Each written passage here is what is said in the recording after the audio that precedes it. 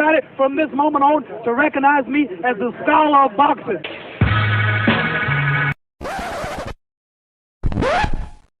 You see, their morals, their code, it's a bad joke. It's dropped at the first sign of trouble. They're only as good as the world allows them to be. I'll show you. When the chips are down, these civilized people, they'll eat each other. 49 hours declaring it a riot. Cruiser 5 to 50 be advised, County Police 1 advised they're trying to breach and get into the Capitol. Publicists, when you talk to your publicists, you know the first thing they tell you? What? Stay away from religion, stay away from politics. Okay. You know why? Why? No matter what the you say, somebody passionately disagrees with you. Absolutely. No matter what religion, you believe in Allah, then you're saying that's not the right way. You believe in every Christianity, that's not it, because they're choosing something different. Your political party, Democrat, Republican, the disagreement completely. Yep.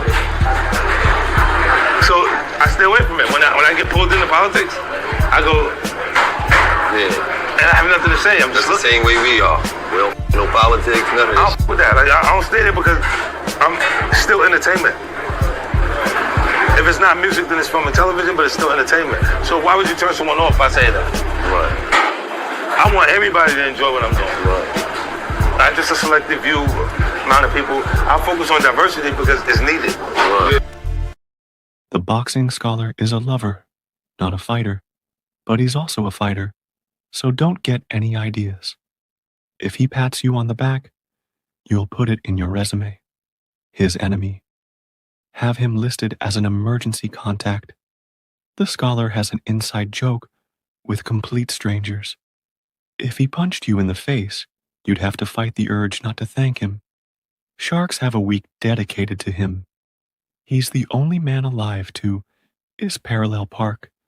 A train is count to infinity twice. In Genesis, when God said, "Let there be light," the scholars said, "Say pretty please." He is the genius of all genius and master of all masters. And that's the trick to life. You have to be wise enough to know when you were living in your dream. And you have to be humble enough to accept when you're in someone else's.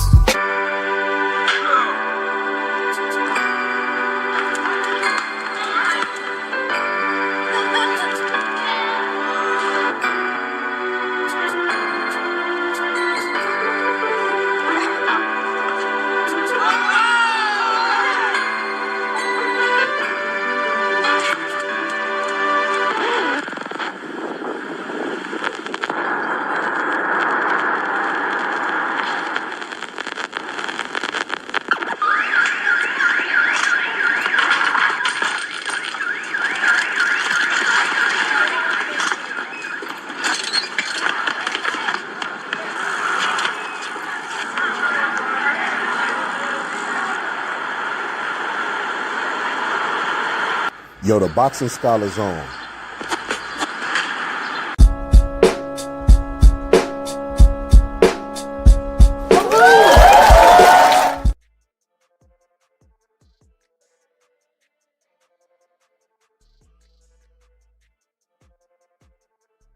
In sight. On Friday, President Trump took his case to rural voters in Chippewa Falls, Wisconsin.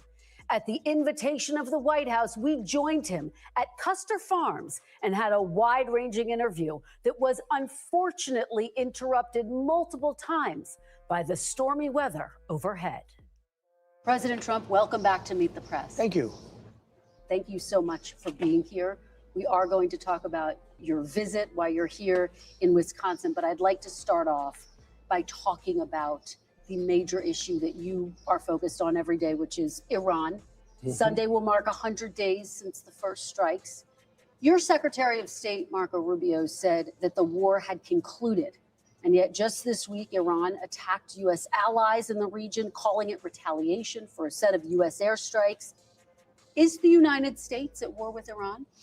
Well, they've been largely decapitated, and I call it a military exercise because people would rather have it called that. It's not a big war for us. It's not. We have the most powerful military in the world. I built it, frankly. I built it in my first 4 years, and I'm using it a little bit in my second 4 years. Their Navy is gone. Their Air Force is gone. Their anti-aircraft is gone. They might have built it up a little bit over the last 4 weeks during this little ceasefire that we did at the request of some very good people, very, very fine people from, actually from numerous places, as you know. You know, there are a lot of people involved, but from Pakistan in particular, the Field Marshal and the Prime Minister. And we're very close to having a deal. And if we don't have a deal, we'll do it one way or the other. Either way, we win. I do want to talk about the terms of any potential Sure. deal in just a moment, but let me just follow up with you. You did post on social media just this week, my final negotiations to end the war with the Islamic Republic of Iran. There is a naval blockade in place, Yeah. which technically is an act of war under international law. So is this a war as long as there's a naval blockade in place? Well, we have a blockade. It's been extremely effective. And the reason we have it is they try to blockade it. Now we blockaded them. And as you know, they're losing $400 to $500 million a day. It's not sustainable for them. They have an economy that's shot in addition to everything else. Their leaders are gone. Their generals are gone. Their first tier and second tier are gone. Much of their third tier is gone. But they put up a blockade, and so we blockaded them, and we have the ultimate blockade. I don't consider that a war, but if you want to define it as such, I guess you can. Well, how do you define it? I don't define it at all. I don't think about it. I just do what I have to do. But if you're not specifically calling it a war, would you consider sending some of the troops who are stationed there, who were sent because of Operation You Epic mean Fury boots on the there ground? home? Are you No, talking would you about- consider sending them home if it's not technically a war? We don't need as many troops. I think it's just like it's on the to err on the side of caution. We have a lot of people there. They're very safe. You know, if you think we beat Venezuela, we lost nobody. We took over the whole country. We lost nobody. We have a great relationship, by the way, with Venezuela. Venezuela is doing very well, but we lost nobody.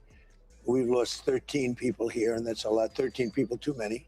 But if you look at Vietnam, where hundreds of thousands of people were killed, if you look at any one of the last 7 or 8 wars where many, many people were killed, we lost 13. And again, 13 is too many. I don't want to lose any. But 13 is less than anybody's ever even envisioned. I think we're doing a great job. But so are you saying you would consider sending some of the troops home, sir? Some of the 50,000 troops who were sent there as a part of I Operation would Epic say Fury? this, it costs us very little to keep them there. I don't consider them in danger. We have the best defense anyone's ever seen. We have the best offense anyone's ever seen. So I don't consider it danger. I would say it would be foolhardy to do that because maybe we may use them. It's unlikely, but I think we'll keep them there until such time as we have a completion. And when we have a completion, you will see things like you've never seen. The oil will go down. The stock market already, as you know, it's hit an all-time high. Even in the midst of it, it hit all-time highs. We had 73 all-time highs in a short period of time that I've been in office, which is a record, by the way. And, you know, we're doing very well. But the main thing is we cannot let Iran have a nuclear weapon. Can't do it. What is And your... we won't do it. Yeah, you just referenced the 13 Americans who Yeah. were killed. And I want to know what your red line is. What would trigger you to restart military action? Would it be Iran killing more American citizens? Well, certainly that would be something that I would think about very seriously. But my red line would be if I think I wasn't going to make a deal or if I wasn't going to make a deal fast enough. So we're having very good negotiations with the people that are leading the country now. It's the third group that we've been dealing with. And they are different. And you could say it's regime change, actually, because these are very different people. I find them to be more rational, very smart. Who is that? Who's leading Well, I the don't want to go country? into names, but you know who they are. I mean, they're leaders. They're respected, respected by the people that have to respect them. They are calling the shots. We know that because we see it through various tests that we've given. It's a little bit strange because you have leaders that have been there for a long time and they get wiped out. Then you have leaders that you also know, the second tier, and they get wiped out. All of a sudden, we're dealing with different people. But no, I think that we'll either have something done fairly quickly or we'll finish it out militarily. Are you talking about the son of the supreme Well, he's leader? a part of it, yes. He has not been seen in public. What is No, his but I status? Have do you talked to believe- him directly? I do believe they have great respect for him. I see it. I mean, they want to get his concurrence.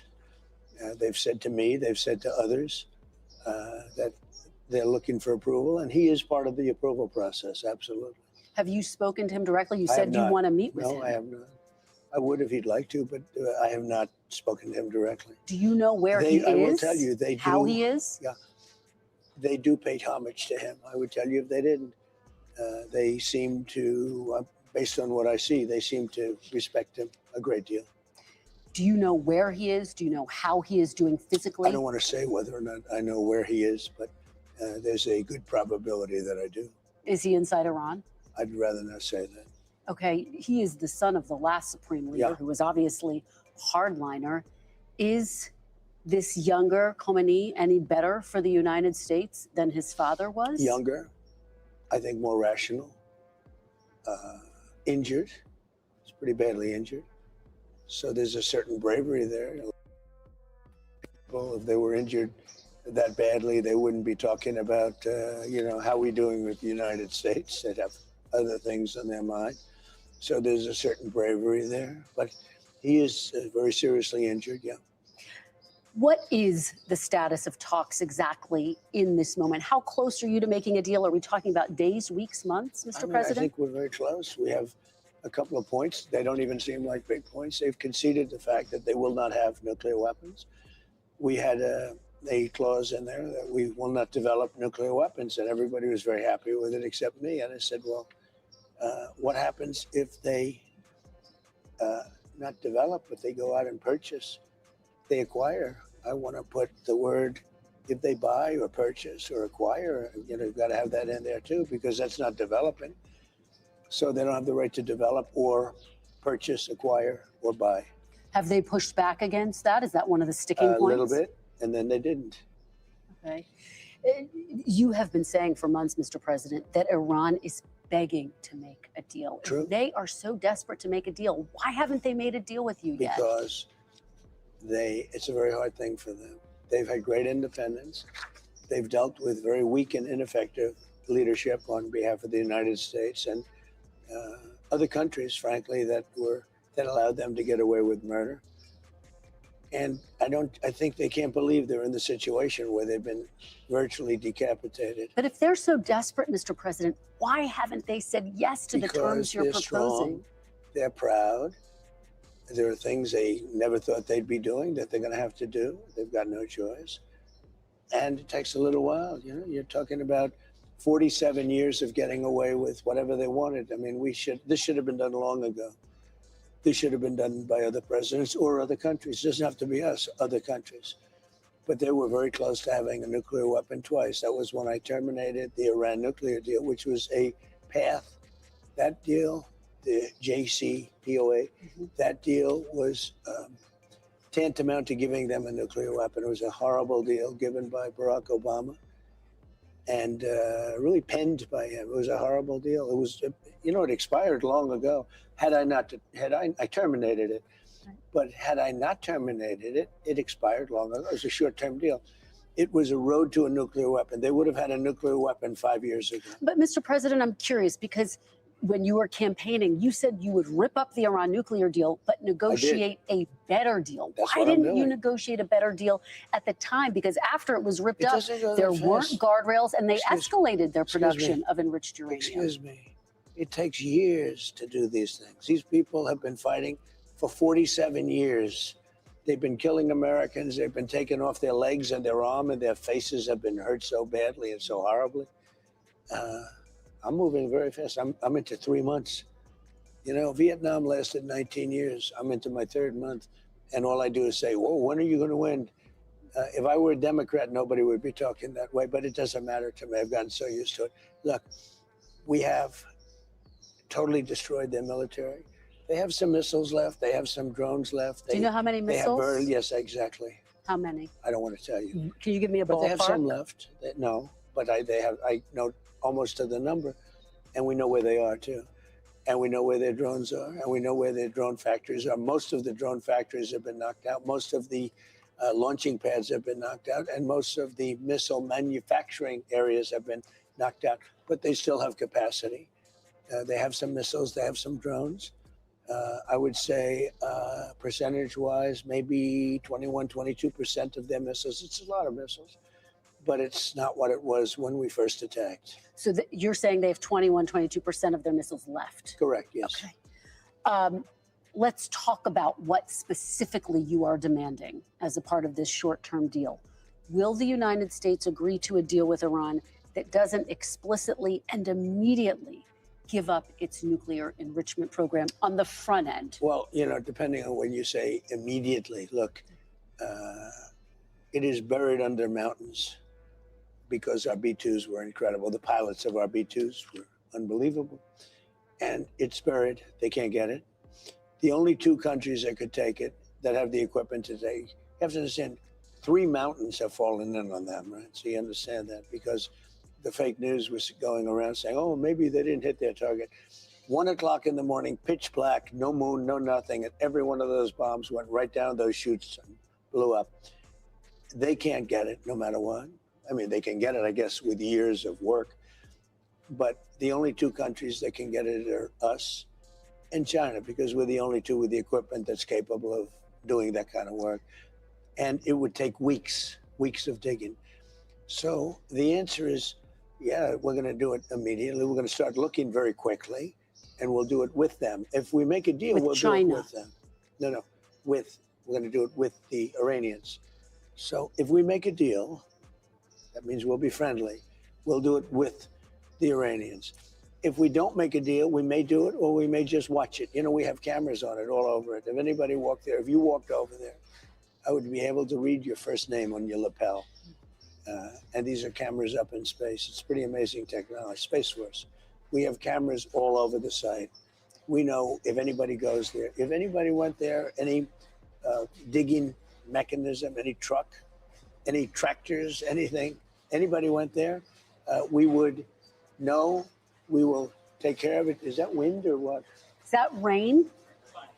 What is that? Rain. This would be the first of multiple interruptions due to the weather.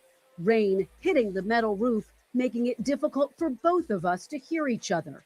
So as we're having this conversation, we can hear a little bit of rain. No, a lot of rain. A lot of rain. Let me try to get a clear understanding of how the United States would get the nuclear material out. You've called it nuclear dust. Yeah. Will you and would you be open to sending in U.S. forces to retrieve the nuclear stockpile? So the official name is highly enriched uranium. And I call it nuclear dust because it seems to be nice and everyone understands it better and it's sort of cute and people picked it up. But the way you do it is if we make a deal, now we're friendly, we'll all go together. It'll be our equipment. We'll take it out and destroy it, whether it's on site or whether we take it off site. So that would require U.S. forces. Well, that will require, we will have a deal. We'll be friendly. In other words, we will have made a deal. And we will be at peace. And we will go with them or without them. But we won't have people shooting at us, okay? Now, if we don't make a deal, then we're going to take them out militarily, very harshly. And we'll wait till we do that before we go, in which case we'll have safety either way.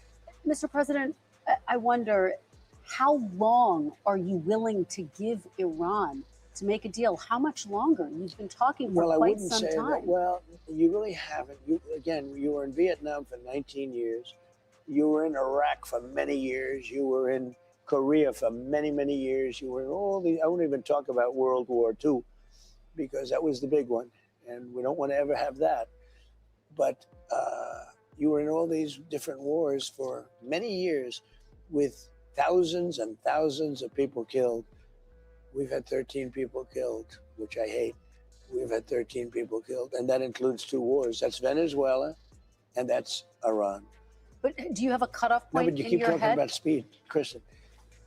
You were in Vietnam for 19 years, and you're telling me about 3 months. And in 3 months, I've demolished the Navy, the Air Force, anti-aircraft. They have no radar. They have no nothing.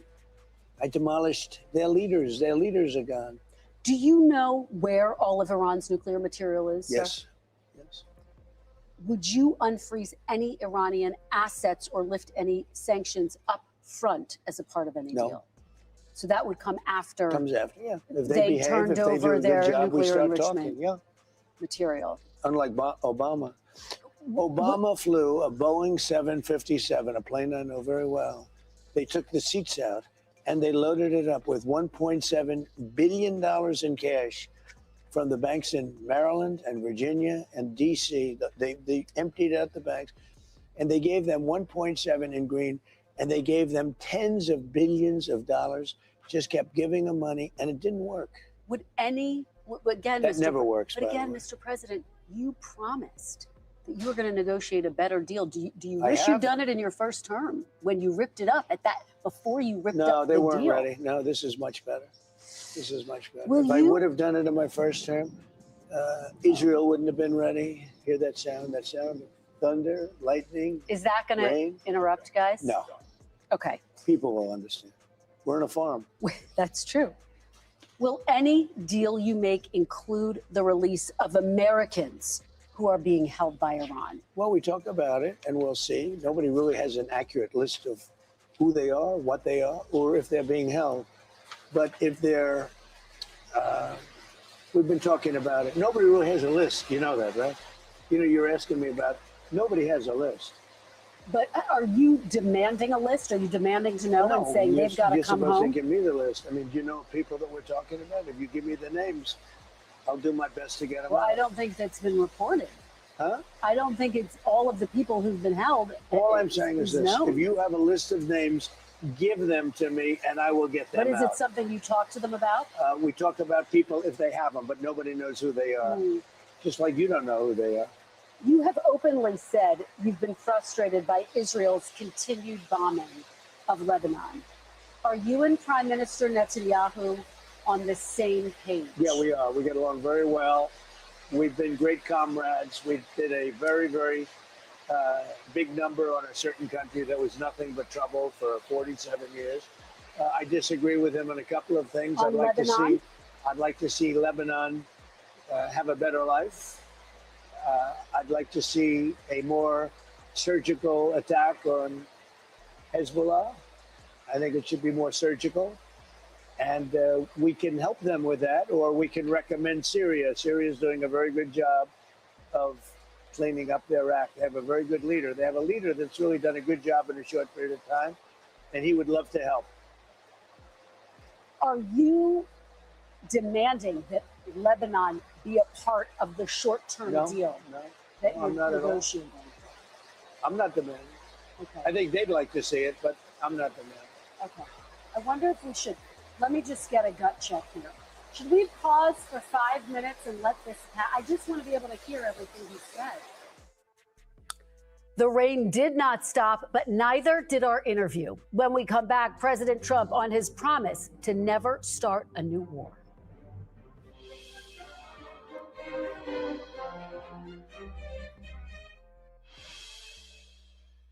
I'd like to talk big picture now, Mr. President. One of your consistent campaign promises was no new wars, going all the way back to 2015.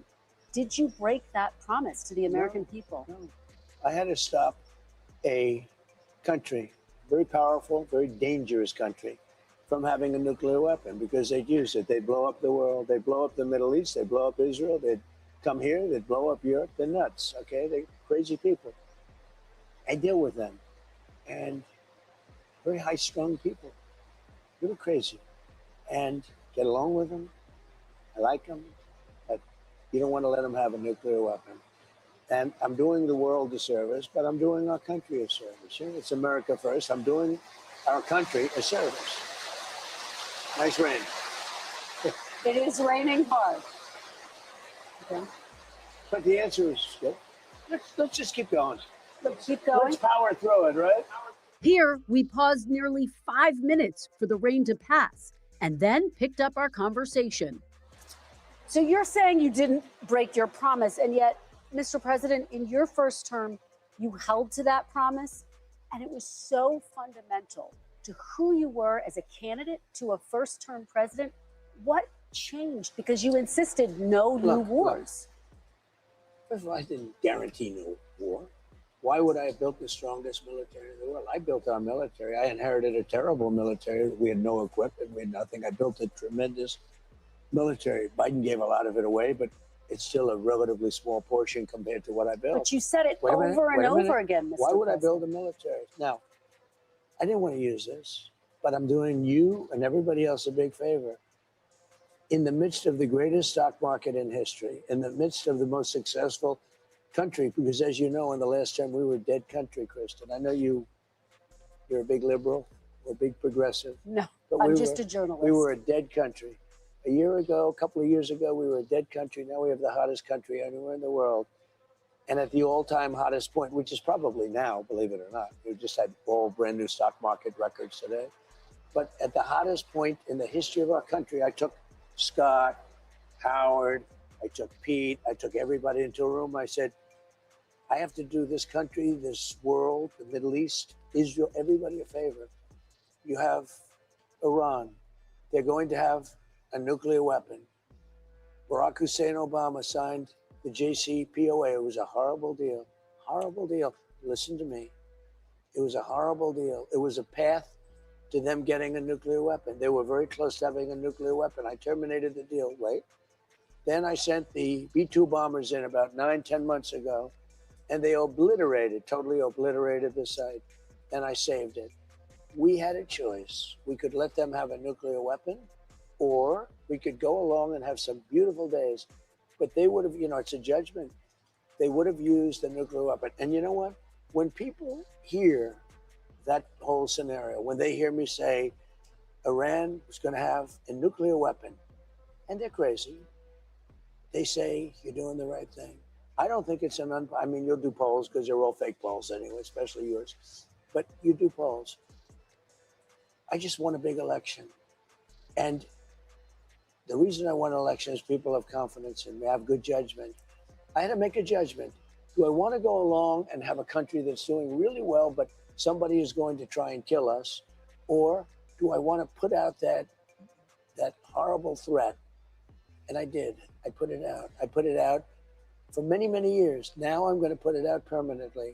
I'm going to do it either through negotiation, where we're very close to a deal, or I'm going to blow the hell out of them, to be honest with you. And it's going to be very easy for me to do. That's actually the easier path. So when you say I promised, I didn't promise anything. I don't like these endless wars. This is not an endless war. We've been doing this for 3 months. Much of it has been under the form, a pretty good form of ceasefire. The blockade has been amazing. Our Navy is amazing. Our military is the best in the world. Hey, we took over a very powerful country, Venezuela, a lot of soldiers, big, strong military. We took over Venezuela in a matter of minutes. We destroyed the capability of Iran in a matter of days. Nobody's ever seen anything like it. Now I'm going to finish it. But remember, you were in Vietnam 19 years because stupid people. You were in so many different countries. Every war you were in for years. Look at Iraq. Look what you were. You were there for years. Yeah. We're there for, listen, Kristen, we're there for a few months. And the threat is largely over. Soon it will be over. But you cannot let Iran have a nuclear weapon, or they will blow you up. There will be no, Kristen, there will be no NBC. There will be no Meet the Press. You will end the Meet the Press string. Let me ask you, though, during your 2016 campaign, you called the Middle East a quagmire. What makes you so sure this won't become a quagmire? We're not going to be there. You're convinced this won't become a quagmire? It's not a quagmire. I just wiped out the military of a very dangerous country, and I wiped out the nuclear threat. Let me tell you, if we left tomorrow, if we just said, all right, let's get out, it'll take them 15 or 20 years to rebuild back. But I'm not going to give them even that chance. I'm not going to give them that chance. They cannot have a nuclear weapon. And if there was even a 1% chance that they'd have it, I wouldn't leave. We're almost finished. We're going to either have a deal, a strong deal, a meaningful deal, not like the Obama thing. Obama was a path to a nuclear weapon. Mine is the exact opposite. And mine is a wall. It's a wall, just like I built 1,000 miles of wall on our southern border. And by the way, I took the worst border in history and I made it the best border in history in a matter of weeks. And yet, Mr. President, Iran was the closest to developing weapons-grade uranium after you ripped up the nuclear deal because there were no guardrails in place. They were developing it during the nuclear deal. All You right. don't know that? Let's Iran, when Obama signed that stupid deal where he paid them billions and billions of dollars, he All right. thought he could bribe them. Listen to me. They were developing a nuclear weapon. That's how they got there. They got all of this uranium during Obama. You know that, don't you? let's Well, that's how they got there. Don't say this. They got there. They developed it during the Barack Hussein Obama, during his and administration. they've escalated their development after the deal was They didn't wrapped up. escalate But anything. let's talk about the economy. Let I want me to just talk tell you about the something. economy. If I didn't go in there with the B-2 bombers, they would right now have a nuclear weapon, and it could be that half of the world would be eradicated. Let me already. ask you about the economy. You got a strong jobs report today that beat Not strong. expectations. Not strong. Really strong. Beat expectations. By how much? It- Triple. 172,000 jobs Triple. created. And yet, gas is up, diesel is up. It's all coming down as soon as the war's over. Well, 70% of farmers say they can't afford fertilizer. What's The your farmers are message doing to, very well. Let me ask you, what is your message to farmers, many who support you, but who say All of they're them support struggling? me. Who say Because they're there's struggling. nobody been better to farm. Do you know I gave farmers last term $28 billion because China took advantage and other people. And you know who paid for it? China. Last term. You know, I had a great first term. I had the greatest economy ever. And you know what? This one's blowing it away. What's your message to farmers, though, Mr. President, who say they are struggling? They're struggling to make Are ends you ready? meet. Are you ready? Am I allowed to talk? You keep asking questions and you don't listen to the answers. I love the farmers, and the farmers love me, and the farmers trust me. In the first term, I had something very similar. China and others were, and Canada, which was brutal, they were taking advantage of our farmers. They don't take advantage of it anymore. I gave them $28 billion split up. They never had a payday like that. And the farmers loved me, and they came back and they voted for me in record numbers. You know that nobody's ever even come close. Now, because of the fact that we had a choice, I had a choice to make. I could keep it going. The farmers were doing great. Fertilizer was very cheap. Everything was cheap. Gasoline was very low. Everything was very low. I could have kept it that way, but I said I have to take a little bit of a turn. The farmer's going to understand it better than anybody. We're going to have higher gasoline. We're going to have a little higher fertilizer, et cetera, et cetera. But I'm going to get rid of a nuclear weapon in the hands of very dangerous people. Excuse me, wait. It should have been done for 47 years. No president had the guts to do it. I did it, and I've done it. It's almost complete. As soon as that's complete, gasoline prices are going to drop like a rock. You know, I was in Iowa speaking about farms, and it was before we attacked Iran. And I was in Iowa, and the prices were $1.85 a gallon, $1.91 a gallon. What? This time, it wasn't the rain, but an audio issue that forced us to pause the interview again. Are gas prices going higher, or have they peaked? They're going to come low, very low. They're going to go lower than they were before. Have they peaked? As soon, well, it depends. I mean, it depends where the war goes. It could be I'll have to give them a shot, and it could be we'll sign an agreement. If we sign an agreement, they'll go down now. Otherwise, they'll go down after we're finished. You have a new Fed chair, Kevin Warsh. Yeah. His first meeting in the role is later this month. After this month's jobs report, economists now say it's possible the Fed may have to raise rates. Do you think that's possible, and what would your reaction be, sir? So I'm of a different feeling. I think Kevin's fantastic, and I want him to do whatever he wants. I don't want to have a big influence on him. But we had a great report. We're doing great. And it's unfair that whenever you do great, they want to raise interest rates. It should be the opposite way. You know, if you go back 15 or 20 years, when you had good reports, the market went up. Nowadays, when you have good reports, the market goes down because they think they're going to raise interest rates. There's no reason to raise interest rates. The country becomes great. We built the country by doing great and having rates low. What they do is when they raise interest rates, they try and kill success. I don't want to kill success. We should actually lower interest rates. Now, if inflation comes, and you know, people live with inflation, but if inflation comes, what happens is you stamp it out. But success can kill inflation, just like higher interest rates. What they do now is, like, we had great job numbers. You agree, right? They beat expectations. Not expectations, like 3 times. Okay, but you ready? What do? They say, oh, let's raise interest rates. It's the wrong thing to do. I would like to see rates get lower, because we could build this into the greatest machine that the world has ever seen. But you can't do that when everybody immediately raises interest rates. So we had great job numbers. We're doing great. You know, we're building more factories. We have more money coming into our country right now from other countries and people than ever before. Wait a minute. What happens? I don't want to just kill it with high interest rates. Growth is the greatest thing you can have. And growth does not cause inflation. Would you be upset if they raised rates? What is your message to them about that? Living with Kevin, I have a lot of respect for him. But my feeling is that when a country is doing well, they shouldn't be penalized by immediately raising interest rates. They should actually be incentivized. You know, we have debt. We have other things. We have things we want to take care of. I want to go bigger on the military. I really do. If we do what I'm saying, this will be a beautiful, well-oiled machine like you've never seen before. And when we come back, President Trump defends his controversial plan that could give payouts to January 6th rioters.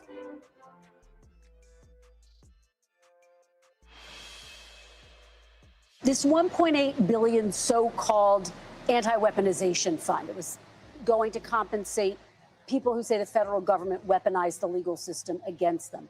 It's been blocked by the courts, met with opposition from Republicans and Democrats in Congress and Democrats. Excuse me, mostly Democrats. Mostly some Democrats and some Republicans. Some, very few Republicans. Just to be very clear, are you backing off the fund completely, as your acting Attorney General Todd Blanche has said, or are you looking for another avenue to revive So the let me fund? explain what the fund is. People have been hurt so badly by radical left lunatics that worked for the Biden administration and Sleepy Joe. They're vicious, they're violent, what they did to people. And of course, they went after me more than anybody else. They raided Mar-a-Lago and all the other things. But people have been badly hurt. They've committed suicide. They've lost their jobs. They've lost their families. They've lost their wives. They've lost everything. They've lost everything over a fake weaponization of government. Now, So let are me you just tell looking you. for a way to revive it? Well, look, if it was up to me, I'd pay them the kind of money that they deserve. People have been destroyed. Lives have been destroyed. Many suicides. Think of it. People have committed suicide because a bunch of thugs went after them. You don't- So, me personally, I think the weaponization fund is a great idea. And so do many other Republicans. You have to get it approved. If they get it approved, that's great. If they don't get it approved, I'd be disappointed. All right, we're going to motor through this.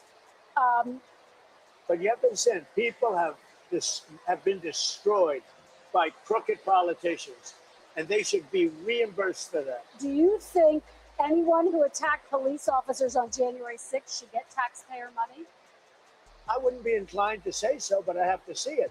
I can tell you this, 97% of those people, you look at them, the FBI or whoever it was, because you had a lot of crooked cops, you had dirty cops.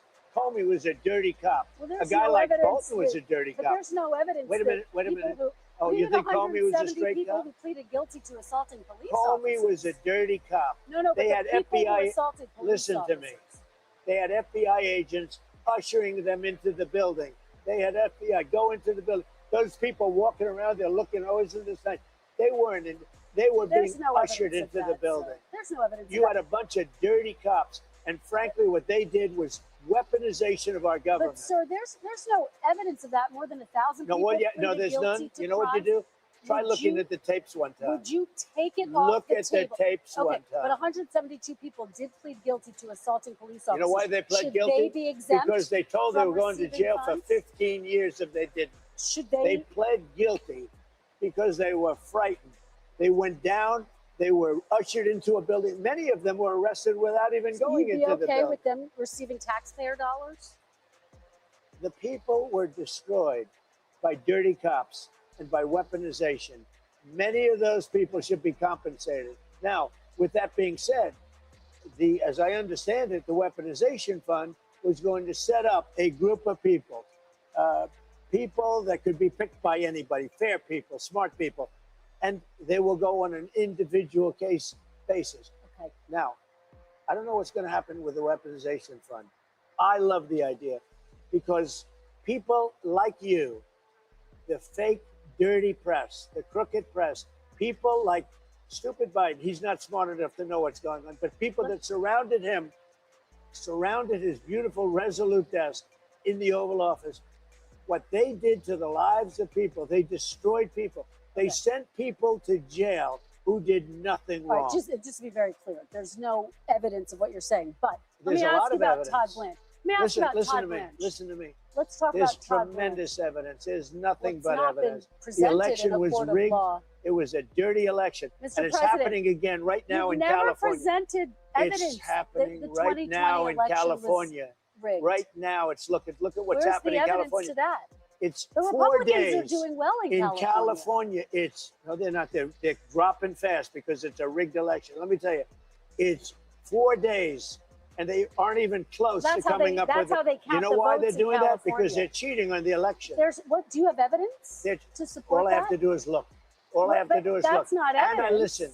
And I listen to people. And let's see what happens. But sir, that's not evidence. Do you think and it's appropriate That's how they that they count ha- the votes in Do you California. think it's appropriate that they have an election and 5 days later they're nowhere close to picking a State winner? and local officials acknowledge they are slow. They're urging. No, they're crooked. They're urging the crooked. votes to be counted quickly. That's how they vote They're in crooked, California. just like you're crooked. Your press is crooked, and Meet the Press is crooked. To be fair, I'm not crooked, but let's Really? Let's Well, continue. you play right into their hands. Then. Let's continue. You're either crooked or you're stupid. Let's You play continue. right into their hands with this rap.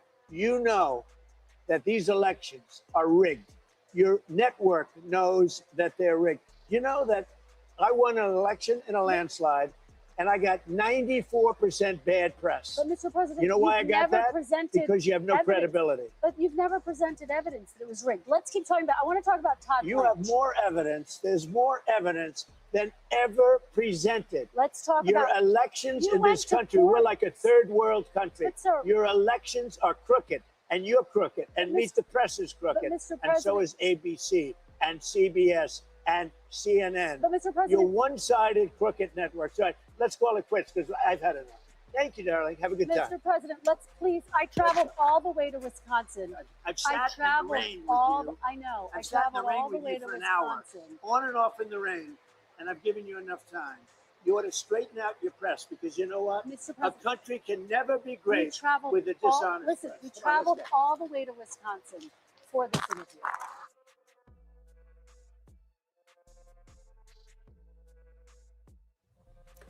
I spoke with President Trump on Saturday, and we both acknowledged the complications during the interview posed by the rain. He agreed to sit down with me for another Meet the Press interview.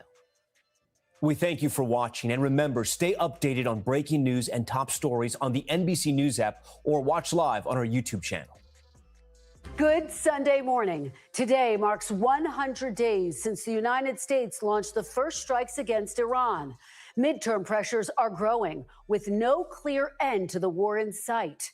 On Friday, President Trump took his case to rural voters in Chippewa Falls, Wisconsin. At the invitation of the White House, we joined him at Custer Farms and had a wide-ranging interview that was unfortunately interrupted multiple times by the stormy weather overhead. President Trump, welcome back to Meet the Press. Thank you. Thank you so much for being here. We are going to talk about your visit while you're here in Wisconsin, but I'd like to start off by talking about the major issue that you are focused on every day, which is Iran. Sunday will mark 100 days since the first strikes. Your Secretary of State, Marco Rubio, said that the war had concluded. And yet just this week, Iran attacked U.S. allies in the region, calling it retaliation for a set of U.S. airstrikes. Is the United States at war with Iran? Well, they've been largely decapitated, and I call it a military exercise because people would rather have it called that. It's not a big war for us. It's not. We're the most powerful military in the world. I built it, frankly. I built it in my first 4 years, and I'm using it a little bit in my second 4 years. Their Navy is gone. Their Air Force is gone. Their anti-aircraft is gone. They might have built it up a little bit over the last 4 weeks during this little ceasefire that we did at the request of some very good people, very, very fine people from, actually from numerous places, as you know. You know, there are a lot of people involved, but from Pakistan in particular, the field marshal and the prime minister. And we're very close to having a deal. And if we don't have a deal, we'll do it one way or the other. Either way, we win.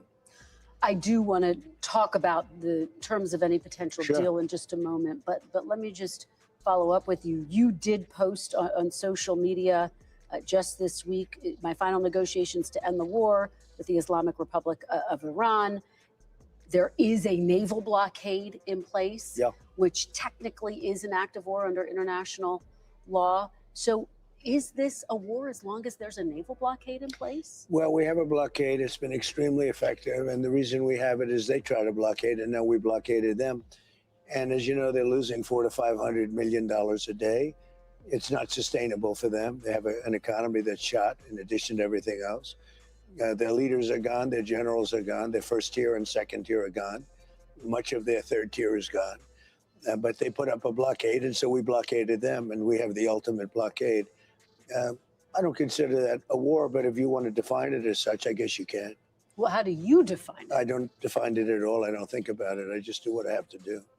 But if you're not specifically calling it a war, would you consider sending some of the troops who are stationed there, who were sent because of Operation You Epic mean Fury boots on the there ground? home? Are you No, talking would you about- consider sending them home if it's not technically a war?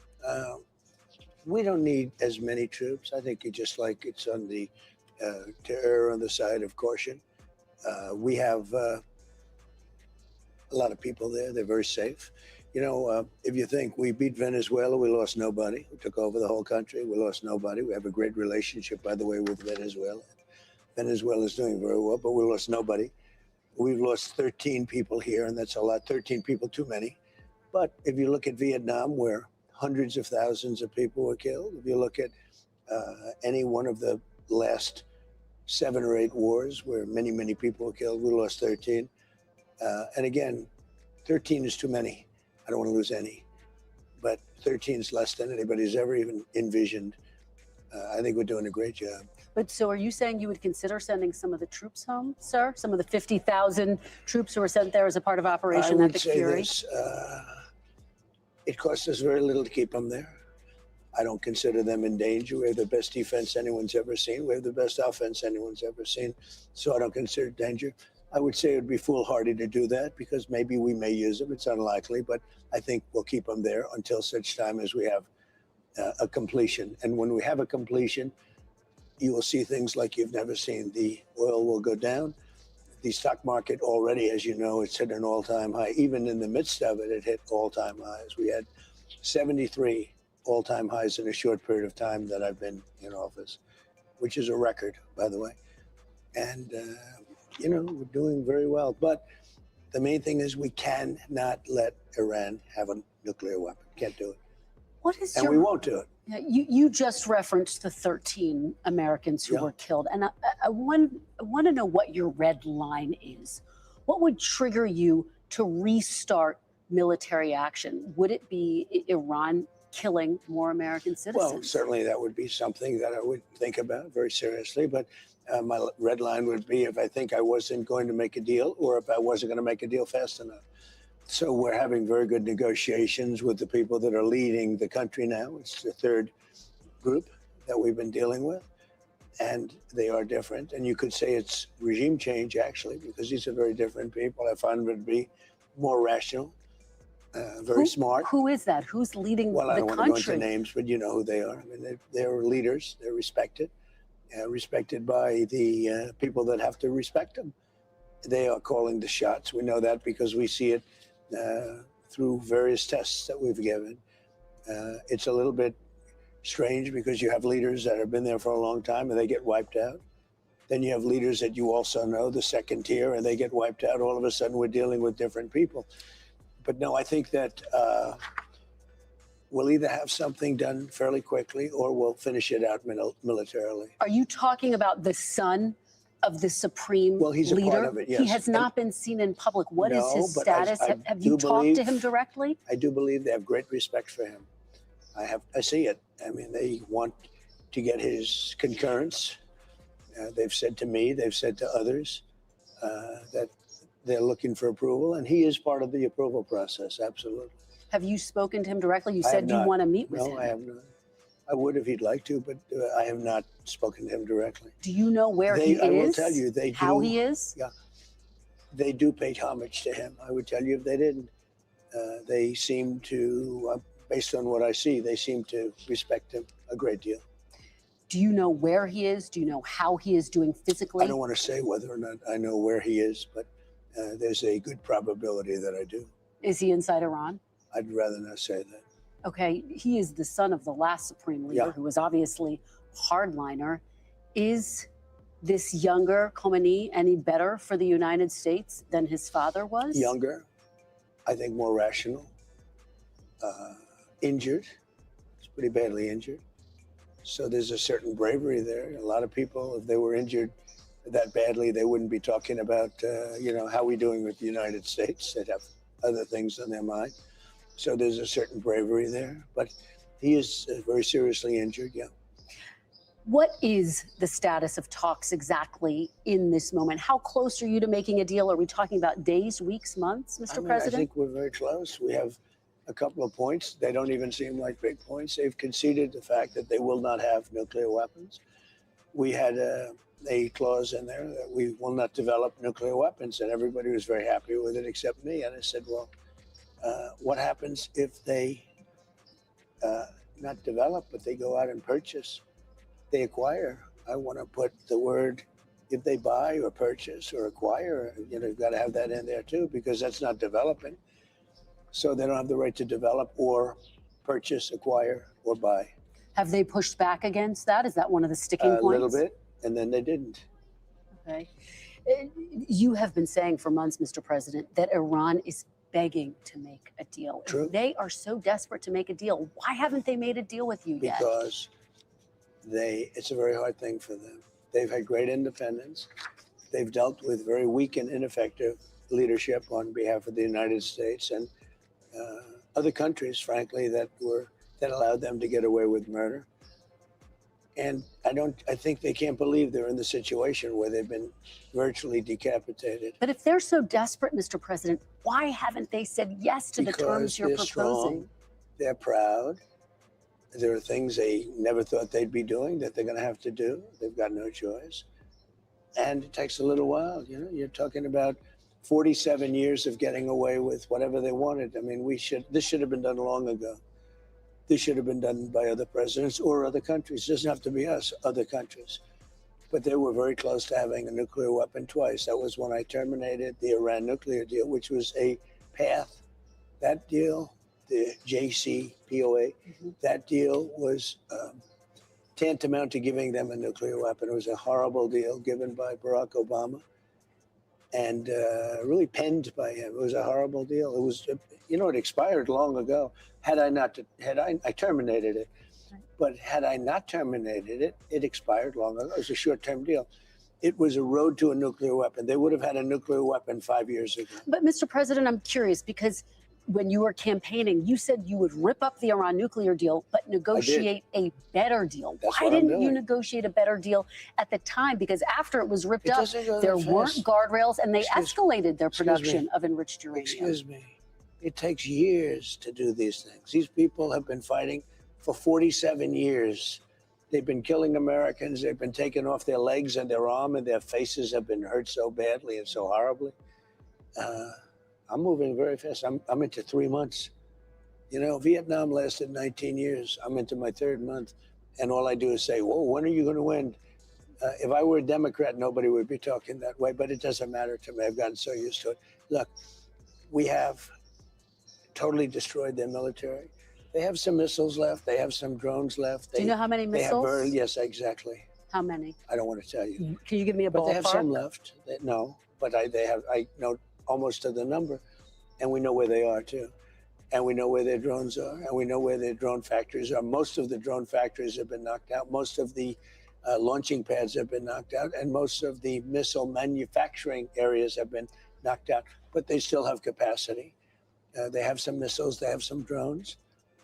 I would say percentage-wise, maybe 21, 22% of their missiles. It's a lot of missiles, but it's not what it was when we first attacked. So you're saying they have 21, 22% of their missiles left? Correct, yes. Okay. Let's talk about what specifically you are demanding as a part of this short-term deal. Will the United States agree to a deal with Iran that doesn't explicitly and immediately give up its nuclear enrichment program on the front end? Well, you know, depending on when you say immediately, look, it is buried under mountains because our B-2s were incredible. The pilots of our B-2s were unbelievable. And it's buried. They can't get it.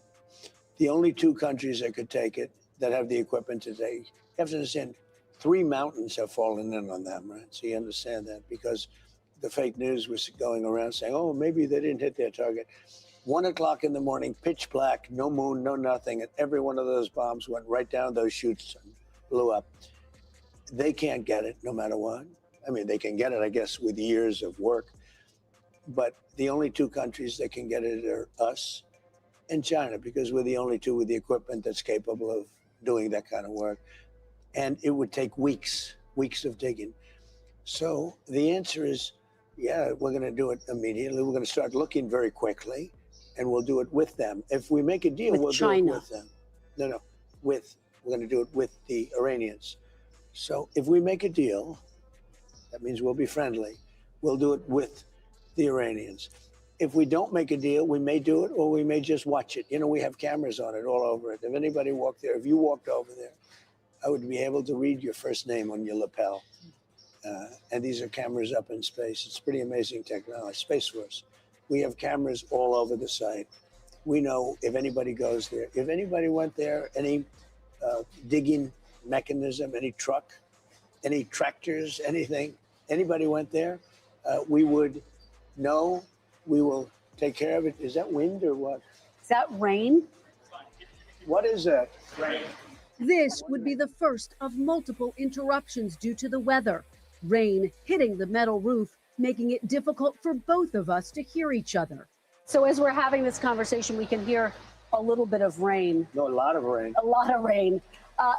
Let me try to get a clear understanding of how the United States would get the nuclear material out. You've called it nuclear dust. Yeah. Will you and would you be open to sending in U.S. forces to retrieve the nuclear stockpile? So the official name is highly enriched uranium.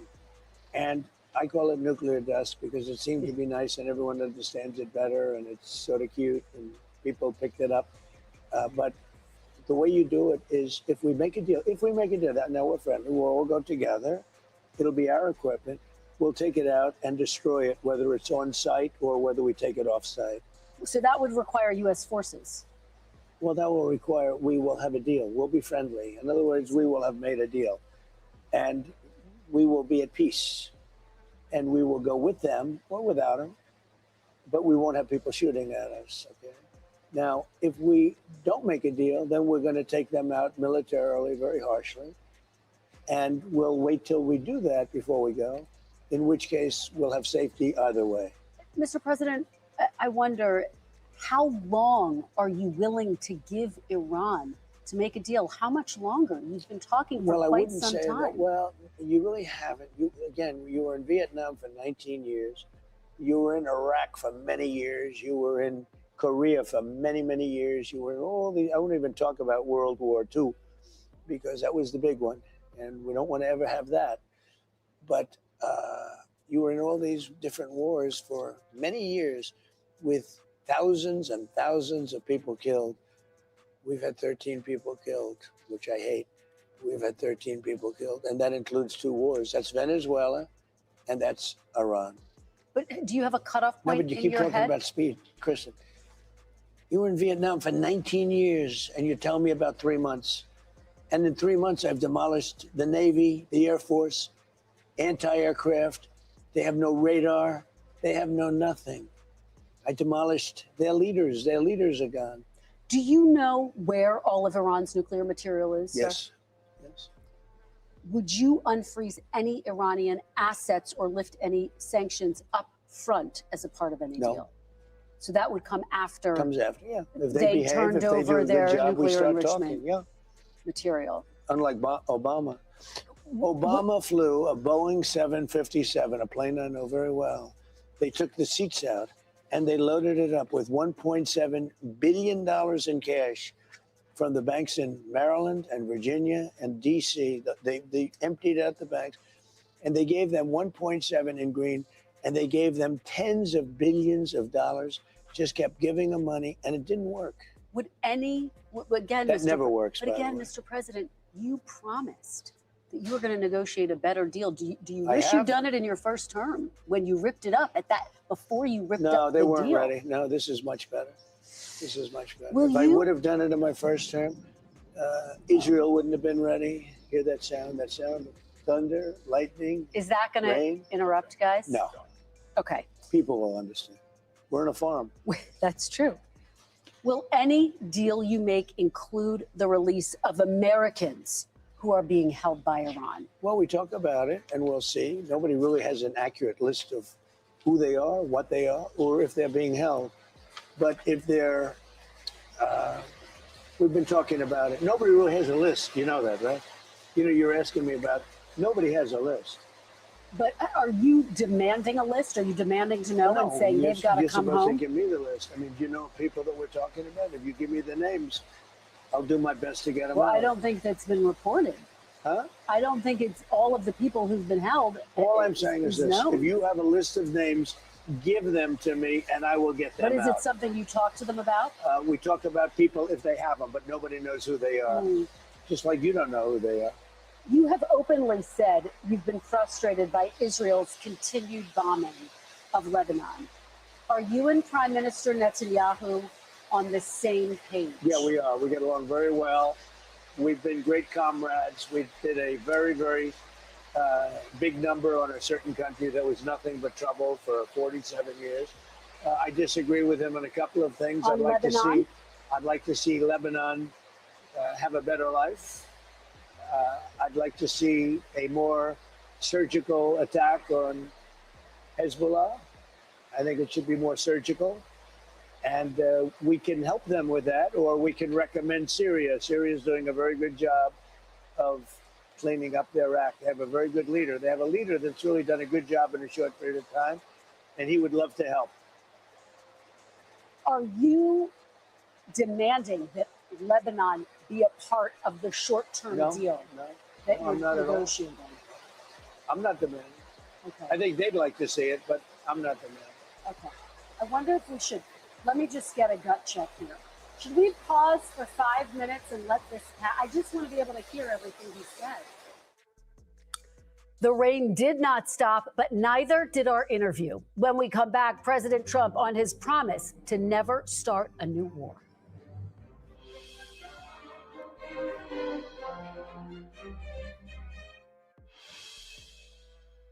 I'd like to talk big picture now, Mr. President. One of your consistent campaign promises was no new wars, going all the way back to 2015. Did you break that promise to the American people? No. I had to stop a country, very powerful, very dangerous country, from having a nuclear weapon because they'd use it. They'd blow up the world. They'd blow up the Middle East. They'd blow up Israel. They'd come here. They'd blow up Europe. They're nuts, okay? They're crazy people. I deal with them. And very high-strung people, really crazy. And get along with them. I like them. But you don't want to let them have a nuclear weapon.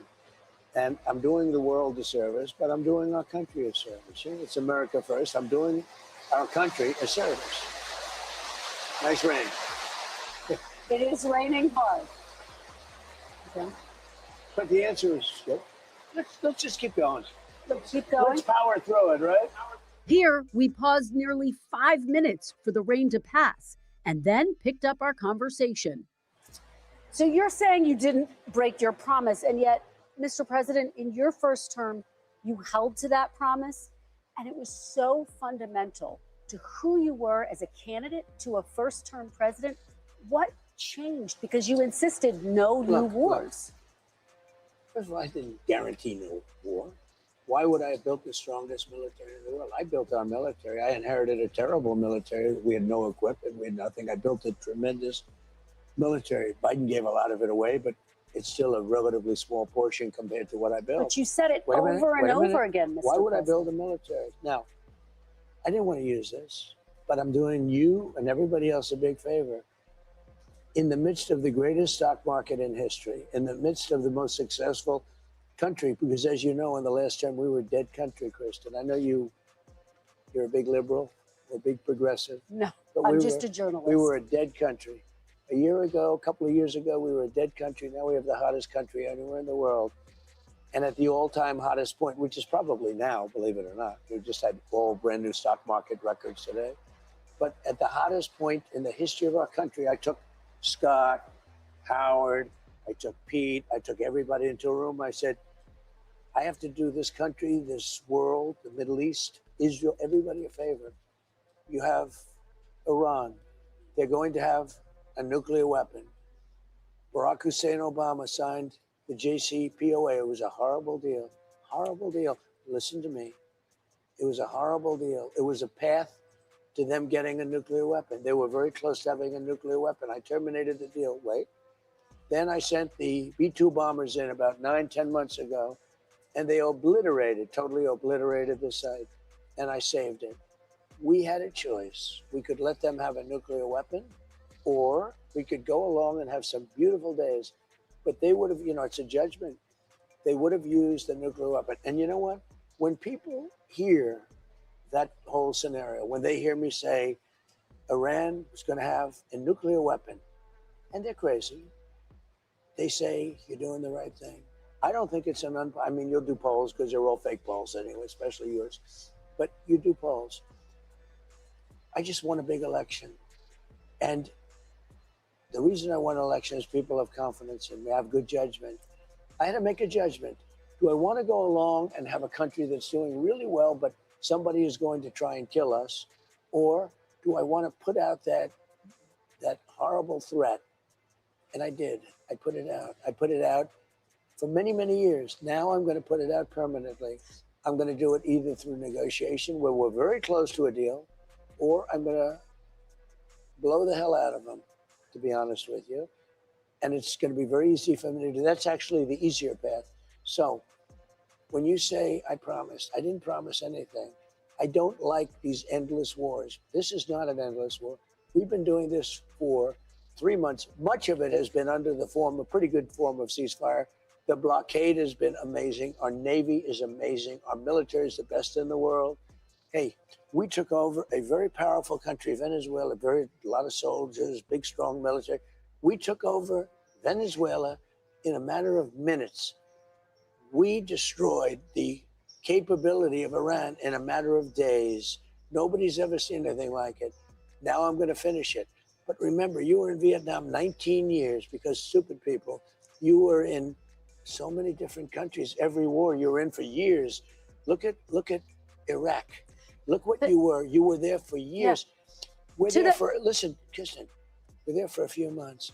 And the threat is largely over. Soon it will be over. But you cannot let Iran have a nuclear weapon, or they will blow you up. There will be no, Kristen, there will be no NBC. There will be no Meet the Press. You will end the Meet the Press string. Let me ask you, though, during your 2016 campaign, you called the Middle East a quagmire. What makes you so sure this won't become a quagmire? We're not going to be there. You're convinced this won't become a quagmire? It's not a quagmire. I just wiped out the military of a very dangerous country, and I wiped out the nuclear threat. Let me tell you, if we left tomorrow, if we just said, all right, let's get out, it'll take them 15 or 20 years to rebuild back. But I'm not going to give them even that chance. I'm not going to give them that chance. They cannot have a nuclear weapon. And if there was even a 1% chance that they'd have it, I wouldn't leave. We're almost finished. We're going to either have a deal, a strong deal, a meaningful deal, not like the Obama thing. Obama was a path to a nuclear weapon. Mine is the exact opposite. And mine is a wall. It's a wall, just like I built 1,000 miles of wall on our southern border. And by the way, I took the worst border in history and I made it the best border in history in a matter of weeks. And yet, Mr.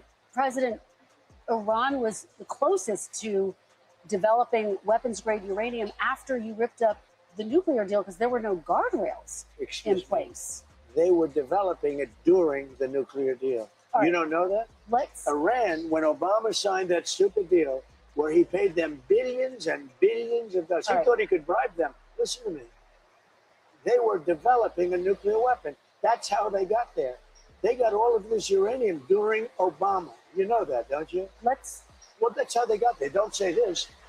They got there. They developed it during the Barack Hussein Obama, during his administration. They've escalated their development after the deal was wrapped up. But let's talk about the economy. I want to talk about the economy. If I didn't go in there with the B-2 bombers, they would right now have a nuclear weapon, and it could be that half of the world would be eradicated. Let me ask you about the economy. You got a strong jobs report today that beat expectations. Not strong. Really strong. Beat expectations. By how much? Triple. 172,000 jobs created. And yet, gas is up, diesel is up. It's all coming down as soon as the war's over. Well, 70% of farmers say they can't afford fertilizer. What's your message? The farmers are doing very well. Let me ask you, what is your message to farmers, many who support you, but who say they're struggling? Who say they're struggling? Because there's nobody been better to farmers. You know, I gave farmers last term $28 billion because China took advantage and other people. And you know who paid for it? China. Last term. You know, I had a great first term. I had the greatest economy ever. And you know what? This one's blowing it away. What's your message to farmers, though, Mr. President, who say they are struggling? They're struggling to make ends meet. Are you ready? Am I allowed to talk? You keep asking questions and you don't listen to the answers. I love the farmers, and the farmers love me, and the farmers trust me. In the first term, I had something very similar. China and others were, and Canada, which was brutal, they were taking advantage of our farmers. They don't take advantage of it anymore. I gave them $28 billion split up. They never had a payday like that. And the farmers loved me, and they came back and they voted for me in record numbers. You know that nobody's ever even come close. Now, because of the fact that we had a choice, I had a choice to make. I could keep it going. The farmers were doing great. Fertilizer was very cheap. Everything was cheap. Gasoline was very low. Everything was very low. I could have kept it that way, but I said I have to take a little bit of a turn. The farmers are going to understand it better than anybody. We're going to have higher gasoline. We're going to have a little higher fertilizer, et cetera, et cetera. But I'm going to get rid of a nuclear weapon in the hands of very dangerous people. Excuse me, wait. It should have been done for 47 years. No president had the guts to do it. I did it, and I've done it. It's almost complete. As soon as that's complete, gasoline prices are going to drop like a rock. You know, I was in Iowa speaking about farms, and it was before we attacked Iran. And I was in Iowa, and the prices were $1.85 a gallon, $1.91 a gallon. What? This time, it wasn't the rain, but an audio issue that forced us to pause the interview again. Are gas prices going higher, or have they peaked? They're going to come low, very low. They're going to go lower than they were before. Have they peaked? As soon, well, it depends. I mean, it depends where the war goes. It could be I'll have to give them a shot, and it could be we'll sign an agreement. If we sign an agreement, they'll go down now. Otherwise, they'll go down after we're finished. You have a new Fed chair, Kevin Warsh. Yeah. His first meeting in the role is later this month. After this month's jobs report, economists now say it's possible the Fed may have to raise rates. Do you think that's possible, and what would your reaction be, sir? So I'm of a different feeling. I think Kevin's fantastic, and I want him to do whatever he wants. I don't want to have a big influence on him. But we had a great report. We're doing great. And it's unfair that whenever you do great, they want to raise interest rates. It should be the opposite way. You know, if you go back 15 or 20 years, when you had good reports, the market went up. Nowadays, when you have good reports, the market goes down because they think they're going to raise interest rates. There's no reason to raise interest rates. The country becomes great. We built the country by doing great and having rates low. What they do is when they raise interest rates, they try and kill success. I don't want to kill success. We should actually lower interest rates. Now, if inflation comes, and you know, people live with inflation, but if inflation comes, what happens is you stamp it out. But success can kill inflation just like higher interest rates. What they do now is, like, we had great job numbers. You agree, right? They beat expectations. Not expectations, like 3 times. Okay, but you ready? What do? They say, oh, let's raise interest rates. It's the wrong thing to do. I would like to see rates get lower because we could build this into the greatest machine that the world has ever seen. But you can't do that when everybody immediately raises interest rates. So we had great job numbers. We're doing great. You know, we're building more factories. We have more money coming into our country right now from other countries and people than ever before. Wait a minute. What happens? I don't want to just kill it with high interest rates. Growth is the greatest thing you can have. And growth does not cause inflation. Would you be upset if they raised rates? What is your message to them about that? Living with Kevin, I have a lot of respect for him. But my feeling is that when a country is doing well, they shouldn't be penalized by immediately raising interest rates. They should actually be incentivized. You know, we have debt. We have other things. We have things we want to take care of. I want to go bigger on the military. I really do. If we do what I'm saying, this will be a beautiful, well-oiled machine like you've never seen before. And when we come back, President Trump defends his controversial plan that could give payouts to January 6th rioters.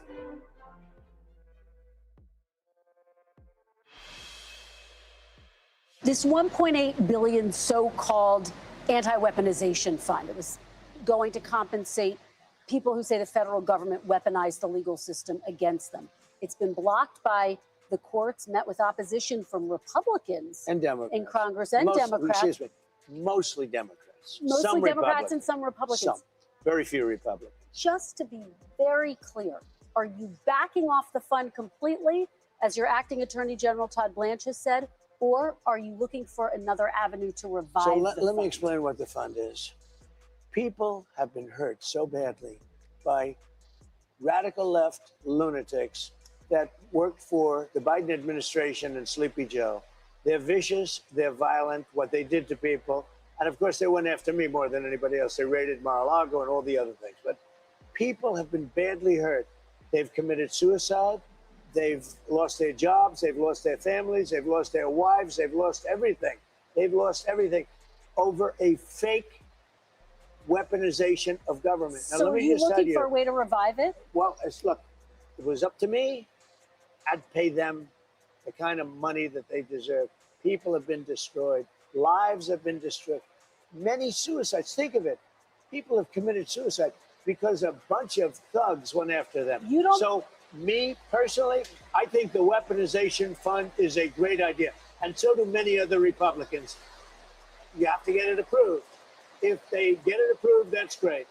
If they don't get it approved, I'd be disappointed. All right, we're going to motor through this.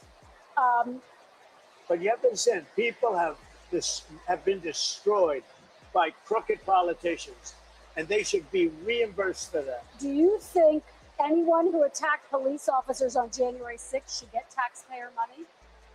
I wouldn't be inclined to say so, but I have to see it. I can tell you this, 97% of those people, you look at them, the FBI or whoever it was, because you had a lot of crooked cops, you had dirty cops. Comey was a dirty cop. Well, A there's guy no like evidence Bolton was a that- dirty But cop. there's no evidence. Wait a that minute, wait a people minute. who- Oh, you even think Comey was a 170 straight people cop? who pleaded guilty to assaulting police Comey officers. was a dirty cop. No, but They the had people who FBI. assaulted police Listen to officers. me. They had FBI agents ushering them into the building. They had FBI go into the building. Those people walking around, they're looking always in the side. They weren't in. They were There's being no ushered evidence of into the that, building. sir. There's no evidence. You of had that. a bunch of dirty cops, and frankly, what they did was weaponization of our government. But sir, there's no evidence of that. More than 1,000 No, people. well, yeah, no, pleaded there's guilty none. to You know what you crimes. do? Try Would looking you- at the tapes one time. Would you take it off Look the at the table? tapes Okay, one time. but 172 people did plead guilty to assaulting police officers. You know why they pled Should guilty? they be exempt Because they told they from were going to receiving jail funds? for 15 years if they didn't. Should They they? pled guilty because they were frightened. They went down. They were ushered into a building. Many of them were arrested without even going You'd be into the okay building. with them receiving taxpayer dollars? The people were destroyed by dirty cops and by weaponization. Many of those people should be compensated. Now, with that being said, as I understand it, the weaponization fund was going to set up a group of people, people that could be picked by anybody, fair people, smart people, and they will go on an individual case basis. Okay. Now, I don't know what's going to happen with the weaponization fund.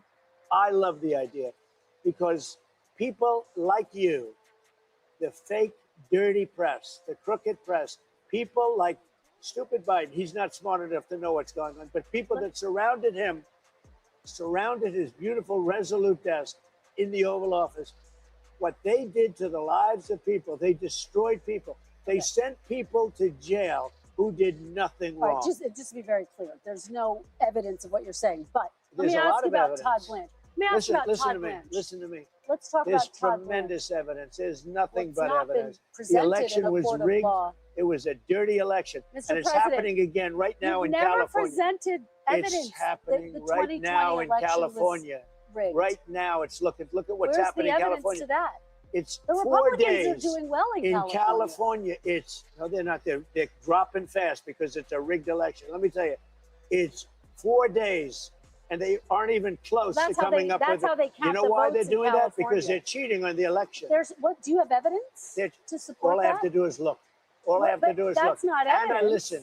And I listen to people. And let's see what happens. But sir, that's not evidence. Do you think and it's appropriate That's how they that they count ha- the votes in Do you think it's California. appropriate that they have an election and 5 days later they're nowhere close to picking a State winner? and local officials acknowledge they are slow. They're urging. No, they're crooked. They're urging the crooked. votes to be counted quickly. That's how they vote They're in crooked, California. just like you're crooked. Your press is crooked, and Meet the Press is crooked. To be fair, I'm not crooked, but let's Really? Let's Well, you continue. play right into their hands. Then. Let's continue. You're either crooked or you're stupid. Let's you play continue. right into their hands with this rap. You know that these elections are rigged. Your network knows that they're rigged. You know that I won an election in a landslide, and I got 94% bad press. But Mr. President, You know why I you've got never that? presented Because you have no evidence. credibility. But you've never presented evidence that it was rigged. Let's keep talking about. I want to talk about Todd. You Blanche. have more evidence. There's more evidence than ever presented. Let's talk Your about elections You in went this to country, court. we're like a third world country. But, sir- Your elections are crooked, and you're crooked, and But Meet Mr. the Press is crooked, Mr. and so President- is ABC and CBS and CNN. But, Mr. You're President- one-sided crooked networks. All right, let's call it quits because I've had enough. Thank you, darling. Have a good time. Mr. President, let's please. I traveled all the way to Wisconsin. I've sat I in the traveled rain with all. you. I know. I I've sat in the traveled rain all the with way you to for an hour, Wisconsin. on and off in the rain, and I've given you enough time. You ought to straighten out your press because you know what? Mr. A President, country can never be we great traveled with a all, dishonest listen, press. we Come on, traveled let's go. all the way to Wisconsin for this interview.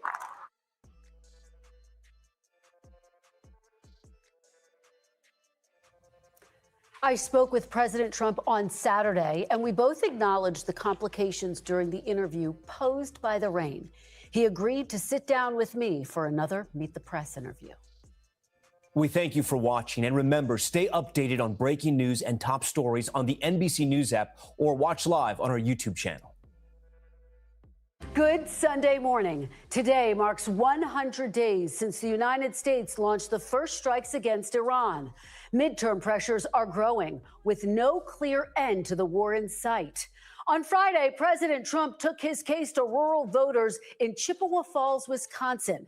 At the invitation of the White House, we joined him at Custer Farms and had a wide-ranging interview that was unfortunately interrupted multiple times by the stormy weather overhead. President Trump, welcome back to Meet the Press. Thank you. Thank you so much for being here. We are going to talk about your visit while you're here in Wisconsin, but I'd like to start off by talking about the major issue that you are focused on every day, which is Iran.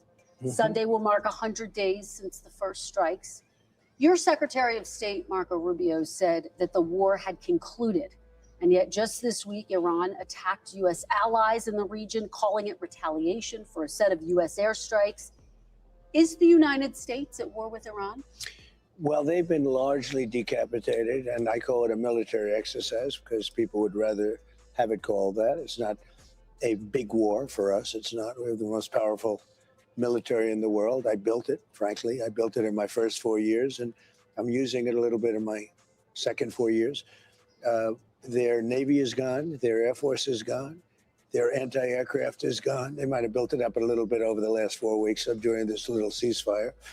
that we did at the request of some very good people, very, very fine people from actually from numerous places. As you know, there are a lot of people involved, but from Pakistan in particular, the field marshal and the prime minister. And we're very close to having a deal. And if we don't have a deal, we'll do it one way or the other. Either way, we win. I do want to talk about the terms of any potential Sure. deal in just a moment, but let me. Oh man, Marky Dan, what's good? First of all, yo, What is up? What's going on? let me drop this link, so foul player can come up and educate. No, I'm just playing, just joking. Like just that, just Talking, I can't hear you, Scott. Give me 1 sec. that gave me anxiety just saying. Oh my God, I cannot believe. Shout out to Deuce. Deuce said he was off the train months ago. I feel like it should have been faster, Deuce, but at least you're willing to jump off. You got people in the comment section talking about the word never coming out their mind, that they would never leave this guy. It's just, I can't lie, it's kind of sick. It's kind of sick, man. I cannot believe it. What's up, Marky? You can hear me? Yes, I can. Yes, I can. I said, StreamYard is on its typical, but we gonna work with it. Marky, I said, let me drop this link so Sir Fabio can educate us. That gave me anxiety just saying it. These so-called black people. But all seriousness, I'm glad to see Deuce is off the train finally. it took long enough, but at least he's willing to have enough integrity to say, yeah, this is some BS. Everybody else is gonna ride it out. Clearly, right? Like they're paying $100 to fill up their gas tanks. The eggs that they voted for to be lowered are now higher. Like all kind of crazy stuff, and still loyal support for Donald Trump. This is absolutely, and you know what? Nobody's even brought up, Marky Dan, the fact that Donald Trump is having all of these assassination attempts, but nobody's going to jail. He's not bragging about it. He's just letting it go, just sweeping it up under the rug. And it's like, to me, it's obvious. How do we live in a conspiratorial society, but when it comes to a conspiracy that's pretty decent, like the assassination of Donald Trump and the weirdness behind that, they don't believe it. They won't even like fancy the idea. Doesn't make any sense to me. Yeah, I'm not necessarily for the conspiracy theories that like he fakes all of it. What I will say is, I do have a lot of questions surrounding some of them, like just surrounding like how incompetent the Secret Service could be, and like both the more known assassination attempts, like the recent one where the dude literally just charged 60 feet past security and Secret Service, allegedly got off a shot on one of them, and literally, Skylar, he was just, if he had made it down the steps, he would have been right at the door to the dinner, and he might not have got a shot off at Trump, but he could have killed a lot of people in there, or at least some people in there. Literally, the only thing that stopped him was that he tripped. So, like, I just have a lot of questions around that. And then the Butler, Pennsylvania one, like the Secret Service agent that was in charge of that one, Scholar, is now in charge of the Secret Service. Like, he got promoted.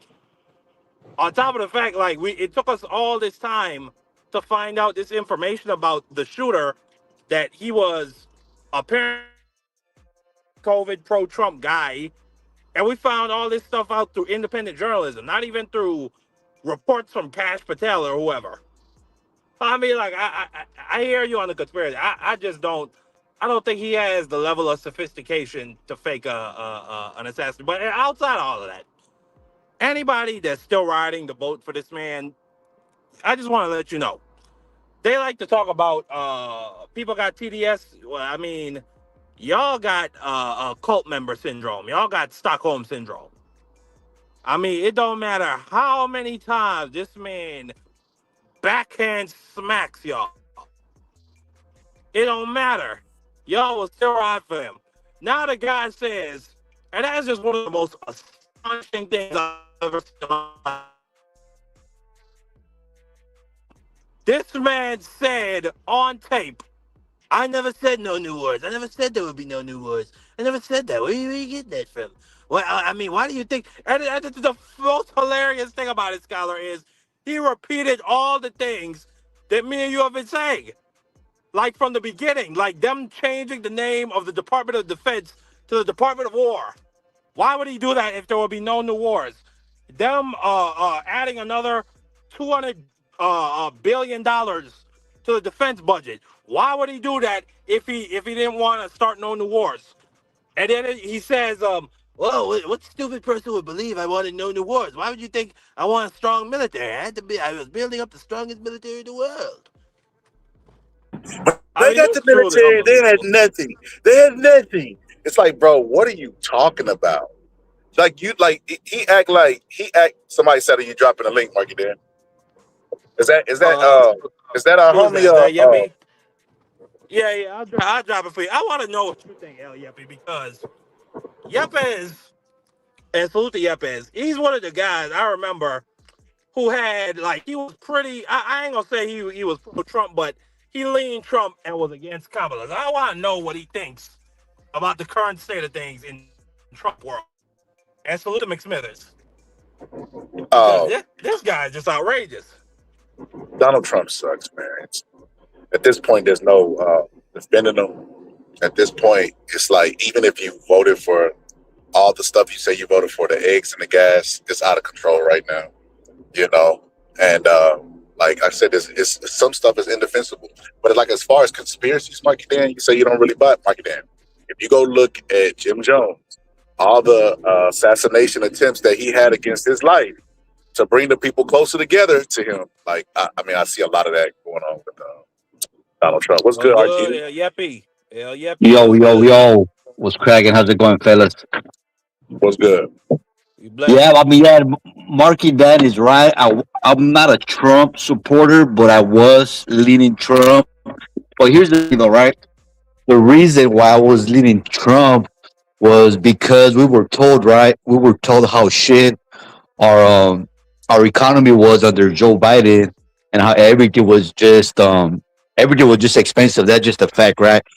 But we didn't know the cost of why that was happening. We just saw, like most Americans, right? We just saw the price of everything going up. Inflation was crazy.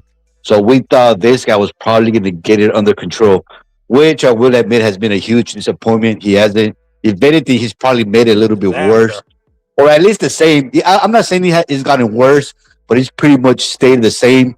But the reason why I was leaning towards Trump, because I wanted him to fix it, which was a promise. So his promise was inflation and not getting into new wars. Those were the two biggest promises that he had made. And he's falling flat on his ass on both of those. Yo, yeah, but I got a question. Yeah, but you said they told us. Who is they? Was it Trump? No, I mean just like the media, right? Just the prices, just us seeing it though. Like, it wasn't that they told us. I probably misspoke saying they told us. Yepes lives out in Cali. Yepes lives out in Cali. It's just yeah. So it's just like the grocery store, the housing, like everything was just so expensive, right? And then like most of us, we didn't really pay attention, but when they would put the numbers side by side, 4 years ago, a gallon of milk or a bag of apples or blah blah blah, whatever. That's when you realize how shit is going out of control. So that's really why I think people were leaning towards Trump. Yeah, I get it, but I mean, I would have to agree. Nah, I get it, but I don't. I get it, but I don't. So when they was talking about inflation, like the world was experiencing inflation because we just had a COVID hit. COVID, yeah. So like it's. Like, it was easy to come off like the piggyback off the tails of that and say, hey, man, the economy's so bad. If y'all vote for me, it's good. Inflation, blah, blah, blah, the price of eggs. But, like, that's a natural occurrence during a pandemic. Like, what the hell? But, yeah, like, but we know that now, though, right? But at the time. Hold up, I'm going to land it with this. This is why I couldn't wrap my mind around. Like, he was president before, so it wasn't like he was like a new promising guy. We seen what happened under him. Like, we ran out of COVID masks.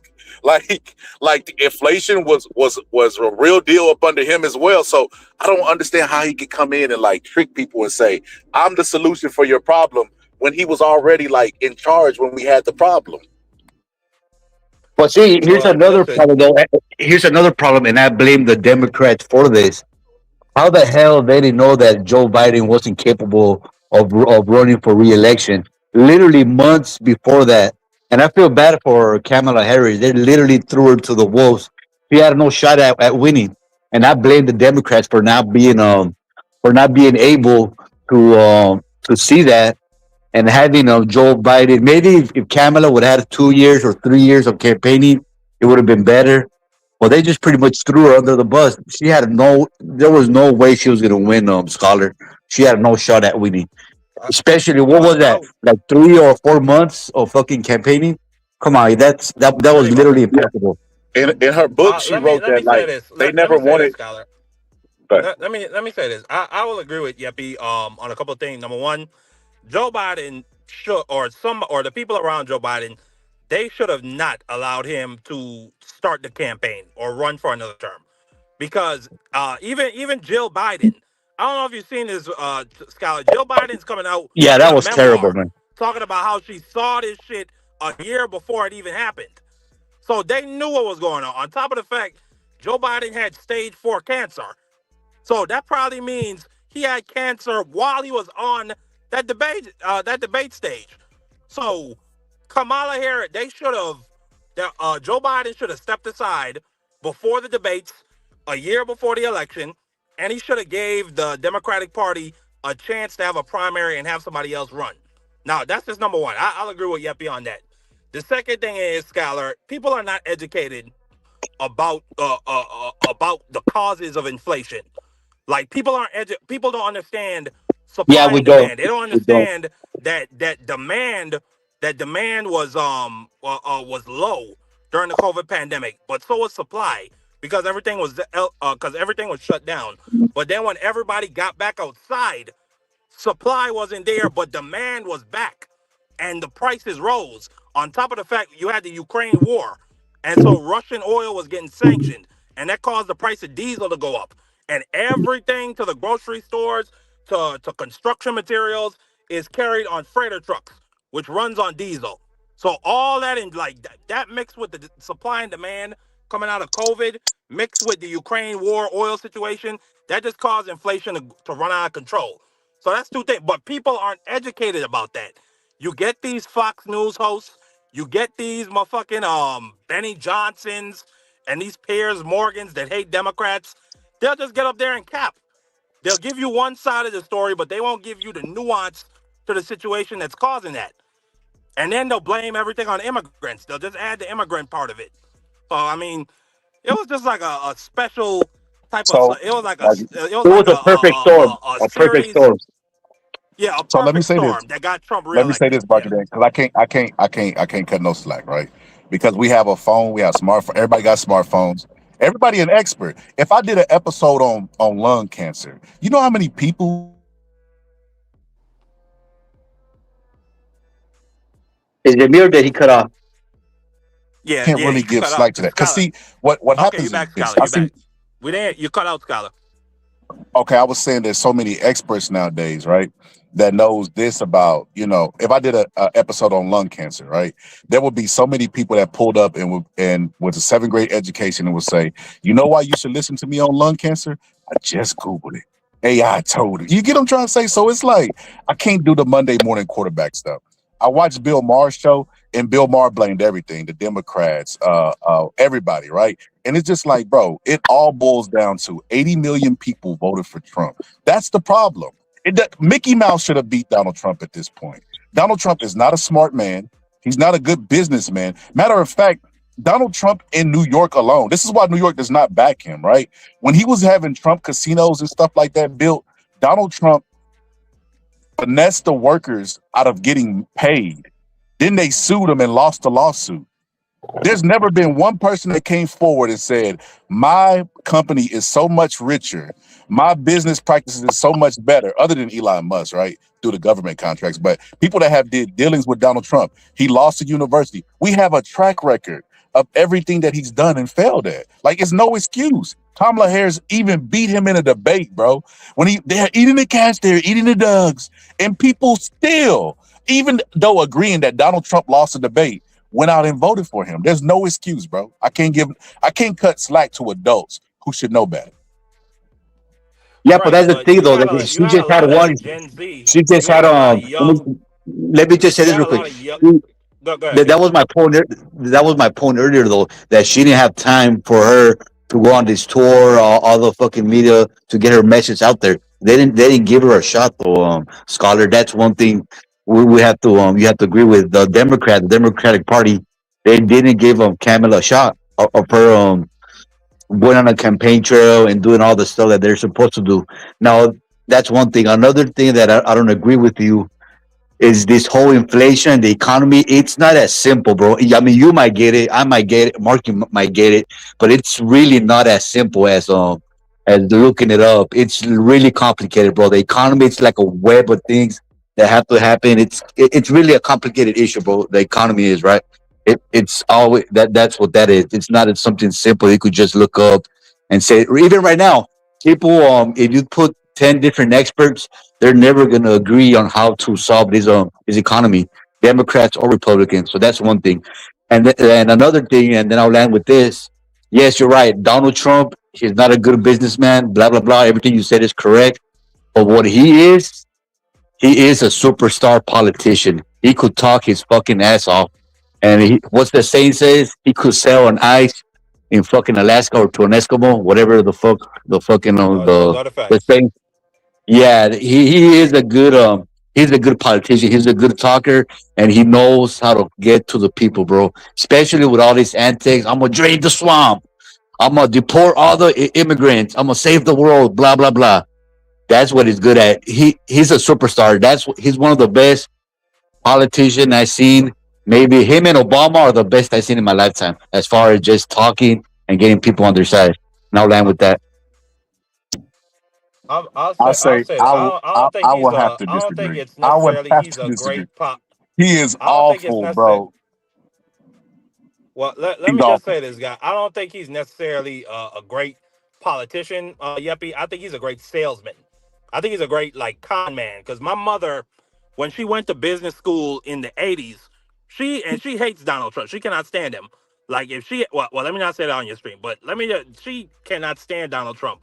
But she loved him in the '80s, and she said one of the things she learned from Donald Trump is even if you have an old, rusty 1940s Ford, you shine that shit up and you sell it with unyielding levels of confidence.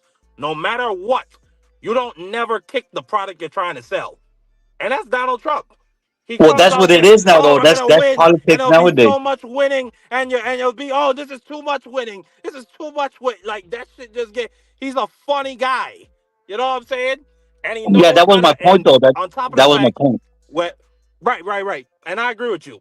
And on top of the fact, when Scholar, when you have all these different issues, Donald Trump, something else he's managed to harness is the Lyndon B. Johnson, giving people somebody else to look down on or to blame your problems on. And in this case, it was the immigrants, which if you study data on the economy, you know that immigrants, even illegal immigrants, they're good for the economy. They're actually a boon to the economy. But when you're having inflationary problems and you're having you're having all these other different problems, they're a very easy stick to beat. They're a very easy target to beat with a stick. And you have black people that feel like their jobs are getting taken. You have white people. You feed their victim complex. Look, it's the illegals' fault that you can't own a home and that you can't get married at 19 years old and have 6 kids. It's all their faults. They're buying up the houses, even though they're poor as shit and can't buy houses. And it's all the fucking big companies like Blackstone that are buying up property and gentrifying neighborhoods. But he's very good at selling a product. And that product was mass deportations. Fuck these people. We'll get them the fuck out of here. It's their faults. And And don't Kamala, forget, and and don't Kamala, forget, who Biden don't named as forget the border draining, czar, don't forget draining the swamp and and the drain the Epstein swamp. files. Remember that, the Epstein files. Oh Yeah, my God! the Like files that it never is came just out. But stupid. no, Like it's no, just but really see, amazing. no. Like the So level I want of. Go ahead. Go let me ahead. say this. Let me say this, Marky Dan. Donald Trump is not a good speaker. He cannot be compared to the likes of Barack Obama. That is absolutely insane. Donald Trump is a child. And what's happening is the economy and society is regressing. Well, people like And that, though. The sponsor, they like but this kind of I stuff. know that is the weirdest thing. Like somebody in the comments is saying camel toe. Like Donald Trump really rose to power by giving people nicknames, Crooked Hillary, and it wasn't even creative. And everybody just laughs and smiles. But you know what's really interesting? He said in an interview, like maybe like a week ago, that his nicknames aren't working anymore. Yeah, because real life stuff is happening as a president. Like the gas prices are going up. You think somebody's gonna care that you came up with a nickname when they can't feed their like some of them are just loyal as like Jared's dumbass in the chat. But some of them are gonna be like, bro, what? I don't care about Crooked Hillary. How are you gonna make my life better? Now you promised no new wars. Day one, gas prices were gonna go down. Everything has went the opposite direction. What are you gonna do for me? I don't care about your nickname. I've only been in one for 1 year. This is Sleepy Joe's economy. You know what's interesting? When Donald Trump left the office the first time when Joe Biden got elected, right? That kind of like Mitch McConnell jumped off the bandwagon. Everybody thought Donald Trump was over because they were like, all right, Americans wised up. There's no way he could pull off the same con again, as Marky Dan would say, right? Same con again. There's no way, right? That's why they all betrayed Donald Trump. You know what I mean? That's why they were like, oh, Donald Trump, he's lawful, unlawful. Can't believe he's trying to do this. And they jumped off that bandwagon, right? Donald Trump goes and wins again, which shocks everybody, right? Not his supporters, but most people, because we've seen people's campaigns get sunk by them saying the wrong words, not being able to pronounce a branch of government, and like just simple stuff, like sinks their whole campaign. This guy has had like 99 lives. Like 99 lives. Like there's nothing he could do, including being on the Epstein list and clearly being Epstein's friend. There's nothing he could do. That part to me is the most hilarious fucking part. They expected a guy who was civilly adjudicated as a rapist, who's on video saying he likes to grab women by the pussy without their permission, who is on video joking about dipping his head into teenage girls' dressing rooms and was best friends with Jeffrey Epstein for decades. They expected him to expose the Epstein. Like, that is the most hilarious. Now, that's the part where I will say, Scholar, if you voted for Donald Trump based on that reason, you're a fucking retard. Like, you're an invalid. Somebody kicked you in your head. Yeah. But here's the thing, though, Marky Dan. So for years, right, we've seen a way how politicians conducted themselves. They were politically correct. So here comes Donald Trump, do this new way of doing things, right? And people were fucking with it. They were like, hell yeah, finally we get one of us in the presidency. Because really, that Donald Trump, he was talking how all this conspiracy, people talking like, oh, the government is spying on us, the government's corrupt, blah blah blah. You know all the rhetoric, all those stuff people say about the government, they're corrupt, which it could or can't be true, right? So this guy, Donald Trump, he came in speaking like that, saying that he was going to drain the swamp, he was going to get all the crooked people out of power, he was going to release the Epstein files, all this crazy stuff, that he was going to be pro-Israel, which he is now, which is crazy, right? So he just talked, and people were messing with it. That's why he really got elected his first term. He was just talking like that, talking crazy, talking smack, saying bad words, like you said, the nicknames. And people like that stuff. That's why he got elected. He was really fun. His first term, he was genuinely funny. He was. I know Boxing Scholar doesn't agree with this, but he was. No, the first time he was entertaining because nobody thought he had a chance. They were just looking at him like he was like kind of like clickbait to a sense, like where nobody really took him serious. But when he won, it was like Donald Trump is the president of the United States. It was surreal. We were in an alternate fucking universe. So hold on, Scholar. Imagine you're in a coma, like in 2005, and you wake up in 2016, and somebody tells you, no, Donald Trump is the. Oh no, fuck that. Imagine you wake up in 2020 in the middle of COVID. Donald Trump is the president of the United States, and a pandemic has hit the whole world. Like, bro, I would not like. I might go back to sleep. I would just say, bro, wake me up when I go back to sleep and pull the plug, bro. That's crazy. So that was his first term.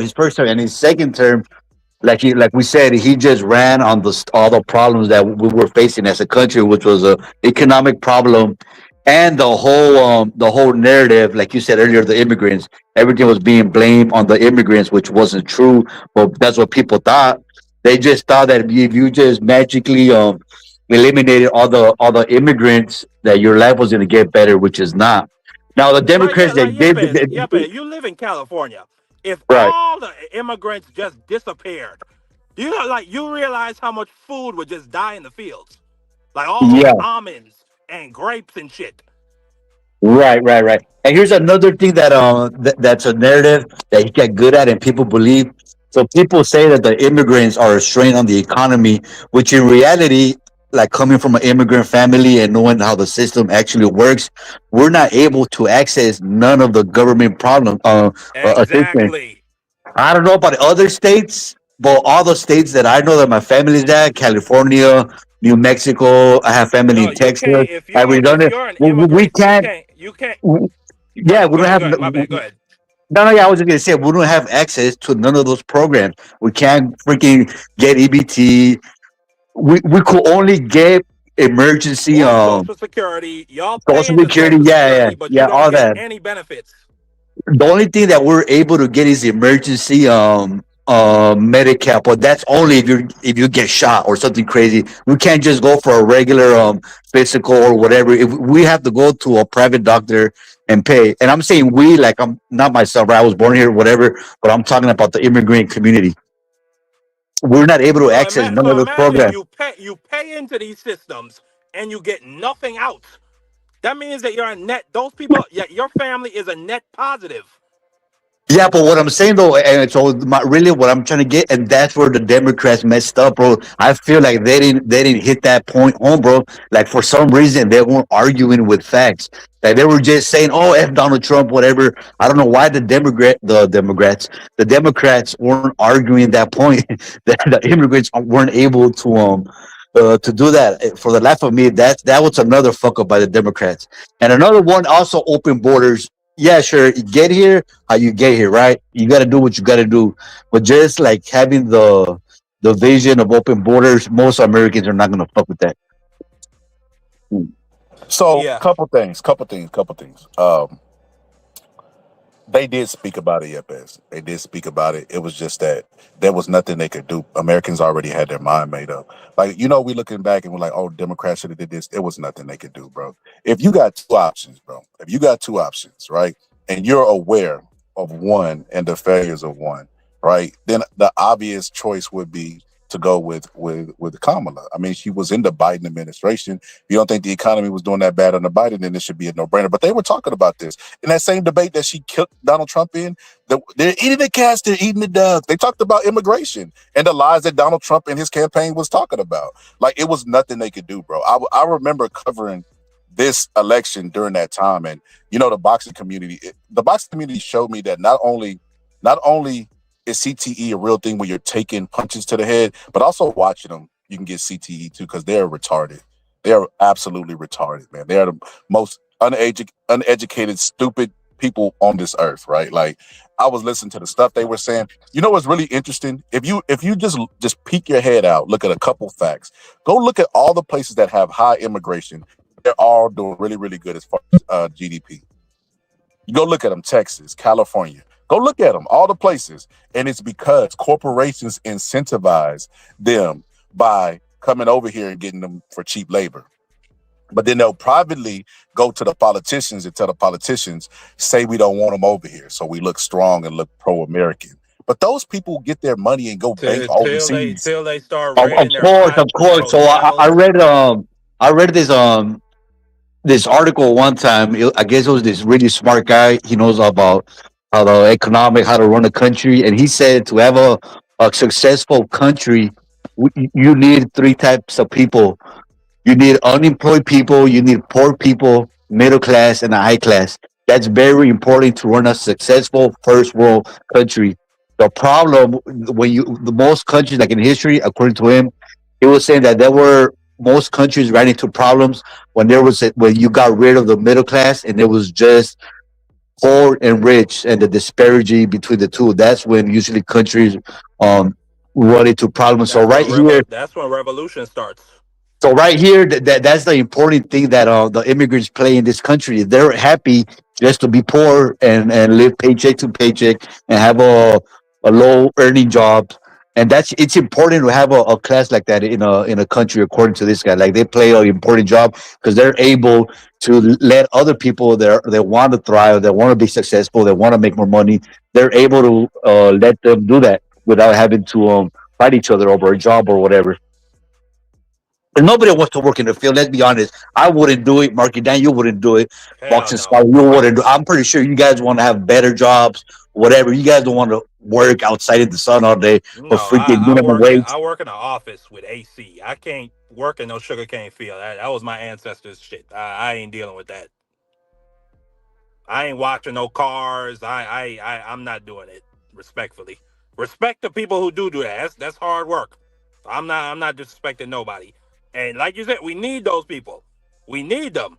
And that was my point I brought to you earlier. What would happen if we just snapped our fingers and all the immigrants went away? All of our food would die in the fields with nobody to pick it, because you can't get these young 17, 18-year-old U.S. citizens, non-first generation immigrants off their asses. You can't do it. You cannot do it. They want to become streamers. They want to go to if they can't go to college or go to trade school. At best, you might be able to get some of them to become construction workers. But that shit out in them fields, absolutely not. Yeah. You're not getting no U.S. citizen to do that. And here's another thing that pissed me off about the Democrats. I don't know why they didn't argue this point more. I'm pretty sure they did, but I just feel like they could have done more, right? Just looking back. So there was another narrative that Democratic cities, sanctuary cities, were letting murderers, immigrants run around the state, which is that's not true. I remember growing up in Southern Cali, bro. All the homies that got into gangs or whatever that weren't freaking that didn't have any papers, that got in trouble, that they committed a felony. It was well known that you were gonna get deported. If you get caught doing anything, you were gonna get deported. As a matter of fact, Obama deported a lot of immigrants. But you know why people weren't pissed? You know why people weren't pissed off at Obama? Because he was just deporting the illegal ones, the ones that were committing crime. 92% were criminals. And nobody and nobody in the community gets mad when you deport a criminal. Who's gonna get mad? Nobody. That was a known thing. Like you already know. Like it was known. Okay, if you commit a crime, you're gonna go to jail and you're gonna get deported. That's just what it is. So go at it. So I just felt like they didn't message that the correct way. Democrats did, and they just let Trump run with this narrative. So maybe they did, but I just thought they could have done more. As far as that message, I don't think. Yes, so I don't they think did, there was bro. anything more they could have did. Yeah, I don't think there was anything more they could have did. I just think Americans, regardless of whether it was true or not, they'd made up their minds as to who they were going to blame for their problems. Yep. And that's just what it was. Who they were going to blame and who they were going to vote for. And there was no way they were going to vote for a woman. That's another thing, right? Like they wouldn't even vote for Hillary, a white woman. So you know they wouldn't put Kamala Harris. And the funniest part, like they did all this shit. They tried to slut shame her because apparently, I don't know, she slept with the mayor of Willie Brown. Los Angeles. Yeah, Willie Brown, to get a job. But she was the elected state's attorney for California. And passed the bar elected senator. Yo, I asked somebody, Marky, I literally asked somebody who was talking about this. I said, bro, how do you sleep your way to pass the bar exam? And he could not give me a response to that, bro. It's like, bro, and then you know what the irony is, Marky Dan? We later find out that not only did Donald Trump kind of sleep his way to the top by messing with powerful people like Epstein, right? But he's potentially gay. Blowing Bubba, bro. You can't make this up, bro. Yeah. That's what I don't know if you saw that, Yeppy. Epstein was going back and forth with his brother in some emails. And Epstein's brother asked Epstein, does Putin still have the picture of Trump blowing Bubba? And then Epstein started talking about, oh yeah, me and my boy. Oh yeah. Yeah, we could make a remake. Well, here's another. Okay, here's another point that I think the Democrats are fucking up and are not driving home. How come they're not pressuring this the cabinet member? What the fuck's his name? Lutnick, or how do you pronounce it? Nutlick. Yeah, Howard Nutlick. For the Nutlick, yeah. purposes of this guy, his name is Nutlick. Yeah, so homeboy, he got caught straight out lying, saying that he never visited what's his name, Epstein. As soon as he found out that he stayed away, but then it came out that he actually sailed to his island on his private boat with his whole family. I And think I he just, has I think he has a deposition coming up, if I'm not mistaken. yeah, but I'm saying like, I just feel like there's so much meat that the Democrats are letting right there on the bone on the table, and instead of attacking those points or those narratives, they're just argue. They just want to argue with Trump over the dumbest shit instead of just going after all his bullshit and all the stuff that's out there that could really get the voters back in their favor. Well, I I think feel this. like, I think but this. my thing is though, Yeppy, I just feel like there's so much. That Like you just had the slush fund. You have the Iran war that was done without congressional approval. You have the fact that the Epstein file, they're still holding back 3 million files, despite the fact the statute says they have to release everything. You yeah, have they're fighting so much Kash stuff. Patel You know, Steve getting tried. Bannon. There's so much. Steve Bannon actually said that was a strategy of theirs to keep the media and the Democrats so preoccupied that they can't focus on one thing. So yeah, there's that, and then there's also this too, Yepes. Like this strategy that they're doing to me is like And not the one Gaza that genocide. not one that you would think is ideal because they're supposed to be fighting, but they're just be silent. Let Donald Trump do the bidding for himself. Let him go out there and try to give money to January 6ers, and then in the midterms, just clean up. Just clean up, like let them damage, give him enough rope, and you know what Donald Trump's gonna do. Like he's gonna unalive himself. So that strategy I don't agree with because you look at people that are speaking out, like a Jasmine Crockett, they're getting really popular because they're looking like fighters. Like I get the strategy that they're doing, but people elect politicians to fight for them and be their voice. But I know what they're doing. It's gonna be an effective strategy because the next president will be a Democrat. I don't know Pretty who much. it's gonna be, but it's gonna be. Yeah, that was gonna be my next question. Well, who though? I mean, Gavin Newsom. I mean, No, I don't like him, bro. Bro, he looks like a used I don't car like. salesman. I don't like his smile, bro. He looks like a villain in a movie, bro. I'm just being. I do not like that guy, bro.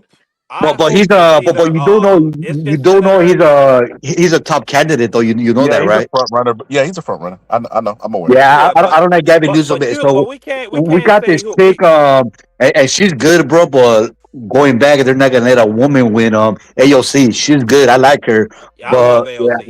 I don't think.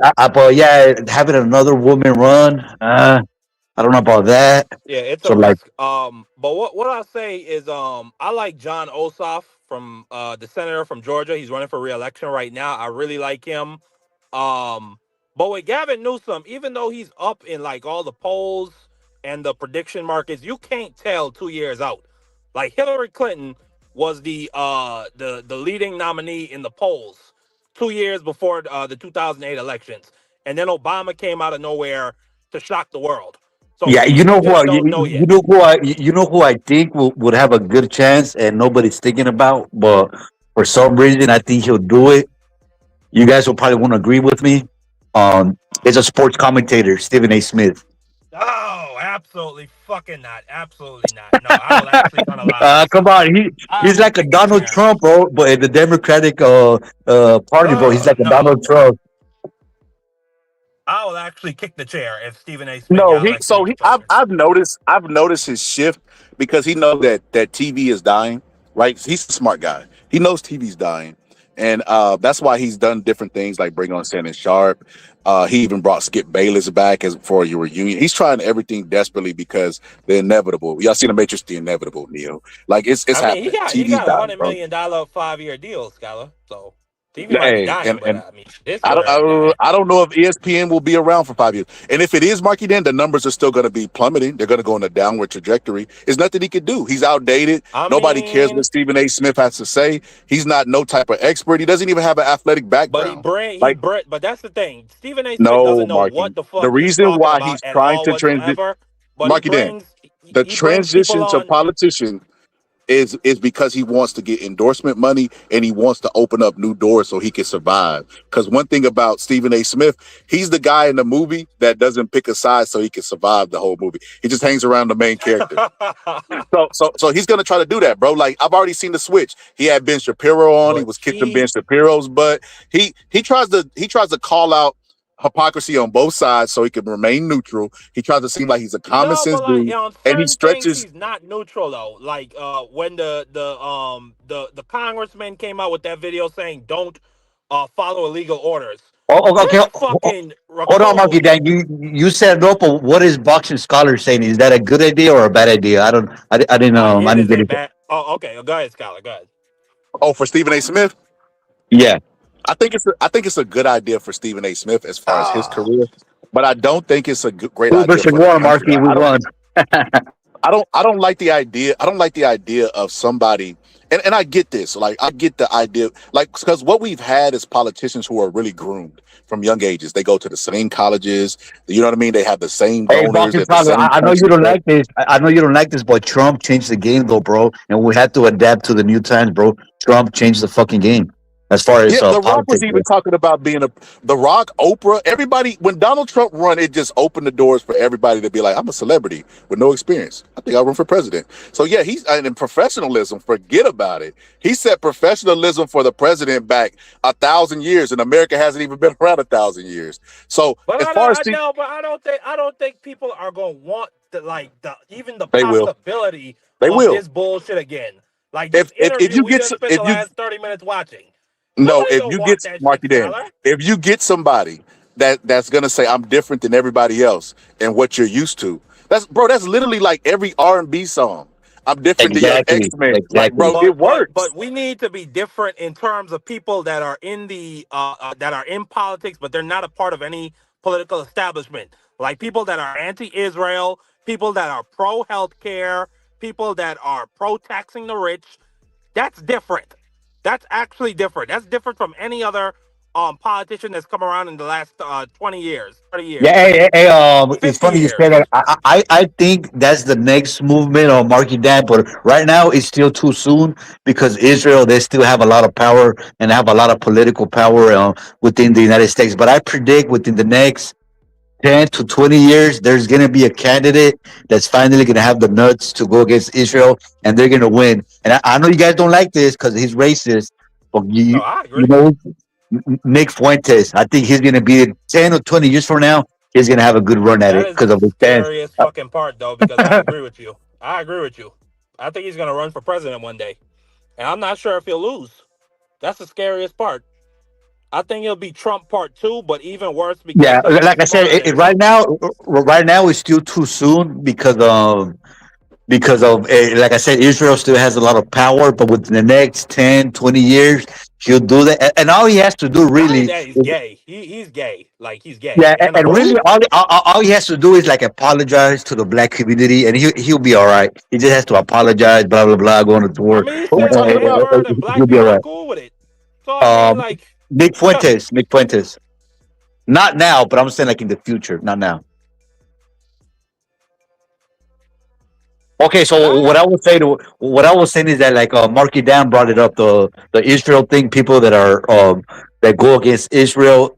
Well, right now I still think that's still too early. People still are in love with Israel and they still have a lot of power. So it's not gonna work right now or with the next 4 or 6 years, whenever the next election is.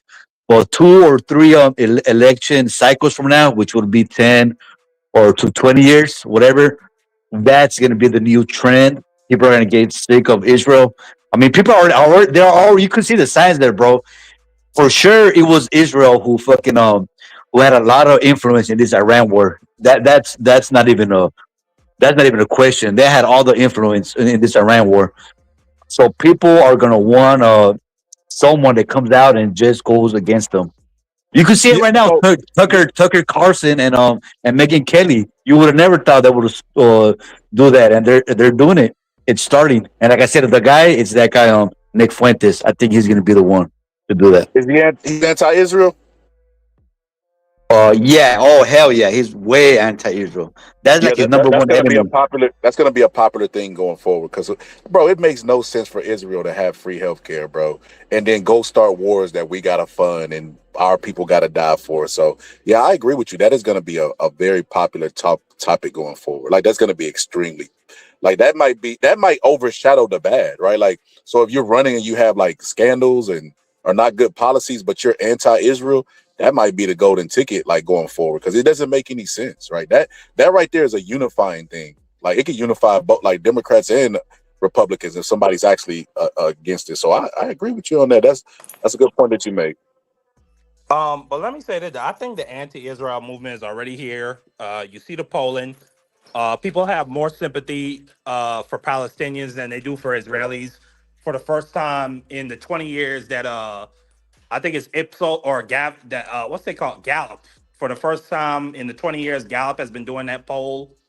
And you already see you got a couple anti-Israel candidates on the ballot, like the dude Abdul Saeed in Michigan, Talarico in Texas.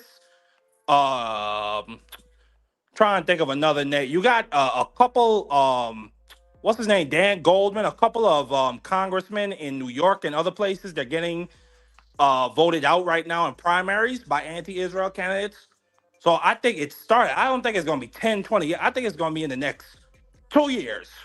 By the time the next presidential campaign comes around, that's when people are going to make a stand and are going to throw pro-Israel politicians out of Congress and the presidency. Because I don't know if you've been paying attention, Israel just decided to bomb Beirut, and now Iran has decided to bomb Israel. So the war is pretty much back on. The only thing stopping us from getting out of this war, and the reason we're in this war in the first place, is because of Israel. And that's apparent for anybody who has eyes and a fucking brain.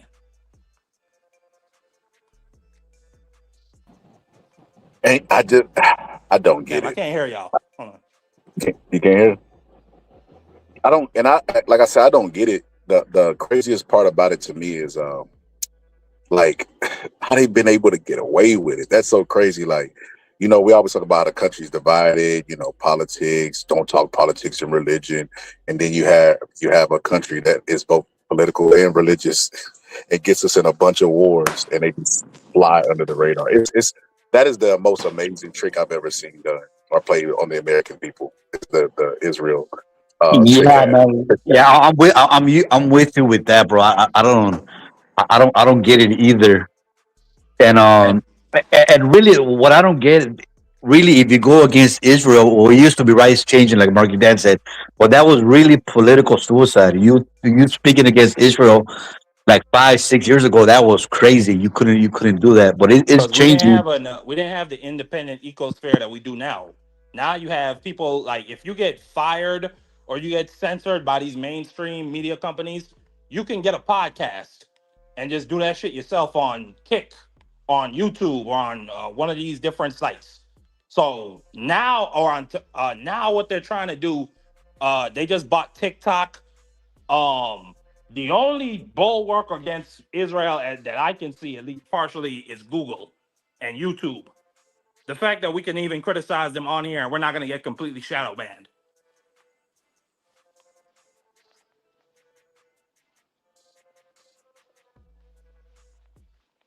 Yo, can you hear me? Says who?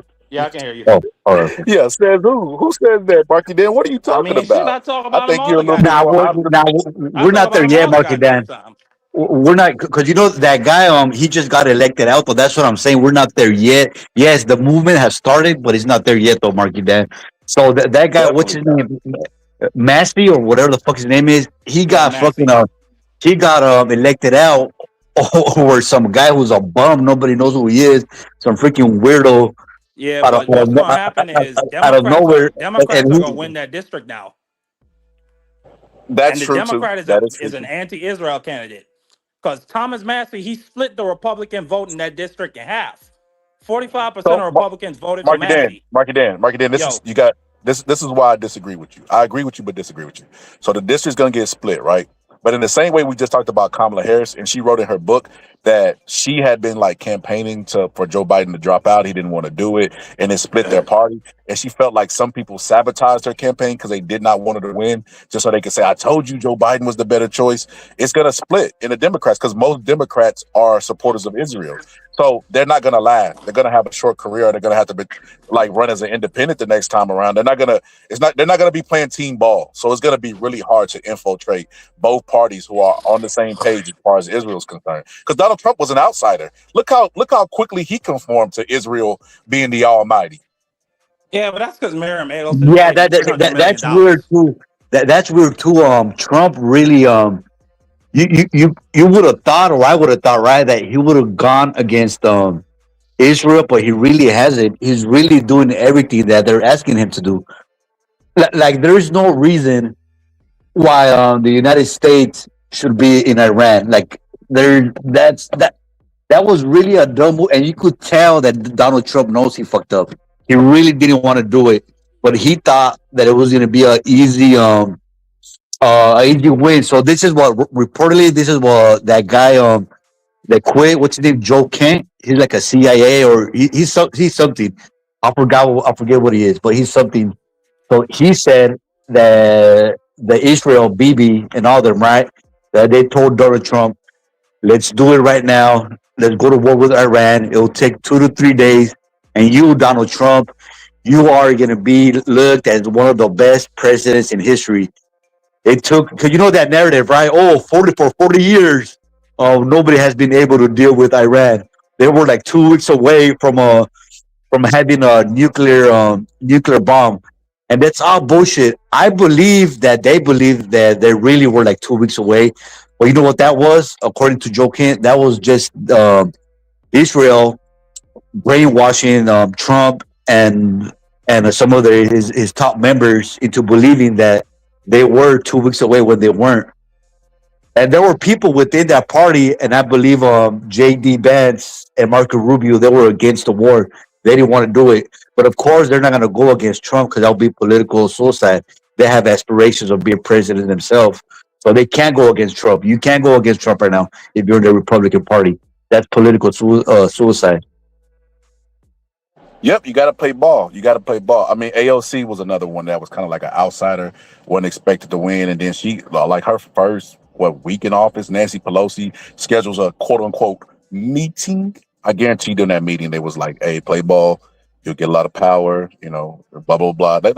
Listen, most people that get into politics are well intended. I believe at first, I think they're well intended, but I think the sewer that is politics just corrupts, and it's built for a guy like Donald Trump with no experience, white, old as hell.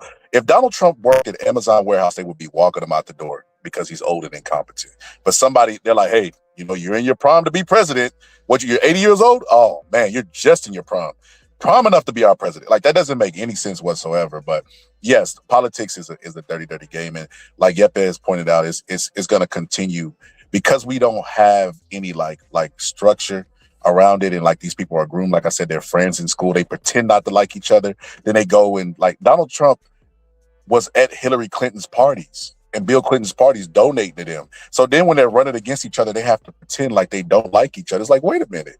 Like y'all were at each other's weddings. Donald Trump was blowing bubble while you were in the pool, Bill. Like y'all really like each other, you know? But yeah, it's the whole system is corrupt. And if there will be an outsider that will run, but I think the only way that they can stay pure is they got to go independent. So they got to like run with their party, get popularity, win the presidency, and in the next election say that they're gonna go third party, green, and that will open everything up. That will change the landscape. That will change the game because the Green Party is not really established like the other two parties, and it's like it'll add validity to it because people will be like, "Oh, you can win as the Green Party." Now that party will get more like structured, and we'll have more options. Like George Carlin said, you go to Baskin and Robbins, 32 flavors. You vote for the leader of your country, Democrat, Republican. You got 50 chance of winning or losing. So, yeah, man, I think. In a perfect world, you're right. That's how it should be. But realistically, the way it is in the United States, that would take a lot of backing, a lot of money, and there's just no way that a billionaire is going to risk all their money and their assets into putting it into an independent party. So here's the thing, though, right? Most of Americans, a lot, I believe, they don't really follow day to day politics. And I'll put I used to be one of those. I just started following politics maybe 3 to 4 years ago. I used to not give a fuck. I used to just vote Democrat or whatever. But I used to really not follow them. I would just go by whatever the trend was or whatever was publicized to me, right? Like on the news, whatever.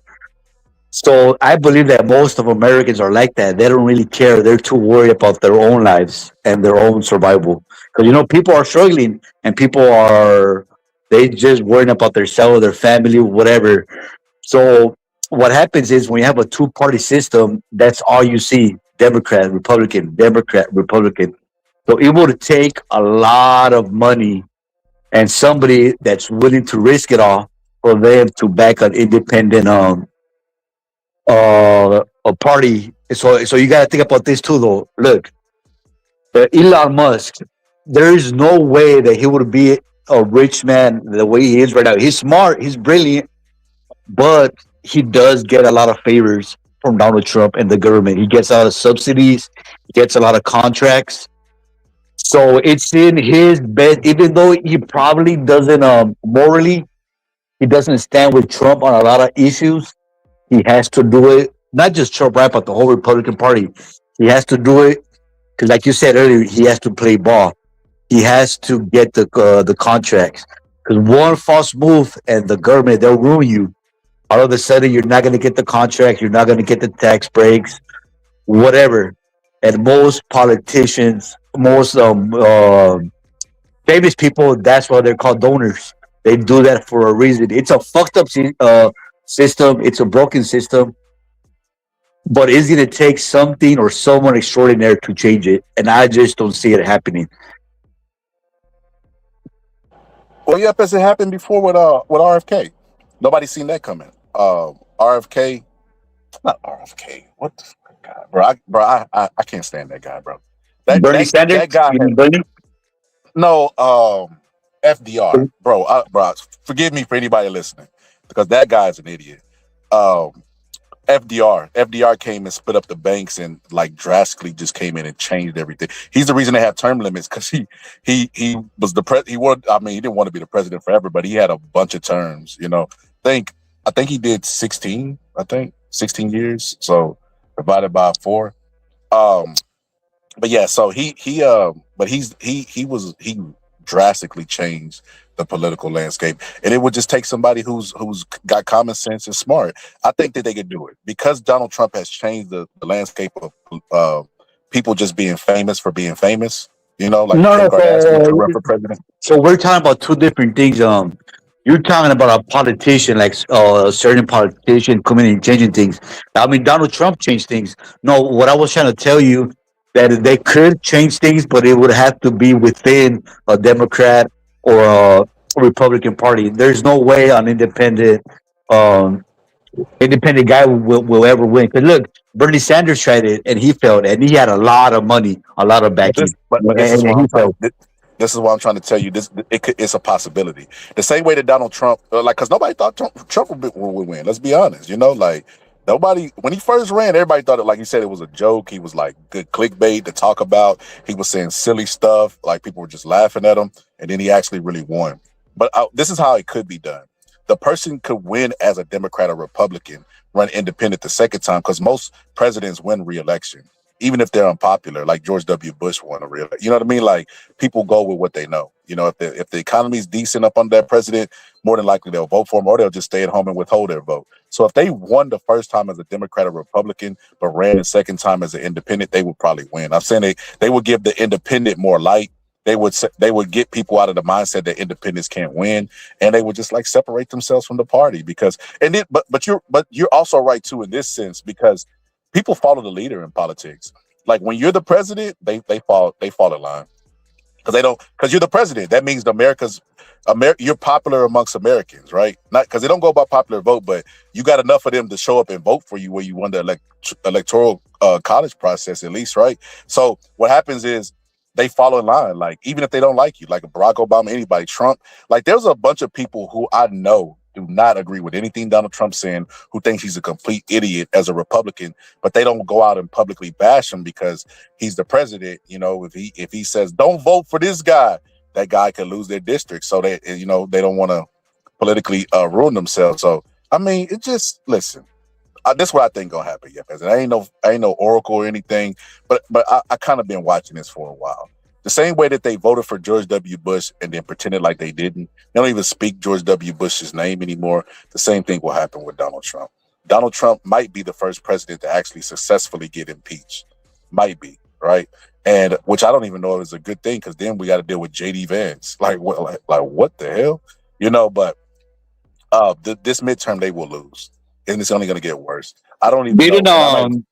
Didn't Clinton get impeached, or he never got officially impeached? They attempted, but you got to get the Senate and the House on board. They attempted on Donald Trump before, but because the chambers are always split, like the Republicans will have the House, the Democrats will have the Senate, or vice versa. It's really hard to impeach a president because you got to have both branches on board. But if they show up and vote in the primaries and the Democrats get the House and the Senate, and they strike up impeachment, well, then it could actually go through and he could be the first president to ever be impeached. And I think that's what's going to happen. I think that even the people who are publicly supporting Donald Trump, I think that they're just doing that to double down and not appear like they're idiots or wrong. But I think they're going to show up and vote too, silently, against Donald Trump. Because you see it. You see it right now. It's like, there ain't no revolution happening. It wasn't no revolution when Joe Biden was running, but Joe Biden won. And it's because people realized that they made a mistake.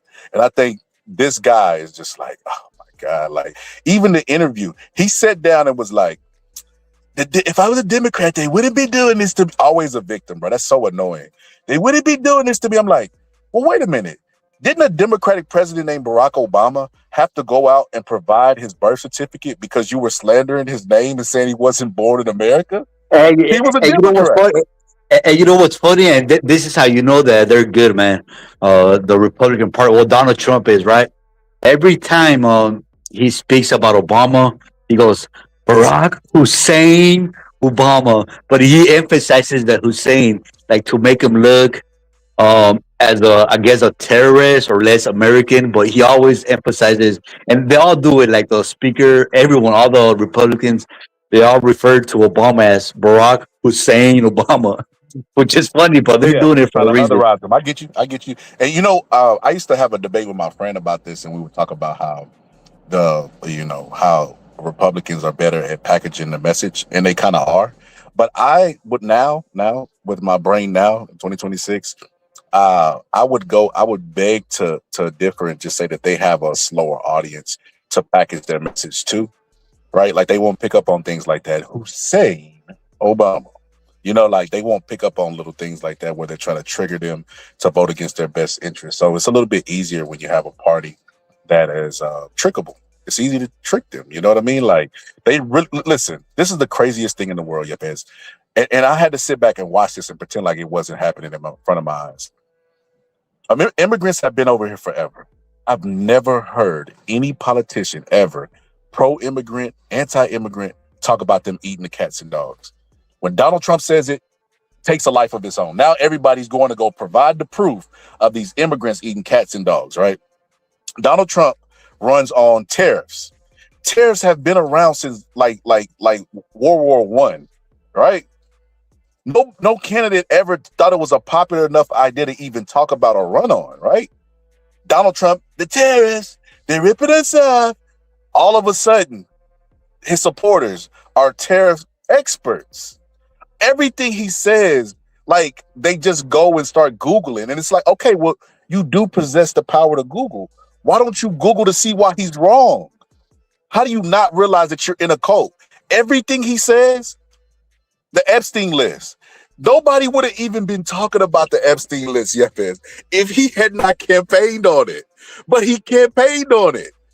And then now that he's the president and can release the files, Now all of a sudden they're whistling past the fight, and this is the most insane thing I've ever seen. Because I was, like I said, during the campaign, I was covering this really close. We was talking about the debates. We was doing this in the boxing community. The boxing community is why I do less boxing nowadays. That showed me how dumb they were, and then talking about boxing with them showed me how even more dumb they were. So that's why I kind of like I'm good on that boxing community, because they still be doubling down. They still talk. You see the people in the chat. Oh, Scholar is weak and a Democrat, and Scholar is this. They can't. What about Trump? What about Trump and him storming out of the interview? What opinions do you have about that? Because that's what he did today. She asked him tough questions. He got mad and said, "You know what? We're out of here." And then agreed to meet with her again. It's like, Donald Trump, if the fake news is never going to give you a fair shake, then why do you keep going to them? And better yet, why can't you answer real like, nope. Do you have a number on that, Donald Trump? Yep, I know the number down to the T. Well, what is the number? He turned into Stewie from Mad TV. Remember? I don't want to say. No, I don't want to say. Like Donald Trump. What? What the hell? Like, yeah, that guy is. He's the worst president in history. Yeah. I agree with what you're saying. I mean, I don't know about the worst, but here's the thing, though. You're proving my point along about them being good messengers and running with the narratives, and that's where the Democrats are messing up. So everything you said, like you said, is easy to Google. So why are they getting away with it? Why are they getting away with all this bullshit that they're spinning? And you know why? It's because they're good freaking messengers, bro. They know how to run the narrative. They know how to say false shit. Like, for example, even today, though, right? Like you're saying that he was asking him the tough questions. So you know what he did, bro?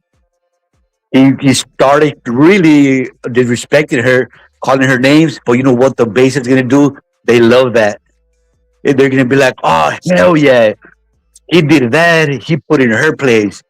Hell yeah, go Donald Trump." It's like when a boxer, they're having a press conference, and the boxer is being all nice and respectful, and then the other guy is being disrespectful. As you being from the boxing community as myself, what do we say? It happened every fight. Oh, boxer A, he won the press conference.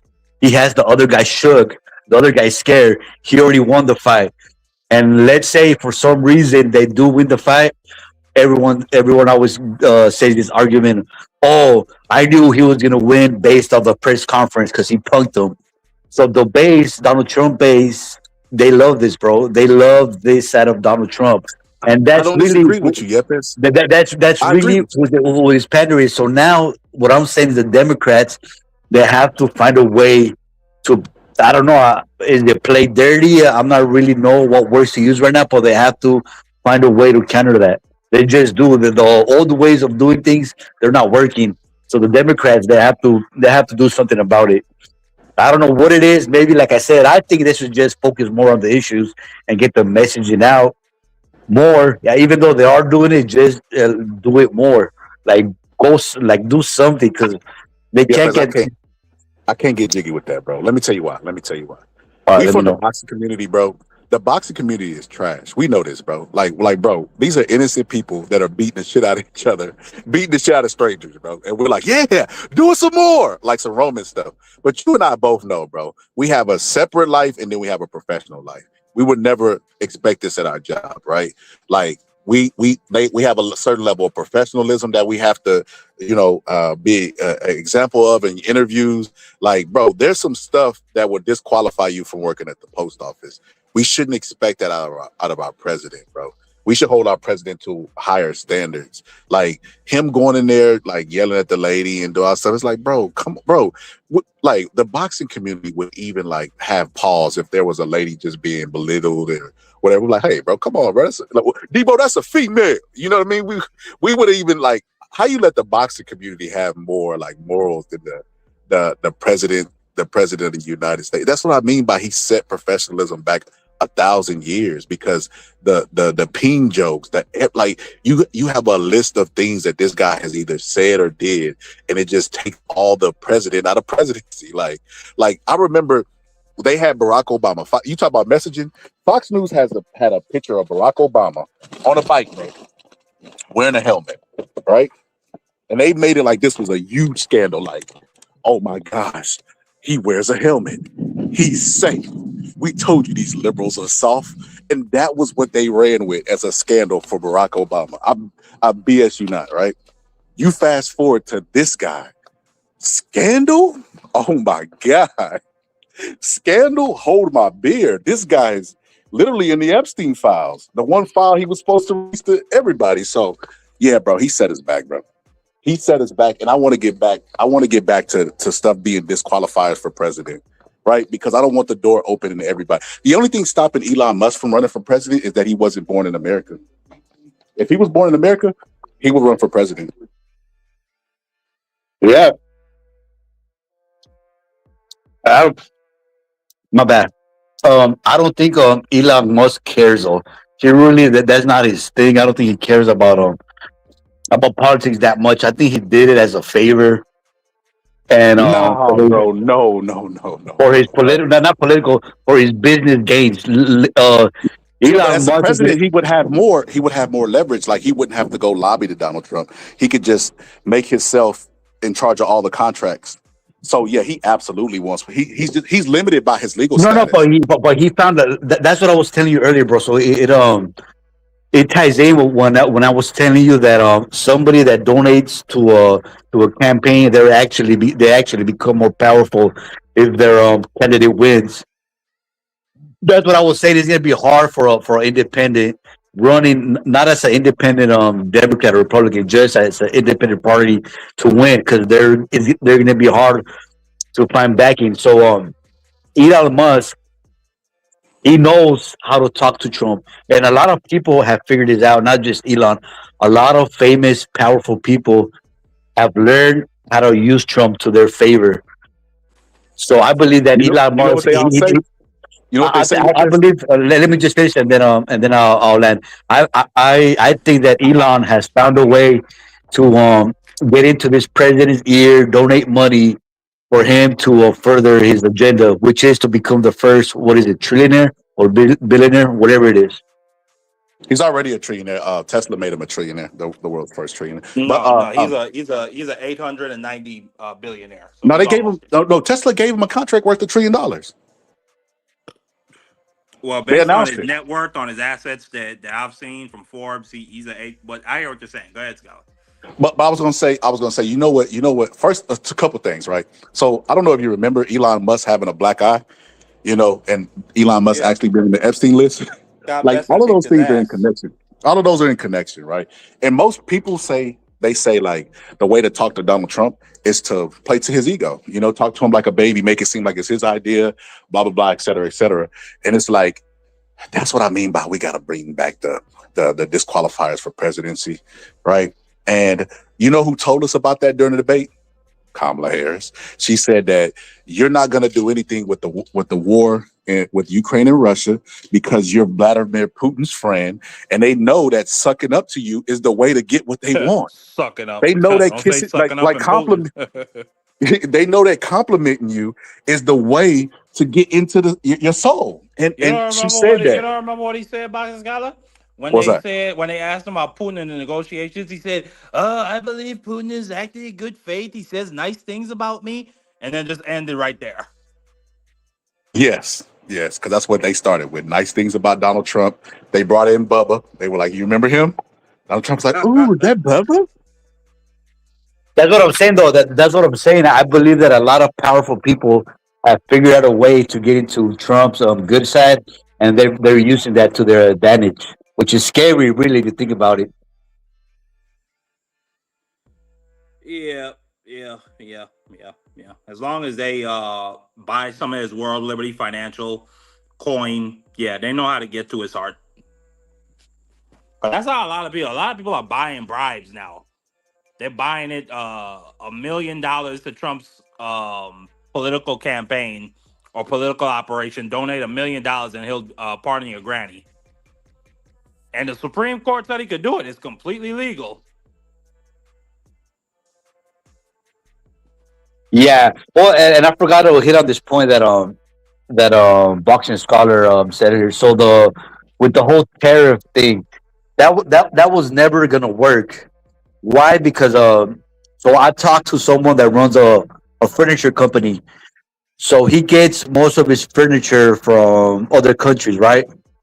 So what he explained to me that it's not the other, and that's what I'm saying though. It goes back to my original point.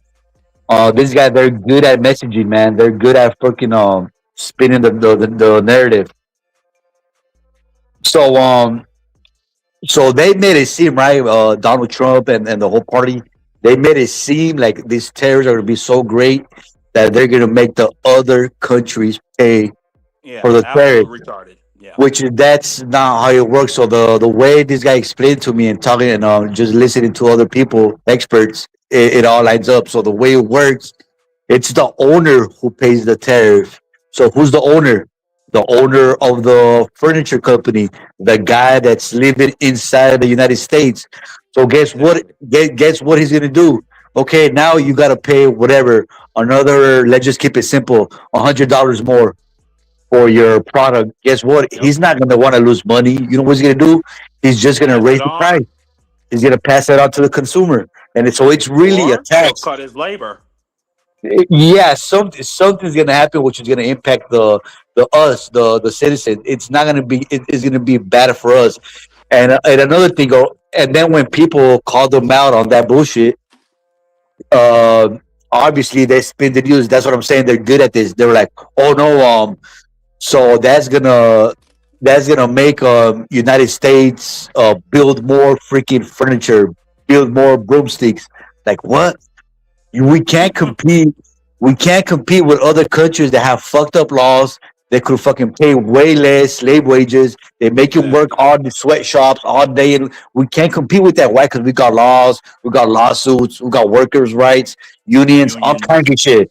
There's no way we can compete with, let's say, China or other countries that don't give a fuck about that. They'll pay you freaking 20 cents an hour, and you have to work all day with no break and no lunch. Not only that, if you are building furniture, like he orders the furniture, but if let's say you're building furniture within the United States and you need lumber or timber from Canada, that shit becomes more expensive to get your materials to build it. Like I explained it real, like I have a real simple diagram I use to explain it. If I'm in the burger business and it takes me, and I need $8 of burger parts, it costs me $8 to get burger parts and burger materials from other countries, and then I pay my labor $1.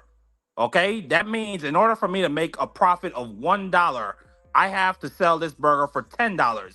Because it's $8 for the materials, $1 for the labor. That's $9. So if you put a 10% tariff on burger parts coming from outside the country, that means the price of the burger materials is gonna go up by 40 cents at least. So now I have a choice. Do I cut back on my labor by well, firstly, the 40 cents added to the burger materials, that's gonna come out of my profit margin. So now instead of making $1, I'm making 60 cents if I'm lucky. Do I cut back by 40 cents on my labor by either cutting people's hours or just by firing people, which hurts the labor market? Or do I cut back, or do I pass the tariff on to the consumers and bring up the price by 40 cents? Which either way, that might hurt my business. And people might say, well, let me pass this place on my way home. I used to be able to afford it. I can't afford it no more. So now people are holding back on their money. Either way, it's not good economic policy at all whatsoever.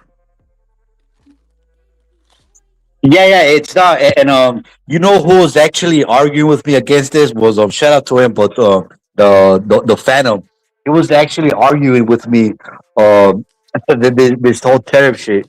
They were like, no, it's a good idea because then all the manufacturing jobs are going to come back to the United States. I was like, no, they're not. Even if you have to pay 25, 30, 50% more, it's still going to be way cheaper producing it in other countries than it is in the United States. There's no way we can compete with the laws. Just the laws, the way our system's set up, there's no way, bro. And like we were saying earlier, these kids, they're not going to want to fucking work 10 hours with no breaks at minimum wage. Fuck no, they're not gonna want to do that. There's no way. We got laws, bro. We got to take a break. We got freaking all kinds of shit that other countries don't. That's one thing. And another thing, a lot of these jobs, they're not good jobs. They're not skilled jobs. Who wants to work at a freaking factory all day, just freaking putting a fucking broomstick into a broom? That's all you're doing all day, stacking pallet jacks. Working in a warehouse, that's another freaking hard labor. It's just as hard as working in the fields because you're picking up heavy boxes. Nobody wants Bro, to do that. that was Those my are not. first job. Yeah, exactly. That's a hard job, man. Like shout out to them people, but that's a hard job. And usually, people that are working those type of jobs are either immigrants or people that are felons, like felons, people that got out of jail or whatever. Over there in China and India, Oh, they pay like you said, they pay slave laborers. They have sweatshops, so they'll pay them people like $1.50 an hour to make an iPhone. So when the iPhone gets to us, they sell it for like my iPhone Pro Max, 16 Pro Max, it's like $1,100 total. If we had to build iPhones in the US, that shit was cost $3,000 because you would have to pay the labor all this money. So it's just not hey, feasible. But hey, if you're Marky not Dan, educated like that, every quick Marky Dan, my phone is it's kind of heating up. I'm gonna log into my computer. If you could let me in, I'm gonna join the stream in my computer. yeah. Go Skylar's ahead. gonna let you in. It's All right. Skylar's stream. He got it. All right. But no, go ahead, Yeppy, do that and come back. But no, I mean tariffs. Your I mean, screen you're is never on. gonna Yep, win. I don't know if you know that or not. What happened? The screen is on. Oh shit! There we go. All right, I'm Yeppy, good now, Earthy right? Yeppy. I'm good. I'm Yeah. good. Yes, All you right, are. cool, Yes, cool, you cool. are. Oh yeah, no, continue. I was listening. I was listening. Yo, but Marky Dan, this is Yeah, the but question the that tariffs this said is, it was never going to work. Even if you wanted to build back factories and manufacturing in the states, that shit is going to take about anywhere from 5 to 10 years for them factories to start getting built and for that shit to come over here. So I mean, it's a con job. It was always a con job. I mean, it's all these other countries' And fault we don't have manufacturing. yeah, and let's say best case scenario, you build all these jobs, right? All these factories. We're going back to the same thing. Who's gonna want to work them? This is low skill, hard labor. Nobody wants to work those jobs. That's not the jobs that we should be focusing on. Our kids should want to freaking be more than a warehouse worker or a gardener. No offense to them, right? But I believe that those type of jobs should be left for, like I said, the lower class, which is the illegal immigrant, the felons, the people that have no other option. Really, if you're a kid out here and you're smart, whatever, you want to do something good. You want to be a lawyer, you want to be a doctor, some type of accountant, work at an office, like you said, Marky Architect, Dan. foreman. Yeah. You don't want to work at a low skilled freaking warehouse job stacking boxes. Like Boxing Scholar said, I did that too, bro. I used to palletize, bro. That shit was hard, fucking back breaking job, bro. And then you had to fucking 12 hours on your grab- feet. Yo, Yepes, I remember every day I got off of work, it was this fat lady who used to Can be you hear him, like bent Skylar, over. or did he cut out on my end? No, Like, I hear him. Oh, you She- good. You good. this fat lady used to be like bent over on the boxes, bro, because her feet were hurting. Oh, okay. I And just she would can't just hear be like, Skylar. Okay. give she'd me be a like, I'm like, you okay? I'm like, bro, dang. Bro, when I worked that job, I was like 20 something, maybe 21, turning Yeah. 22. Hey, So- Bucket Cutter, and then did you have to put that shrink wrap around it too? Yep. That was a bitch. So if you forgot your gloves, oh, that was a bitch, bro. Forget because that shit would fucking burn your hands. All that fucking the shrink wrap going around it. Bro, I remember one day the supervisor was like that, like telling the people like they're talking too much. And you know me, bro. I like, look, if that dude could tell y'all stop talking, he could tell y'all stop having sex, bro. I wish I would let somebody to tell me I can't talk at a job. Like, bro, are you serious? Like, bro, I couldn't believe it. And then you know what they was trying to do? Another thing, this is that capitalism stuff, bro. Capitalism could always be pointed, like, draw a direct correlation to the most heinous actions ever taken by human beings, right? They were trying to replace, because we worked for the assembly line that made Popeye's biscuits. So they would put the women up front because they were like shorter. They didn't want the men bending over and hurting their back. So it was all the women. They would take the biscuits and assimilate them, and the next line would do the same thing. And like they try to get a robot, bro, to do that job for them so they could fire all those women, bro. That was crazy. I couldn't believe that, bro. That those are hard jobs. So getting back to the point, that tariff shit, that shit was never gonna work. It was a dumb idea. Nobody wants to, even if you were successful, people would have been pissed off because nobody wants to work those jobs. Who the fuck wants to say, hell yeah, I want to fucking break my fucking back all day, freaking stacking these heavy ass freaking boxes all day. You heard what Trump said. You heard what Trump said. Those are black jobs. Nah, he didn't say that. He just said, No, he did. He did, bro. Just recently said that like this week. Put a link, bro. I didn't hear that. Hold on, let me see if I can find it. No, I believe you. I could just find it if I just type it in. But I believe you. Don't worry about it, bro. I think I should be able to find it if it's true. Bro, I'm like, what the fuck? Why? Like, hold on. Why they can't be white jobs? Hey, you know what I thought it was crazy? And I was like, oh, hell no, Trump can't do nothing wrong, bro. I thought for sure this was going to get him in trouble. When he did that whole Barack Obama and Michelle Obama with the monkey thing, I was hell no. It's over for him, right? Like, that's political suicide. Like, you can't do shit like that. No, I thought the thing that and he got away with that when shit. He came out. The monkeys thing was bad, but the thing I thought was really going to kill him was when he came out with the photo of with himself as Jesus. Oh yeah. For Christians, remember what he said? Oh, it's not Jesus. I'm a doctor. I'm a doctor in the photo. I thought Christians were gonna denounce him, bro. You know when you're online sometimes, bro, you make us joke about like Christianity. Not even nothing's malicious, bro. Like you can say something like, "How do you know Jesus is coming?" Because the wind whistles through his palm, something like that. You know, like you say something crazy like that, bro. The Christians will, bro. They will stone you, bro. Like they will stone you. But Marky Dan is right. I thought that was gonna finish him. Why? Because that's another thing he supposedly fake run on. You know that guy, Christianity. Yep. That got him elected was that guy supposedly Charlie Kirk, right? And that was his whole thing of being a Christian American, and he mocked it. Yo, I don't know if you guys ever seen hogs, like pigs. Donald Trump looked like a pig, like in the face, like most definitely. So I don't know if you can see the screen yet, but this is it right here. Tomorrow the jobs report will be released.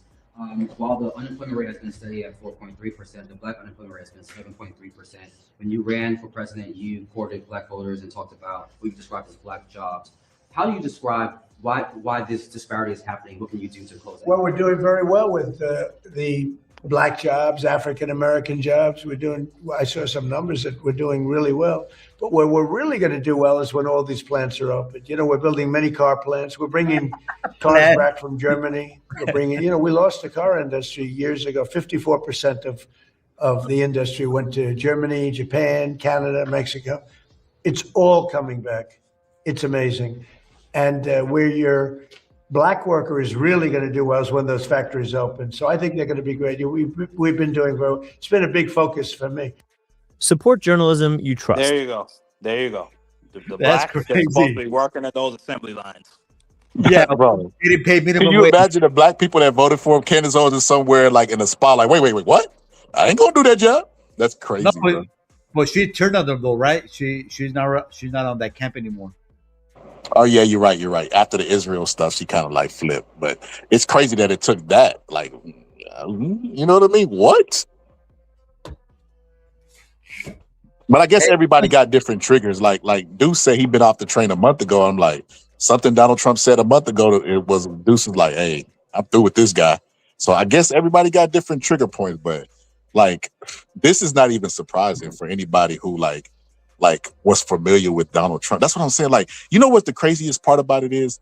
Like you can say, okay, Kamala Harris, we don't know nothing about her. We know Donald Trump. He's been around since like, you know what I mean? The Home Alone days. He has a show called The Apprentice where he fires people and he doesn't even fire the right people.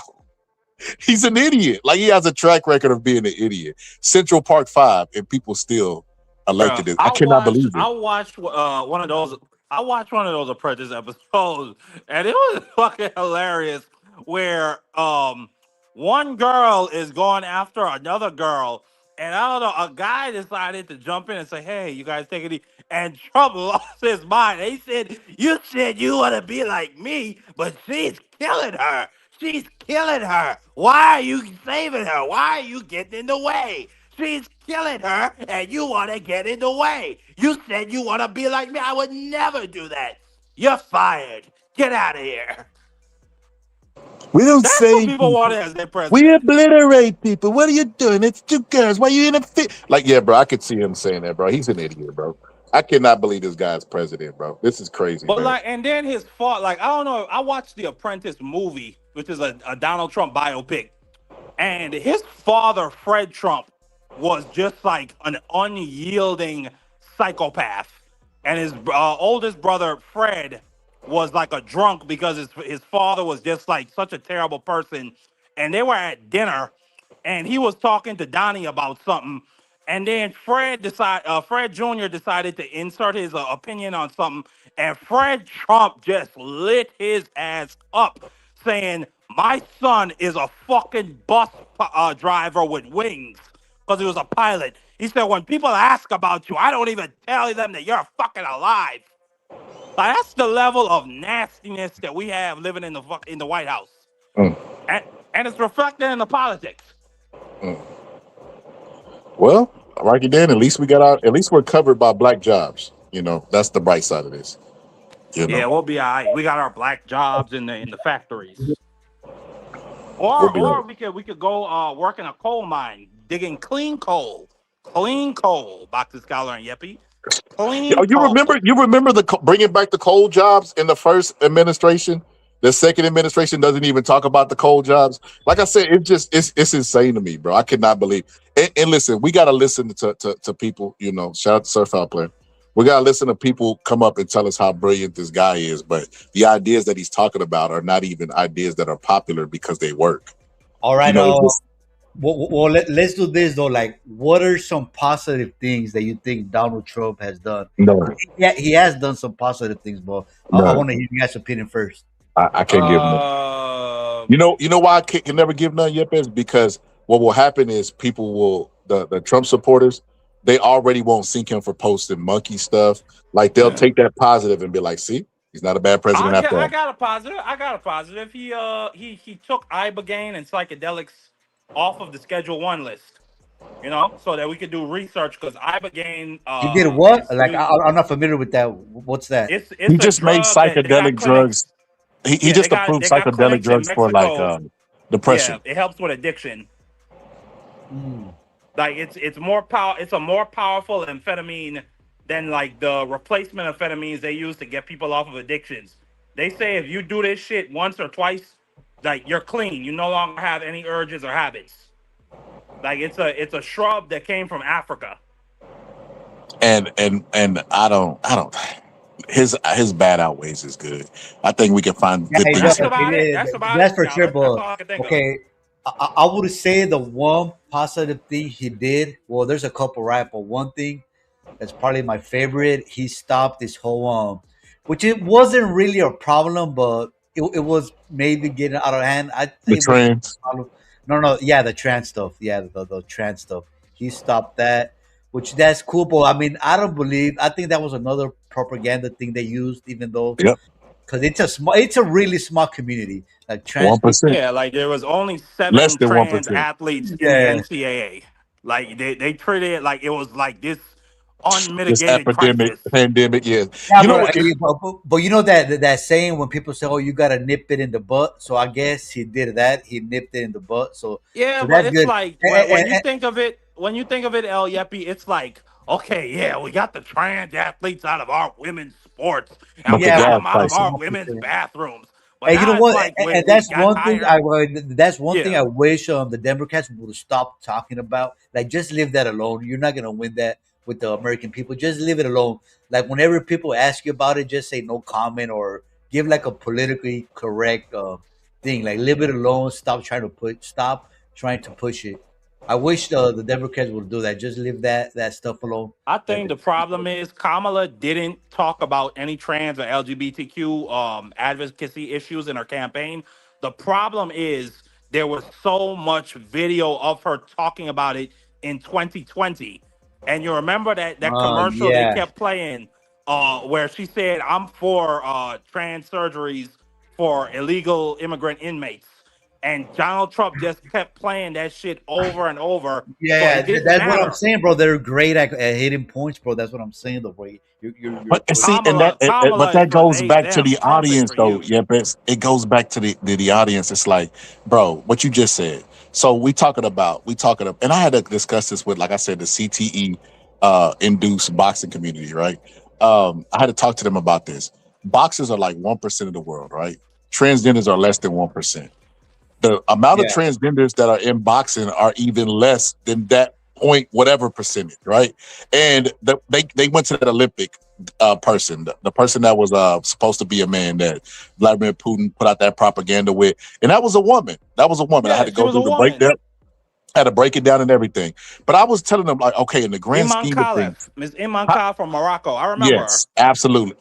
And I had to ask them, like, on the grand scheme of things, why is this like an important issue for you? Like, I get it, but like you're focusing on less than 1% of the population. Gas prices affect the entire population. So why was that That's what high I'm on your saying, though, priority Sarge. list? That's what I'm saying. I think the Democrats should push that issue, dog. And I don't think they're doing it. I think they should push that. Like, this is not even a problem. That's a less than 1%. Let's move on. Next topic. But they give it. I believe they give it life, bro. They give it life, and people fall for it. No, I think this, like I said, Fox News is better at messaging to their base, but it's not hard because they already they hate everybody.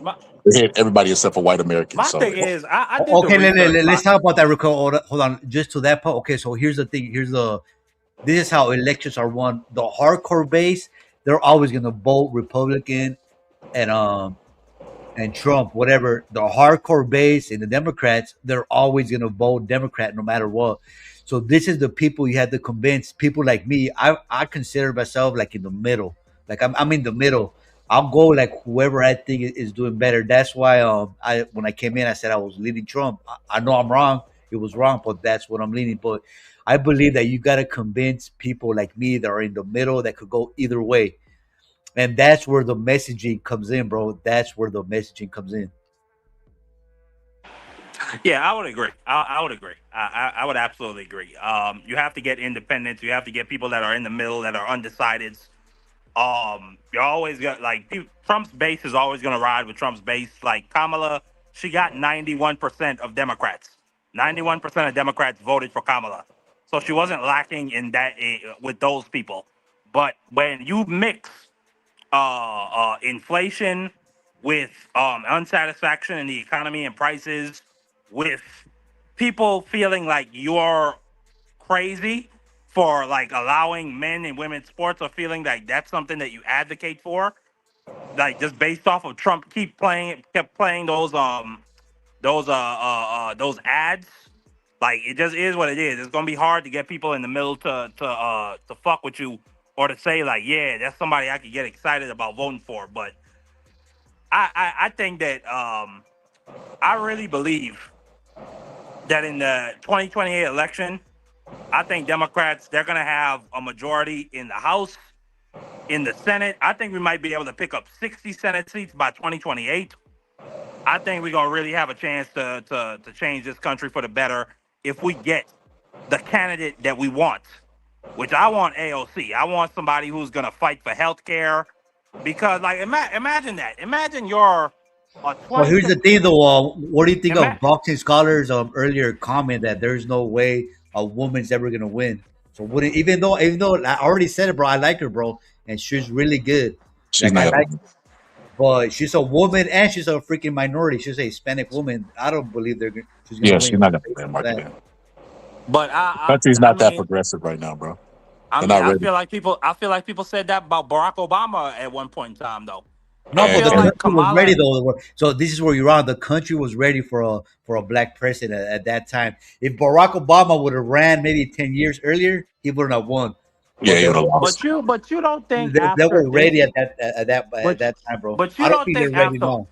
But you don't think after 4 years of this invalid, just absolute idiot, people are going to No. look back and say, Jesus No. Christ, maybe we should have went with Kamala. No. Like when No. you look at the Iran war, when you look at the gas Nope. prices, When you Marky look at the Dan, no. insurrection, The answer is no, bro. They're still in the comments telling us how wrong we are. No, no, but they're those not are gonna those do people. it. No. I'm talking about the middle people. I'm talking about the independents. That's what I'm talking about. It's like There's what not a Yuppie lot of said. independence. That. So Yes, that's there is. to But hold on, there's Scholar. not. Hold on, Scholar. There's not. You There's all not. no. Kamala Harris only needed 100,000 people in Pennsylvania. She only needed 50,000 people in Wisconsin, and she only needed 20,000 people in Michigan. That's all she needed to win. But let me tell you this. That's all Marky. AOC needs to win. Mark it in. Let me tell you this. Most people who say they're independents really identify with a party. They're just trying to pretend to be independent because it looks better, right? You don't have to accept all the stuff that comes with the party. The party baggage is what I call it, right? But if you look, and then even the independents to a degree are solidified in picking a party because No, they vote. that's not true, Boxing Scholar, because I obviously I fuck with the Democrats, right? That's my party. But earlier, like I said, I was leaning Trump. Like I was leaning Trump in the last election, and I believe there's a lot of people like me. I listen. This is what I will say. There are some people who identify as independent that vote independent no matter who. They're just like Republicans and Democrats, right? Because you can't tell me that all independents are created equal, but they still vote for them, Yeah, right? you got libertarians, you got those fucking weirdos, but they'll never vote for a Democrat. But Libertarians vote. No. There are Republican libertarians and also Democratic libertarians. I don't see many Democratic libertarians. Rand Paul is supposed to be, but he's not. He's corrupted. No, but Ron Paul was he's absolutely he's supposed to be a libertarian Republican. So is his dad. Ron Paul really is a libertarian Republican. But what I was gonna say is this, Marky Dan. I don't think the country's progressive enough. That's what it boils down to, bro. Independents or not, I think that they're gonna do what's always been done, which is the hierarchy that exists. You know what's popular. You know how I know this is true, Marky Dan.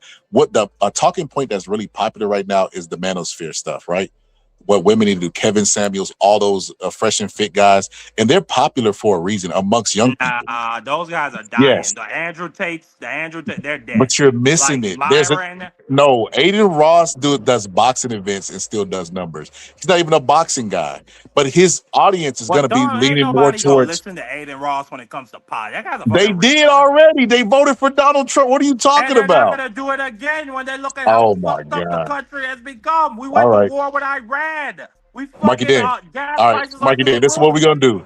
AOC's not gonna run for president, but if she does, we can put a little wager. I think a better example would be that guy. What's his name? Myron, whatever the fuck's his name is.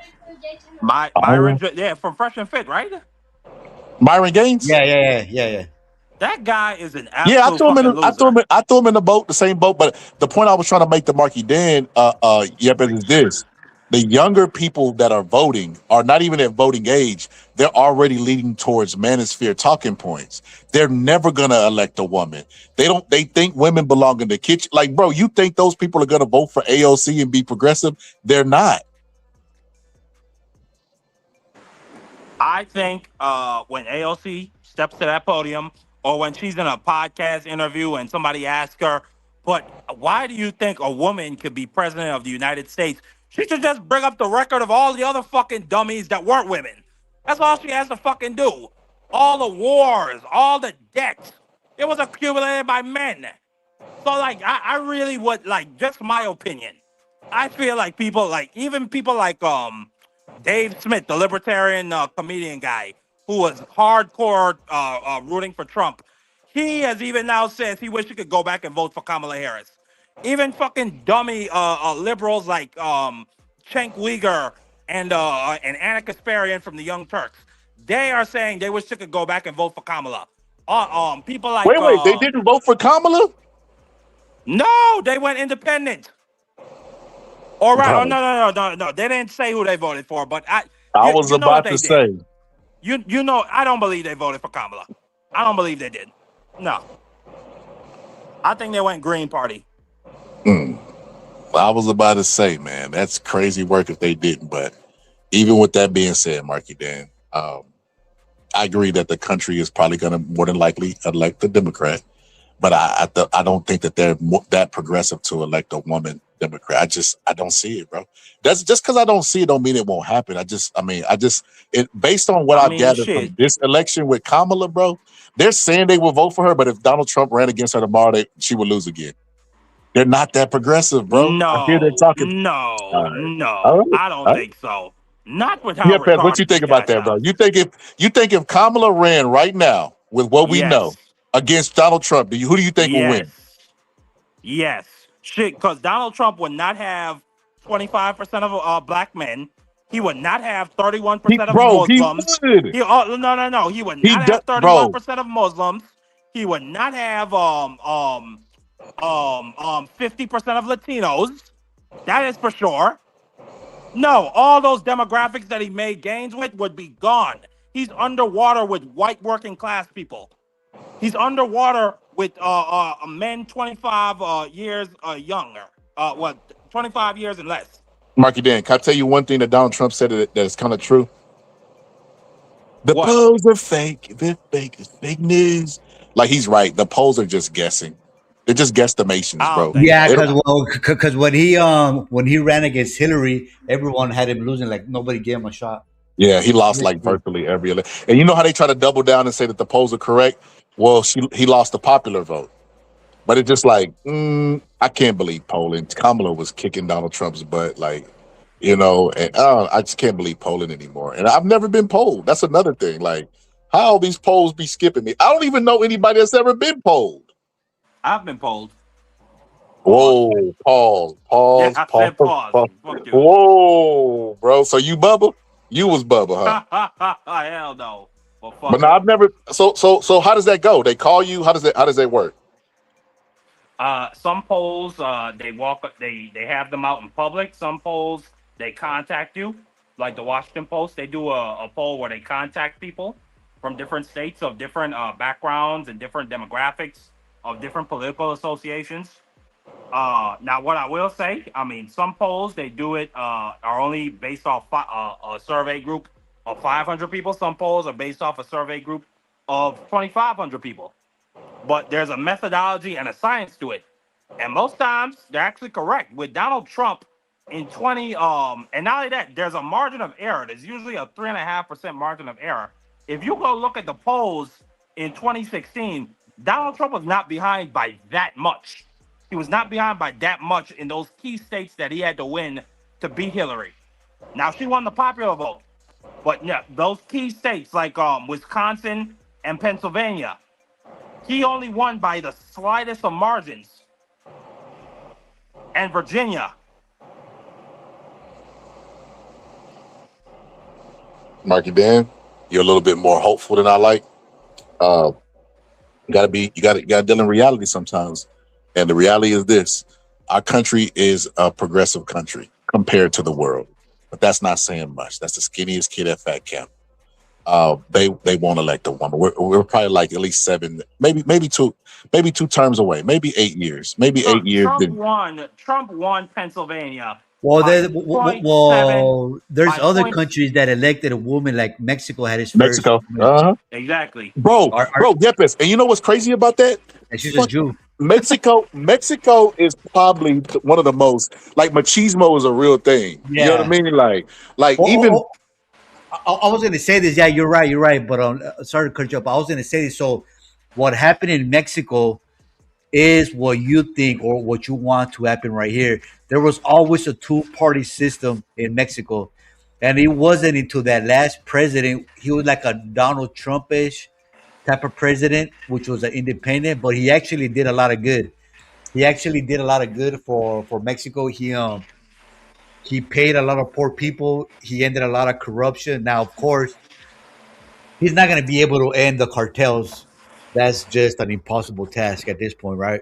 At this point in time, you just have to work with them. It is what it is. But that guy, he did a lot of good for the poor people of Mexico. He ended a lot of inequality. So whoever was going to be his successor was going to win, and he ended up picking a woman. That's the only reason she won, was because that guy endorsed her. But yeah, you're right. Mexico is the biggest of machismo, and there's been like women don't got rights. Their women are told to like stay in the kitchen and don't go to work. Yeah, all that is true. Boxing Scholar, that's all true. But let me And just say how, this to Boxing Scholar, because I'm looking at it right now. hold on. I gotta add to this point, Marky Dan. It's gonna be quick. So with what you just said, Yepes, with the machismo stuff, how do you allow, as a progressive nation, Mexico to beat you in electing, and you had Donald Trump versus Kamala? That's my point. Yeah, well, that's because that happened. Because there was an independent party that took over. It was always a two-party system. What's it called? Democratic and Republican, which is it's called different. It was called El PRI and the PAN. That was always a two. They ran Mexico forever, but they found a way. This independent party found a way to get in, which I think it was hard, but however they did it, and now they're in. That's the only reason that happened. I'm proud of that person in the chat that put Trump as a genius. I didn't think they would be able to spell that word because it is a difficult word to spell. But let me just say this quickly about Hillary, and then we can move on from that. Hillary. Now, first off, that was a record. That was the record low turnout for an election, by about 20 years since '96. Okay, and Hillary, she only lost Pennsylvania by 0.7. She lost Michigan by 0.02, and she lost Wisconsin by 0.1. So it's not like she got blown out of the water for those elections. And the same thing applies with Kamala Harris. I have no doubt in my fucking mind with how retarded and invalid this dude sounds currently. If an election was held today with all the stuff with the corrupt slush fund, with the Epstein files, with the ICE going and terrorizing American citizens, kidnapping people, gunning them down in the streets, with the war in Iran, with the high gas prices, with the slavishness to Israel, I have no doubt in my mind Kamala Harris would win with the pardons and all that bullshit. I have no doubt in my mind Kamala Harris would win. But that's all I'll say about that. We can move on. Go ahead. I think if we look at a pattern, how elections are won, and I've studied, but I've noticed this, right? So in the 1990s, it was Bush dad. He won, right? And then people get fatigued, right? So they vote for the other party. So then Clinton took power, and he had a good 8-year run. People got tired of him. So guess what? They voted for a Republican, which is Bush. 8 years. They got tired of him. Then guess who won? Obama, a Democrat. 8 years. I think people got fatigued of the Democrats. So now they voted for the other guy, Trump. Now this is where that trend broke, because really Trump should have been president for 8 years. Because that's how that was the trend since the 90s, since Bush. And I don't remember who was before him, if it was a Democrat or Republican. But it was Reagan. He was a Republican. Shout out to Reagan. We had 12 years of Republicans after Jimmy Carter. So I agree with you, Yepes, but this is where we differ. This is where we differ on what we see. I think that the American people are very indecisive about, who is a good candidate for them. So this is how slow they are. Let me just say how it is. It's how slow they are. If they are doing really good when a president is the president, no matter he's a Republican or Democrat, they're gonna vote for that guy again. Even though the president doesn't directly control gas prices, eggs, stupid shit like that, right? If I heard somebody say, I got good taxes, I got a good tax return on Donald Trump. And you're like, Donald Trump's tax code was in place during Joe Biden's years. So if you got good taxes under the return, it's only because Donald Trump was competing against, guess who? Donald Trump.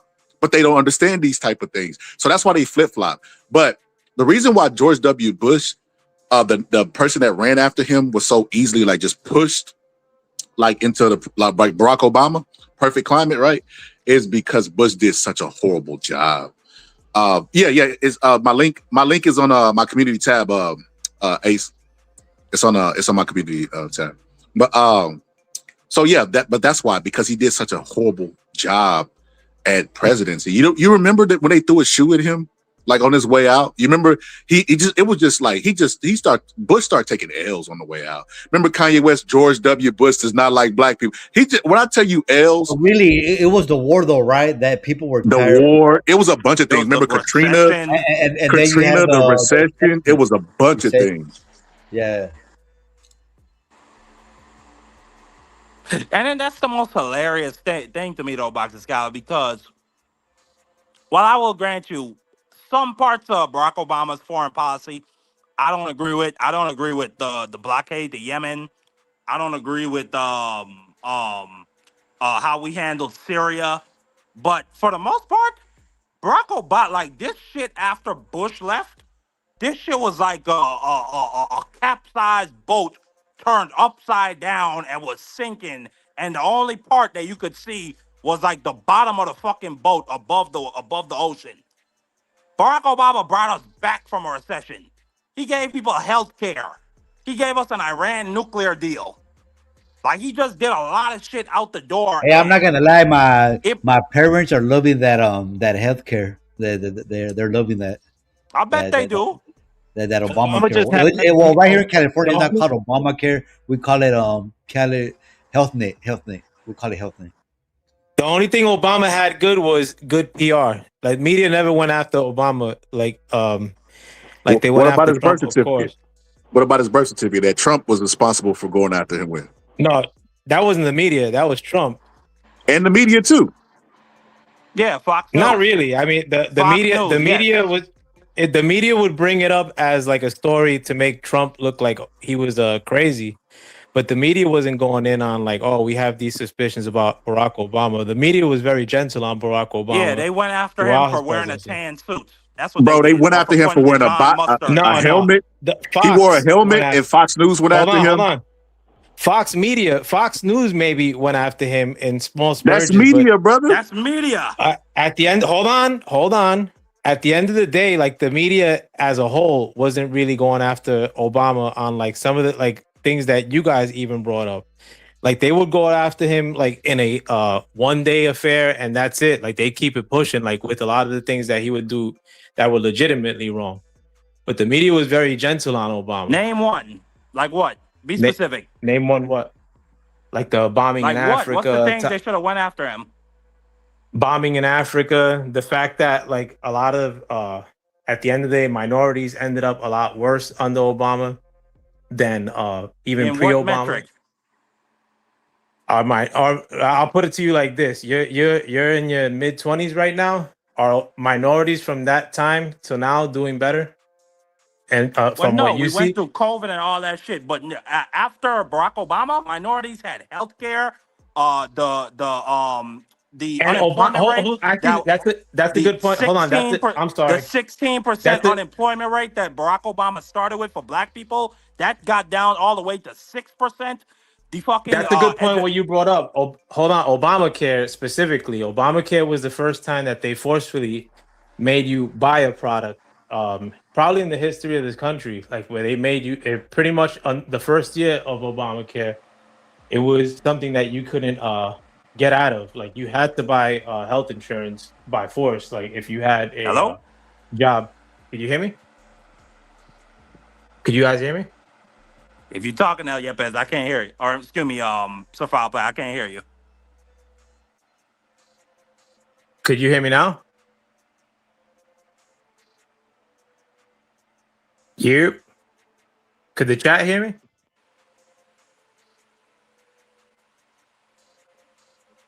If anybody in the chat could hear me, press 1. If anybody in the chat could hear Marky Dan, it 2. I'll just log off and come back through.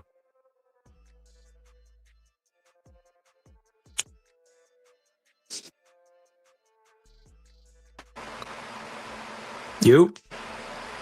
I can hear you now. Go ahead. Oh, could you hear me now? Yeah, go ahead. Okay, yeah, under Obama, like the whole Obamacare, especially the first 2 years, the 1 year of Obamacare, where it was basically one of the first times in history where they forced you into buying insurance. Like a lot of people didn't need to buy insurance, but they were helmed into it or forced into it. That should have been something that should have been covered all the time as a negative thing against Obama. And they kind of like just glossed it over, and they made it seem as if since it's healthcare, it's like a good thing. But most people or many people don't want to buy healthcare if they don't have to. And it kind of like pigeonholed you into buying healthcare.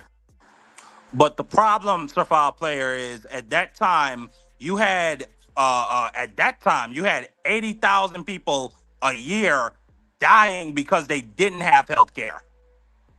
So that's the problem. And Barack Obama made sure to shore that up. Up until now, back when Obama was leaving office, I think he got it passed in 2015, and then Trump tried to kill it in 2017. Up until just recently, the amount of debt, uninsured debts, it dropped to about 10,000. Now it's back up to 60,000. Now that the Obamacare subsidies expired and Donald Trump decided not to renew them, and now the ACA marketplace has been reduced by almost 20%. So that's millions of people who are going uninsured and who don't have health care. Yeah, but ultimately, Obamacare caused healthcare as a whole to rise. I mean, like when you're forced into buying something, like somebody who's selling it to you is going to keep incrementally raising the price. Like the whole having us have to buy it is what was something that was a negative that wasn't really covered. But Obama and like with the with a lot of the stuff that happened with the Secretary of State, they didn't really go ham on it. Like a lot, like Obama, the media under the Obama presidency, which I wanted Obama to run. Like, I mean, I wanted Obama to win.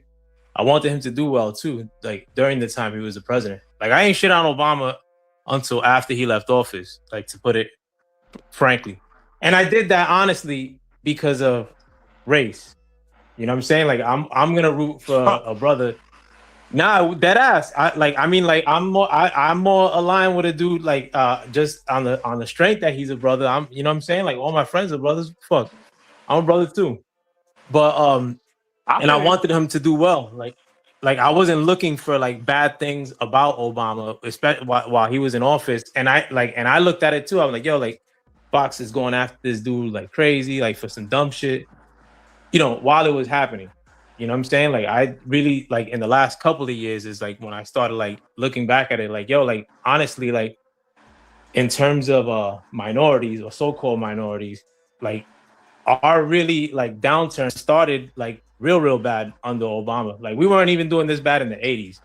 Crack era, yeah, like I mean, I was a kid in the crack era. There was still plenty of mom and dad, like many in the hood, like 2-family homes. That shit's a rarity now in the hood.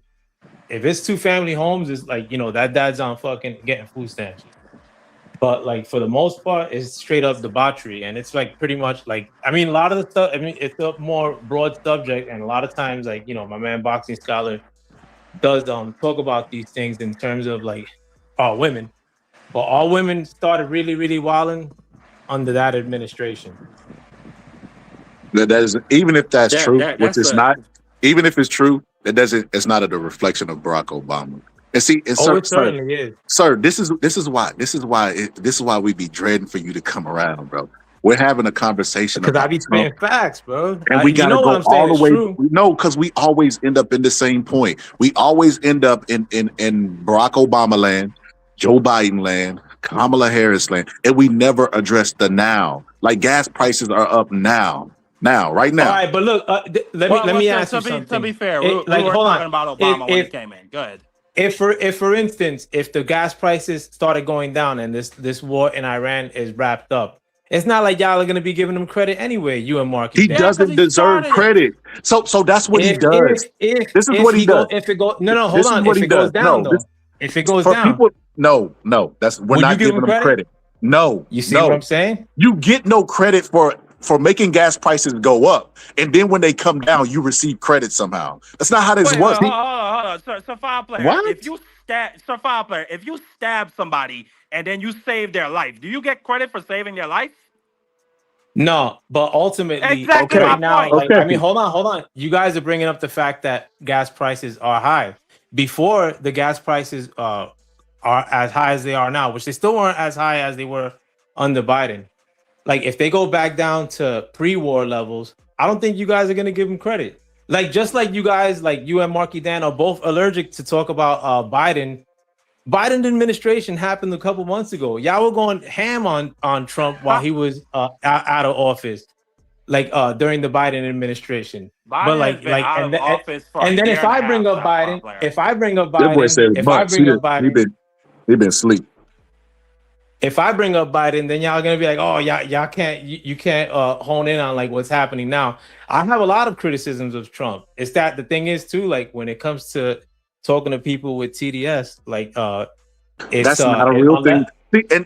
See, and this is how we know y'all are brainwashed. Anti-Trump all the time. This is how we know you're brainwashed, Sir Foul Player. You use Trump's acronyms for a syndrome that doesn't exist. Like that's a conversation TDS is a real thing. It My is brother, not a real thing. No look into the psychologist mirror and recognize you'll that. You'll see That's a man not a real thing. afflicted It's with something severe y'all made up. TDS. Look into the mirror and you see a man suffering from severe TDS. I'm sorry to tell I agree. brother. It is a real thing, but it's from his supporters that support everything he does, and you're one of them. Nothing he does, look, bro. You're trying to give this man. Marky Dan gave you an analogy, and you were like, "Oh no, absolutely, you wouldn't get credit for saving a man's life after you stabbed him," and then persisted to say, "Hey, we should give Donald Trump credit if he takes these gas prices And down." it's a hypothetical. That's the question. It's a hypothetical, Scott Boxer Scott. It's a hypothetical. If the war ends and gas prices go down, should he get credit? The war isn't ending. Iran just fired missiles at Israel because Israel is bombing Beirut, and Israel is not going to let us withdraw from this war. They're not going to let the Strait of Hormuz reopen. So we're stuck because this idiot decided to go to war. Nah, we're not stuck necessarily. I mean, if you listen to my theory on how these things are playing out long term, and you stop looking at it as like, let me look at the negative Trump angle at every turn, like you'll see like what I'm saying makes a lot of sense in terms of like what I've said from Jump Street, that ultimately at the end of the day, Trump is only concerned about this hemisphere, which is from Chile to Greenland. And yes, he's probably going after Greenland ultimately. But with this war too, like we talked, Marky Dan, you and I, the weekend that this shit popped off, and I mean we agreed on the sentiment in terms of like that country that shall not be named being the one pulling us into these wars. Call him the Z-Force. Yeah, but right now, I mean, like we've never had conversations about that country like we are right now. Like even under Biden. That country was literally conducting a Holocaust, which stopped under the Trump administration, but not like they were under Biden. But they still are. They've killed 1,000 people in Gaza since February. See how you skip past that? I caught what you said earlier. You said the gas prices they're high, but not under Biden as much as under Biden. You're making stuff up, Sir Foul Player. No, you can't debate us using Trump's talking points. But you could look it up though, Boxing Scholar. The record high of gas prices, I think, was $5.19, and that was under Biden in the summer of 2022, if I remember correctly. That, and I mean, that you could probably Google that. But right now, I mean, gas prices. Last time I checked, around my way, it was lowering. I mean, it's not lowering to pre-war level. But what I'm saying is, ultimately, my theory, and I'm not saying I'm right, but it just makes a lot of sense that, well, two things. One, that Trump is only concerned about controlling this hemisphere, which is all of Latin America, all the way up to Greenland. So Canada at some point is going to get it.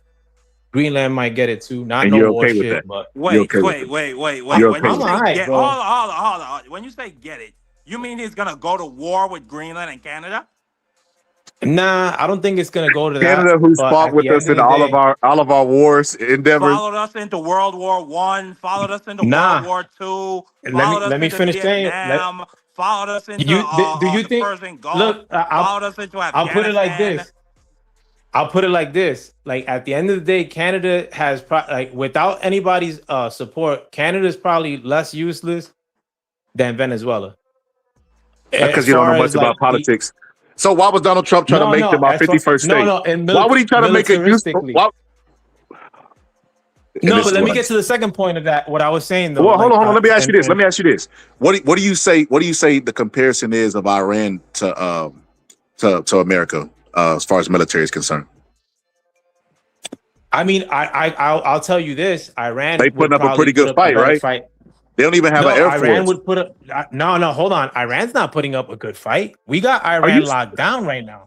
Bro, If you you guys have to don't stop think that- watch. You have to stop consuming Trump at this point, bro. My brother, 'Cause This is how many? like talking hold to on, Donald hold on. Trump. How many troops has Iran killed of America's in the They've spring? killed 15. They've killed 15, and they've injured hundreds. No. But that's not the point. They've That's killed. not the point. Hold Savannah. on. They've killed Savannah. 13 No, on the onset. Hold on the onset of this war. But let me get to my second point though. Hold on. Let me pause you right here. I'm gonna pause you. I gotta do this. Marky Dan, I don't know if you could copy paste the link and either text it to AC or put it on. Texted it to AC twice. I don't know why you're Okay. not getting it. Okay. Something was going on with my phone where people wasn't getting my Nah, but links. I don't think AC want to come up right now. Let's just keep moving on. Go Okay. ahead. Go ahead. No, but also but that- what I what I want would to say to you quickly, sir, to file player, there's a difference between dominating the enemy tactically, meaning on the ground we have higher powered weaponry, we have a higher powered air force, we have higher powered tanks and faster vehicles that can move from target to target faster. We dominated the Taliban, but we lost the war strategically. Right now, Iran is dominating us strategically because this war was not congressionally approved. So they understand there's a political calculus to this. There's midterm elections coming up. There's going to be another presidential election coming up in 2 years. And it's probably going to be the party that's easier to deal with. That's going to probably pull out and then negotiate a fairer deal for them. That's the strategic see, but you're only calculus for them. mentioning things. You're only mentioning things that could be done domestically, but that's basically a survive and hope But that's tactic based that upon Iran has. the strategy of that's based upon the tactic of them closing the Strait of Hormuz. Now imagine but a we're- world like, where Iran's the not United operate- States military has to pull back. Iran gets to control the Strait of Hormuz and toll ships. They get to make $2 million a day. They get to But that's rebuild not their happening right military. now. They get to What- none of continue what- to send none of funds what to you're saying is Hezbollah happening and the right now, Houthis though. and Hamas. And that was But that's all not based happening off right of now. Trump launching an attack on them. And now they realize we can use the Strait of Hormuz to toll the world's economy. And that was Marky all Dan. based off of what Trump did. That's called defeat. But they're not That they're is not even defeat. doing that right now. The Strait of Hormuz is controlled by us, and Iran does have access to closing the Strait of I don't know, Hormuz. I can't hear nobody, but hey, Could you hear me? that's just a straight calculus of it. No, but going back to what I'm saying though, like, and one, Iran is not winning this war. I mean, like, if they took out 13 troops from America, I mean, that's 13 too many. But at the end of the day, they ain't taking out any troops probably in months. But long term, what I think is happening is one, that Trump wants to control this hemisphere, which he is, probably right after this war is wrapped up. But two, and I'm not sure if he's intentionally doing this, but the country that shall not be named, I mean, like, people are talking about them super spicy right now. I mean, like, that debate is flung front and center, and a lot of it has to do with Trump. A lot of people hate Trump, and they think that he's aligned with that country, like, through and through.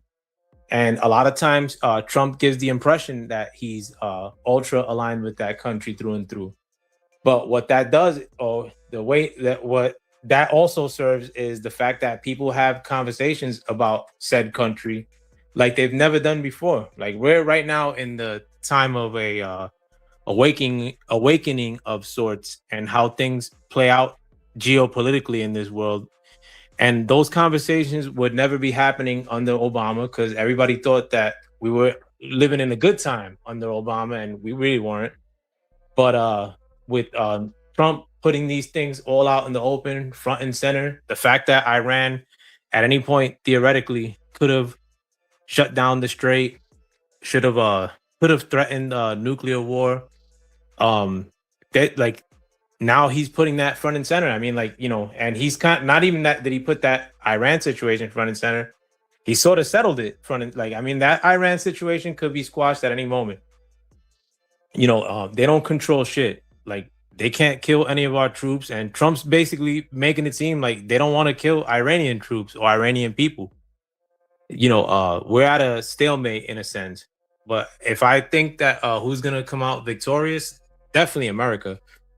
But and then what comes next comes next. But I mean, we'll definitely get probably lower gas prices after that, like once Iran does get settled. And I don't think that you guys are gonna give them credit, like, if that's the case.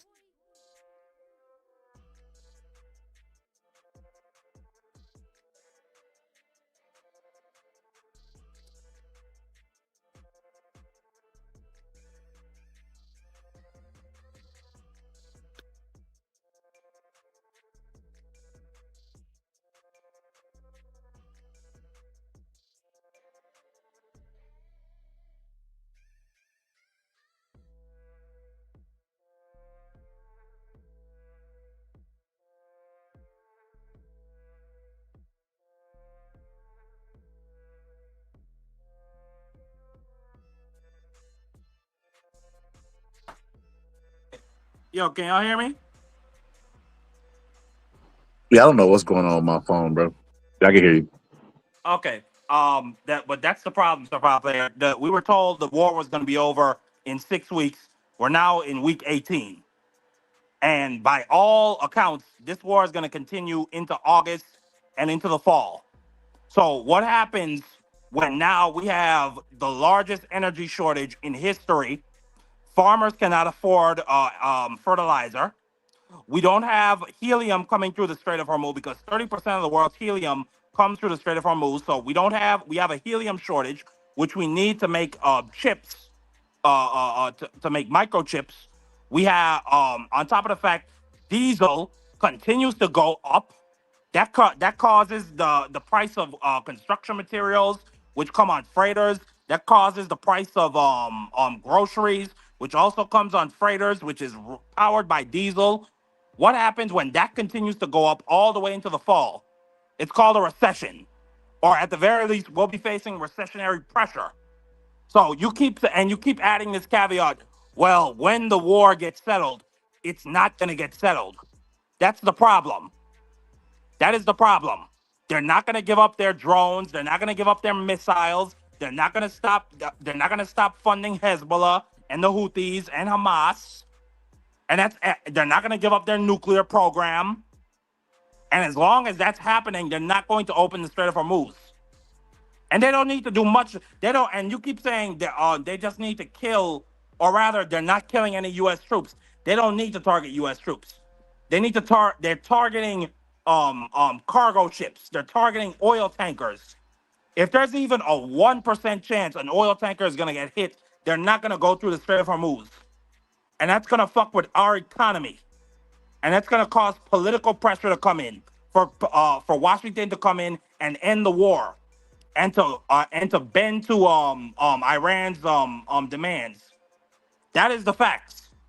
So you keep wishing and praying. I mean, you keep saying if the war gets ended. I mean, if my mother had wheels, she would be a bike. So like it means nothing. No, better yet, if my sister had a peen, she'd be my brother. There you go. But potentially this war could end. I mean, and militaristically, these are things that I could try to keep potentially track make $1 of. million tomorrow, Sir Foul Player. Hey, potentially Monkey Dan can get pregnant. He's having unprotected sex, but that's not going to happen. If the war ended tomorrow, y'all would be diverting It's into not talking going to about. end tomorrow. Hold on. If the war ended tomorrow, y'all would be y'all switch it up, and gas with $2, y'all would pivot into talking about like the reflecting pool or some shit, like being the flag blue or some other Trump non-story. At the end of the day, too, I mean, we're living in like economically, like our finances have been through the shitter since 2008, like, and that was probably and that didn't have to do with Obama, like that had to do with the first recession, the beginning of the money printing era.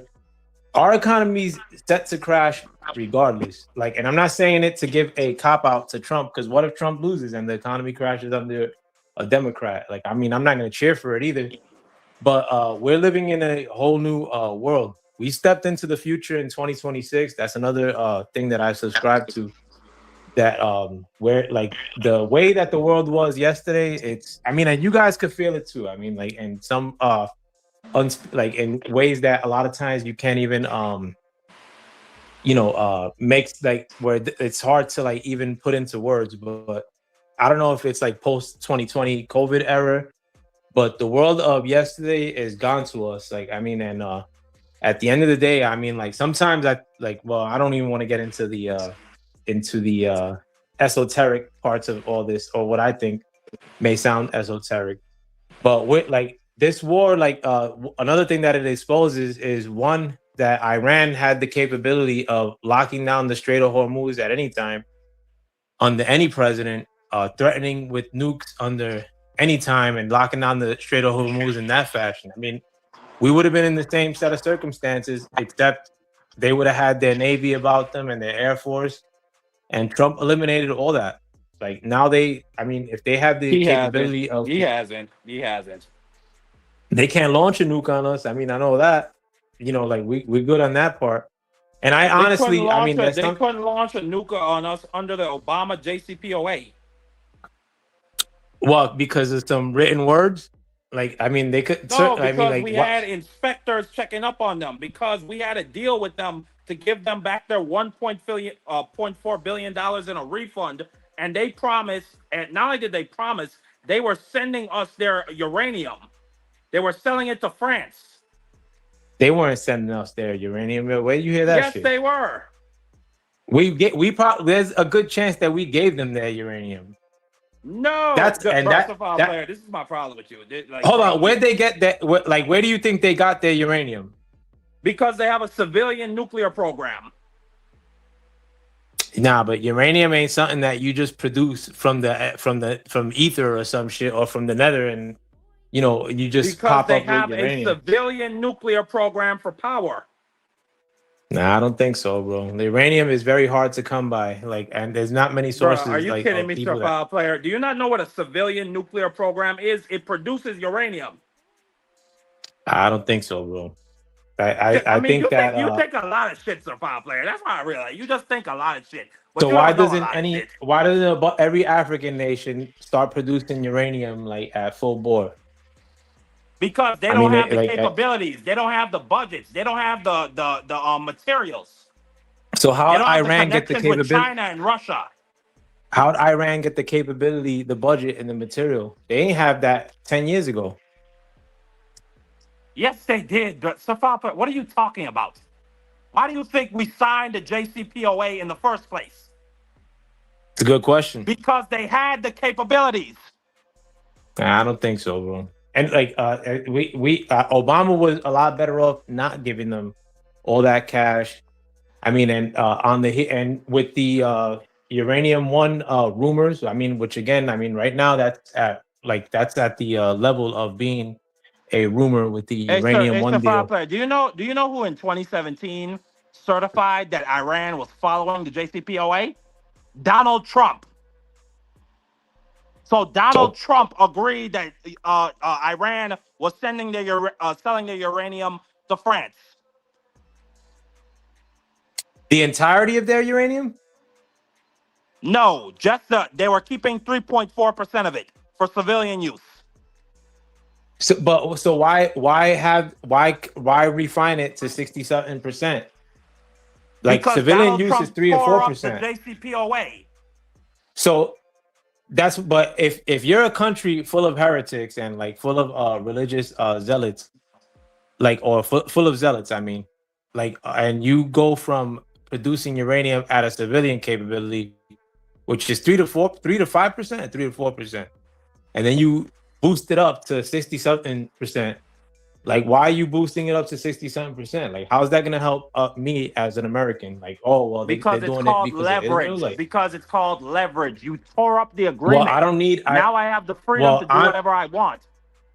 And if you as want an me to American, get back into the agreement, you got to pay me more money now. Well, as an American, rather than not have leverage, I think the world is a better place with Iran not having the leverage of a nuclear bomb. So then we should have stayed in the agreement. All right, so let me say this. Let me say this real quick. So to that point, Iran never had a. Like, it's just not hard math. Under the JCPOA, they were only enriching up to 3.4%. After the JCPOA, they started enriching to 60%, meaning they were closer to a nuclear bomb after the JCPOA was torn up. And then on No, top of the so fact, after the JCPOA was torn so here's the up, thing though, Marky Dan. all the shit that happened with like their proxies, Hamas on October 7th, Hezbollah firing on Israel and on the UAE and Qatar, Iran firing on Israel, which drew a bunch of other backlash, the Houthis in Yemen. All of that happened post tearing up the JCPOA. So by every metric, the JCPOA produced a safer and more peaceful Middle East, and it produced a less likely chance of Iran producing a nuclear weapon. Okay, so that's one that's one thing though. So, but here's my other point. But hey, these are the Really, facts. I mean, take it out really, that's none of our business. If Iran does or doesn't have a nuclear weapon, that's really none of our business. There's no way that nuclear weapon can reach the United States. The people that are at risk of Iran having a nuclear weapon would be Israel and all the other Middle Eastern countries. So it's really, that's their problem. That's just like Russia. Russia has a nuclear weapon. They're enemies. Who cares? They're far away. North Korea has a nuclear weapon. They're also enemies. And they're just as crazy as Iran, if not even crazier, right? Like Russia is literally in a war right now against Ukraine. They haven't dropped a nuclear weapon on Ukraine. Why is that? Because they know if they drop it, they're going to be met with resistance. So Iran, everybody said, oh, Iran shouldn't have it. Why not? Let them have a nuclear weapon. If they use it, they already know what's going to happen. Let Israel deal with that problem. It's not our problem. And that's what Donald Trump campaigned on. He campaigned on no wars, America first. But really, this is making them look like it's Israel first. These are not American policies. This is an Israel policy. This is a good win for Israel. So I gotta give credit for Israel because this actually benefits Israel because those were going to be the first people that would get hit by a nuclear bomb. If Iran ever gets a nuclear bomb, guess who's going first? It's Israel. It's not the United States. That's Israel. They're the ones who are going to get hit first with that nuclear bomb. And guess what? Israel has nuclear weapons. So what's the problem? Let them deal with it. The United States should have never got involved in that Iran war. Why? Because it's not our problem. It's not our pedo. It's not our. It's none of our business. Problem though. Like if everybody agreed to MAD mutually agreed destruction, in that if one nuclear warhead is launched, then everybody's gonna start launching off at their enemies, even if they're not. Yeah, but how do we know that Iran was going to do that? They didn't even have a nuclear weapon. How do you know? Well, I mean, the thing is that they as a public policy, they're screaming death to America, like their political. Okay, class. who cares? A lot of people say that. That don't mean anything. That doesn't mean anything. You know what? You know when it matters though. Like I mean, when you got the big dog, America. I mean, and Iran's not a big dog. I mean, and America just exactly. So now they're stuck in a war that had nothing to do with it. Well, so Iran. We're not stuck in a war, right? Like what yes, war we are. have you seen? We are stuck in a war. Yeah, there's a war right now. What's the nature of the war we're stuck in right now? Like what's happening as far as we war are stuff? Currently in a conflict where the Strait of Hormuz, the economic choke point for most of the world's energy, is closed. No, war specific stuff. Like what's popping off. Okay, they're launching. Okay, so here's the thing. So you're thinking most of our bases have been destroyed. No, hold on, Marky. Then let me respond to this. Okay, so if you look throughout history, war changes. So before, back in the days, people would go to war launching arrows and with blades. And fucking swords, right? That was hold on. Let me finish, bro. Let me finish. Hold on. Let me finish, bro. Let me finish. Militarily by the war. Chill out, homie. I'm getting there. Okay, so back in those days, that was war. So countries would go to war by launching arrows and then swords, right? That was that type of warfare. And then when guns were invented, guess what?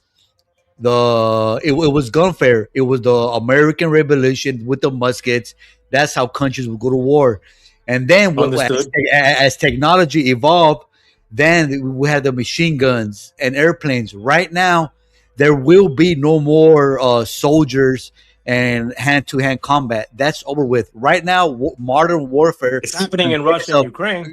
No, hold on. Right now, modern warfare, as far as the United States, because Russia and Ukraine, they're not the most advanced military in the world. The United States is. So from here on, Russia's advanced, and we arm Ukraine. no, Russia's not advanced. They can't freaking take over a small little country in Ukraine. They're not that advanced. It's not. So the modern warfare, it consists of drones and bombs. That's what from here on out, you're not going to see no more missiles. Yeah, you're not going to see no more boots on the ground. That's old. That's what I'm saying. So what's America losing what do you mean war that you're talking about in 2026? Like, how are we? I'm not saying they're by- losing. I'm saying they're fighting somebody else's war. They're fighting I'm saying Israel we're war. losing. No, but you're changing. You're kind of like switching it No, up. Like, they're. I get you. No, I you're get what talking you to said Marky that Dan we're now. fighting Israel's You're war. talking to me now. Right now, the United States, they're losing money as far as losing money and military intelligence, because the other big dogs, which is China, they're having a glance at what military power the United States have. Because so if you ever, there's a book called The Art of War. Iran's probably using Chinese weaponry, and we're No, like they're not. sourcing They're it right gathering intelligence. They're using them as a proxy. I don't know if you know what that is. So China is using Iran as a proxy. They don't care about now. Iran. Iran's not They don't doing care. well in the war, though. It doesn't matter. So It why? does matter. No, it doesn't. No, it doesn't. Because Right now, over Iran, we have Warthog planes flying over Iran. yes. knocking So drones it is out. okay. So earlier you said that there wasn't a war. So what I'm telling you, there is a war. It doesn't matter I if didn't you. say that. No, yes, you did. You said it doesn't matter if you're winning or losing. You're still in a war. It doesn't matter if you're winning or losing. No, United I'm saying States, that there is a war. I said that the war could be wrapped the United States hasn't lost a war. Like, I don't think never. They won all the big wars. The United States is never. Now we've lost Vietnam, wars. we lost Nah, I don't think so. United States is never going to lose a war. Yes, we did. I mean, We probably lost the Afghanistan. whole point. no, Afghanistan. Okay, so from that same metric, you could say that United States is going to lose Iran using the same metric. They will. Well, That's no, my the way point. we fought in Afghanistan is significantly different. Okay, but individually as than- far as what did the United States lose? Like what's the metric you're using?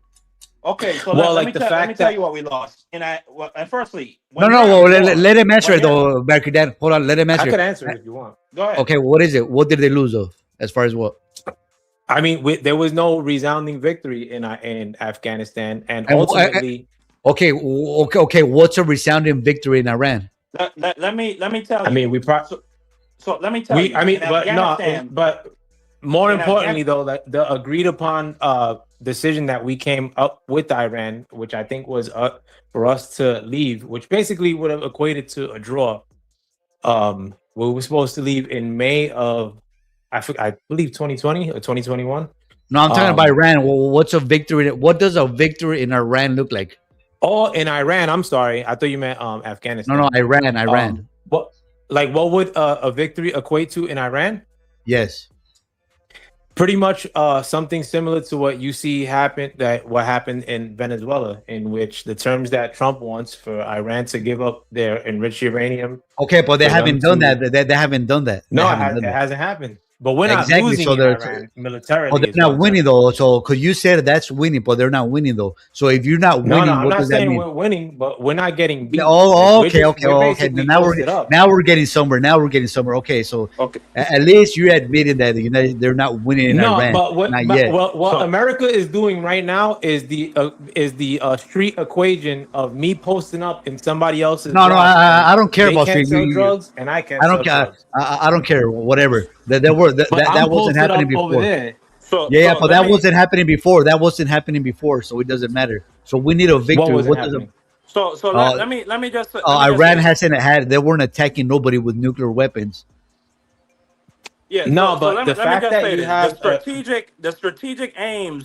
Well, firstly, in a war, you have strategic goals, and once you achieve those goals, that's when you have victory. So in World War II, the strategic goals of World War II was to destroy the Nazi regime, and we achieved that. So that's victory. In Afghanistan, our strategic goals was to destroy the Taliban, and we did not achieve that, and we had to pull out, and we left behind $8 trillion. We left behind 2,000 dead. We stayed there for 20 years, and we didn't achieve our goal of destroying them. That's defeat. In Vietnam, our goal was to defend the South Vietnamese government against the North Vietnamese, and we didn't achieve that. We had to pull out, and the North Vietnamese destroyed the South Vietnamese government once we left. That's defeat. In Iran, the big problem with the Iran war is there has been no strategic goals really set from the beginning. 1 minute it's regime change to get rid of the current IRGC. The next minute it's about nuclear weapons. The next minute it's about getting rid of their military's ability to launch ballistic missiles and drones. And at this point, we haven't achieved any of that. They still have nuclear material buried in Fordo and Isfahan. The regime is still in place, and they still have 70% of their missile launchers and their drone launchers. So no, we haven't achieved anything. And even worse now, a consequence of us launching this war is the Strait of Hormuz is closed. So now we have a new strategic goal, which wasn't there before. We have to open the strait, or else our economies are going to be wrecked and go into recession. So no, like if we pull out right now, it would be an absolute defeat because we didn't achieve anything. And now we have a new consequence that Iran is going to own the Strait of Hormuz. They don't. But what if they don't own the Strait of Hormuz? And what if we're victorious in Iran?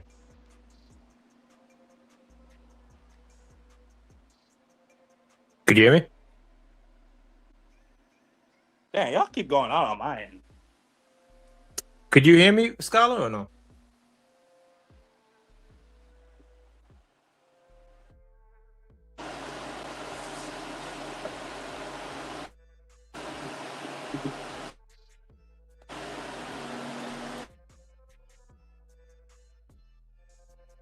Did you hear me?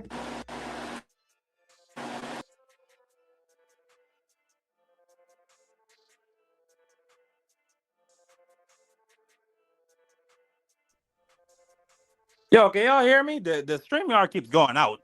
Nah, so what happens, Marky, then if it ever gets silent, just hit refresh. Because I could hear you and I could hear Sir Foul Player, but you couldn't hear them.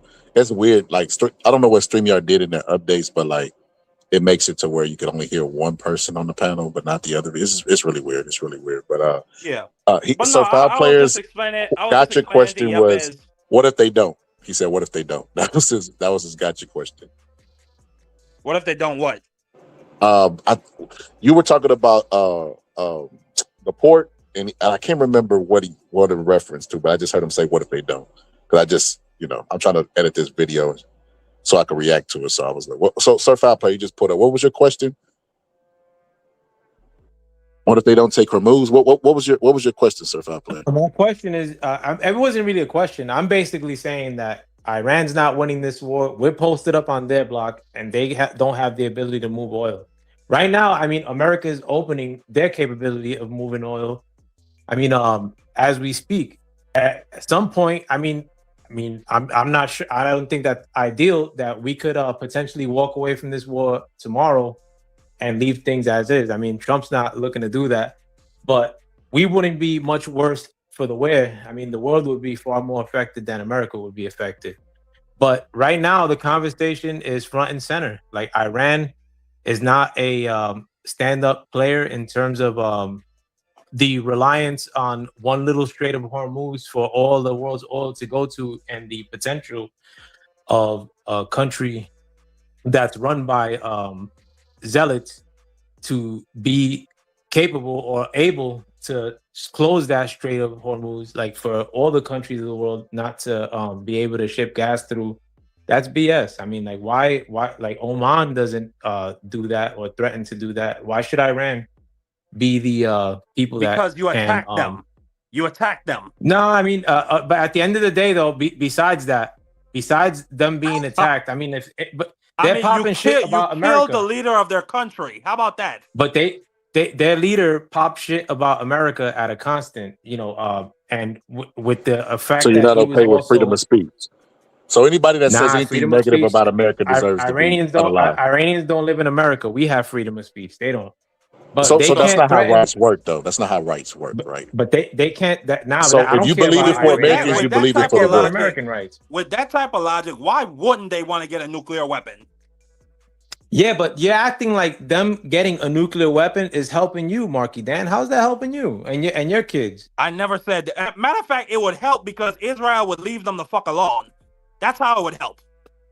Even with that, hold on. Even with that, how's that helping you and your kids?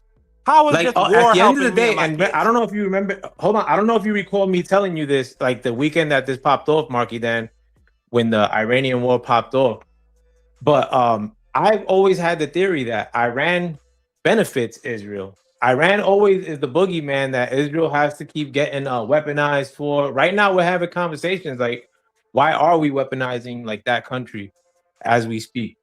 But every time like that, there's some sort of scare event that includes Iran. It's always, you know, let's throw money at that at other country that shall not be named. Nah, the with entire the Middle Z-boys. East is Israel's boogeyman. Before Iran, it was Iraq.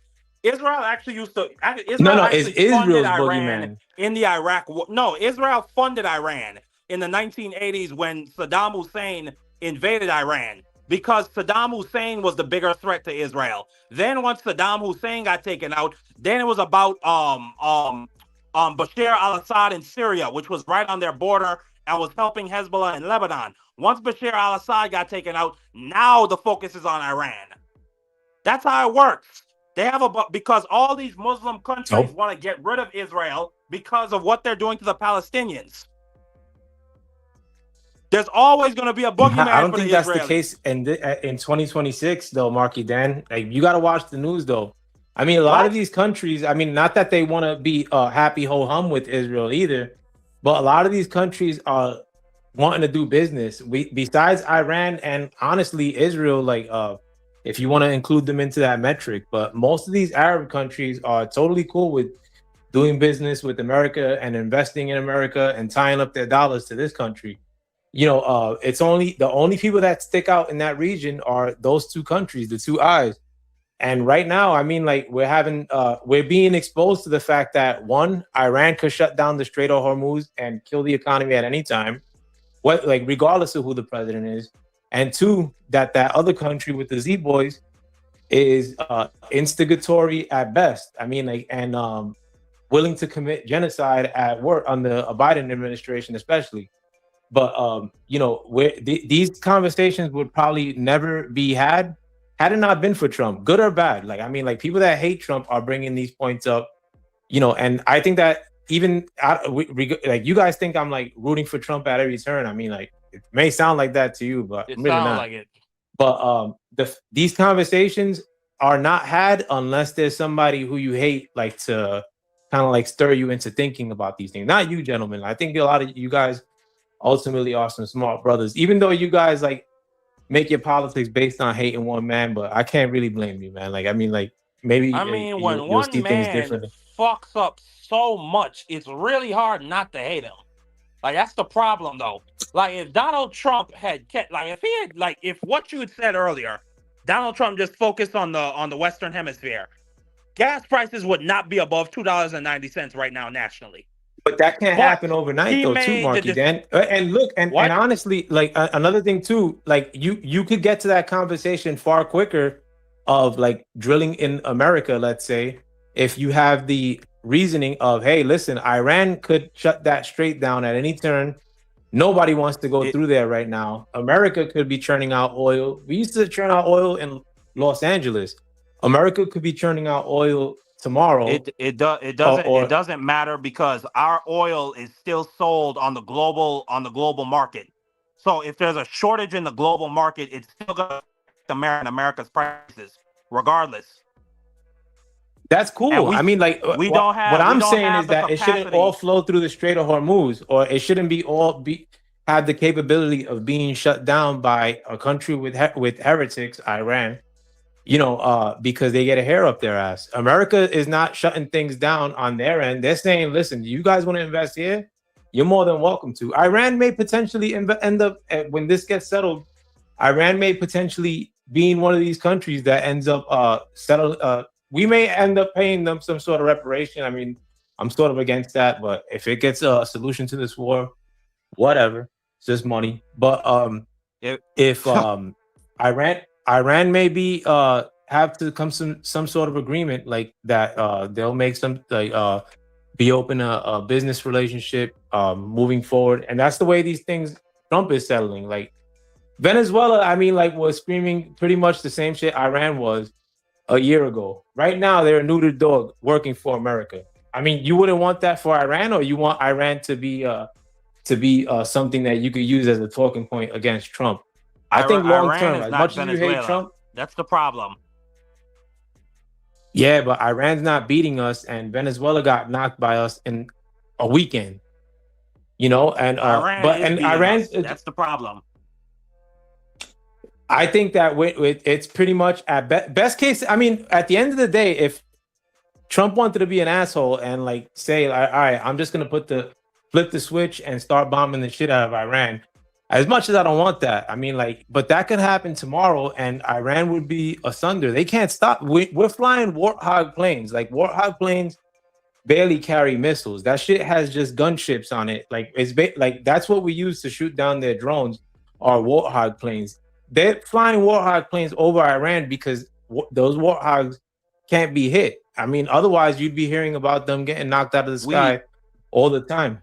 Warthogs are like flying lower than like a commercial plane. Like They shot down two F-15s and one A-1 A-10 Warthog earlier this year. Earlier this year, though. Literally before the ceasefire in April, when those two pilots got in the F-15 that got shot down in Iran, and they had to go rescue those two pilots. There was another A-10 Warthog. But those pilots that got are shut Gucci down right now. Yo, those pilots right now are zipping margaritas somewhere in America. But Shit's imagine Gucci, if Iran had got to one of them before the Navy SEALs did. Those But they motherfuckers didn't. would have been on Iranian state TV getting humiliated. And you sound like you would have been happy if that would have been the case. I mean, Are and you out I of know your you don't fucking feel that mind? way. My father served. My father served in the Navy. No, but you got to hear yourself, like how you sound, like what you root for. You know, when you have these conversations, and a lot of that is driven by hate. I'm not rooting for Iran. Are you out of your fucking mind? It sounds that way.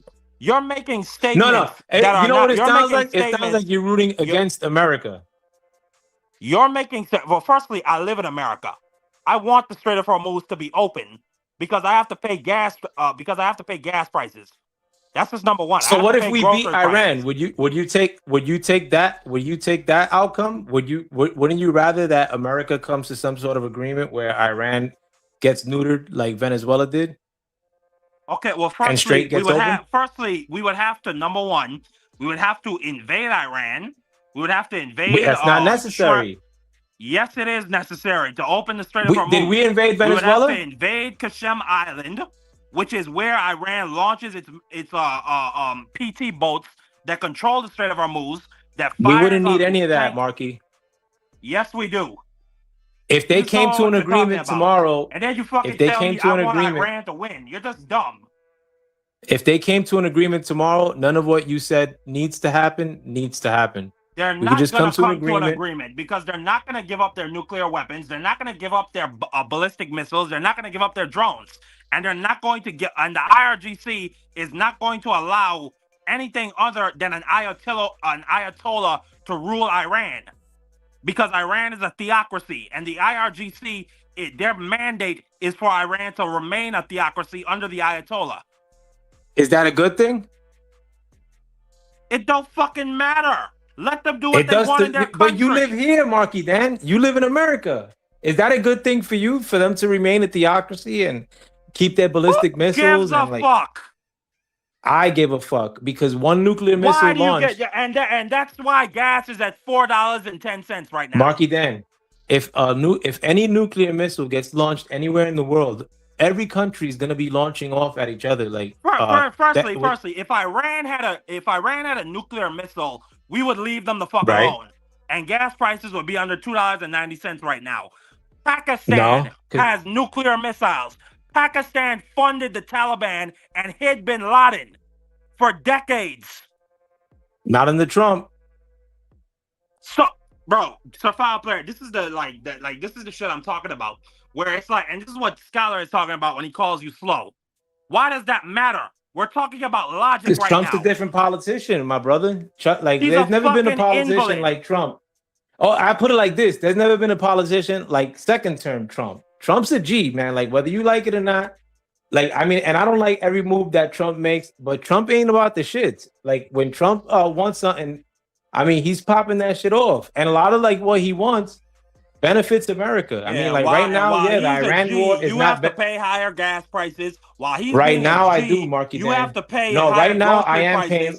Hold on. Right now, I am paying higher gas prices. My grocery prices have not shut up like the way you guys make it seem. I shop for groceries weekly. I'm the one that shops for groceries at my cribs, and my shit ain't going up. My shits were way higher under the Biden administration.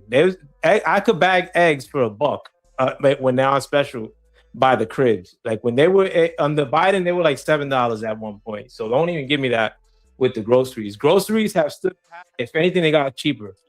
But gas prices, I mean, like, yes, I don't like celebrate gas prices being higher, but they were way higher under Biden when they hit their peak under Biden. And he had to empty the strategic reserves at one point to get those prices lower too. I mean, like, which a lot of people don't talk about.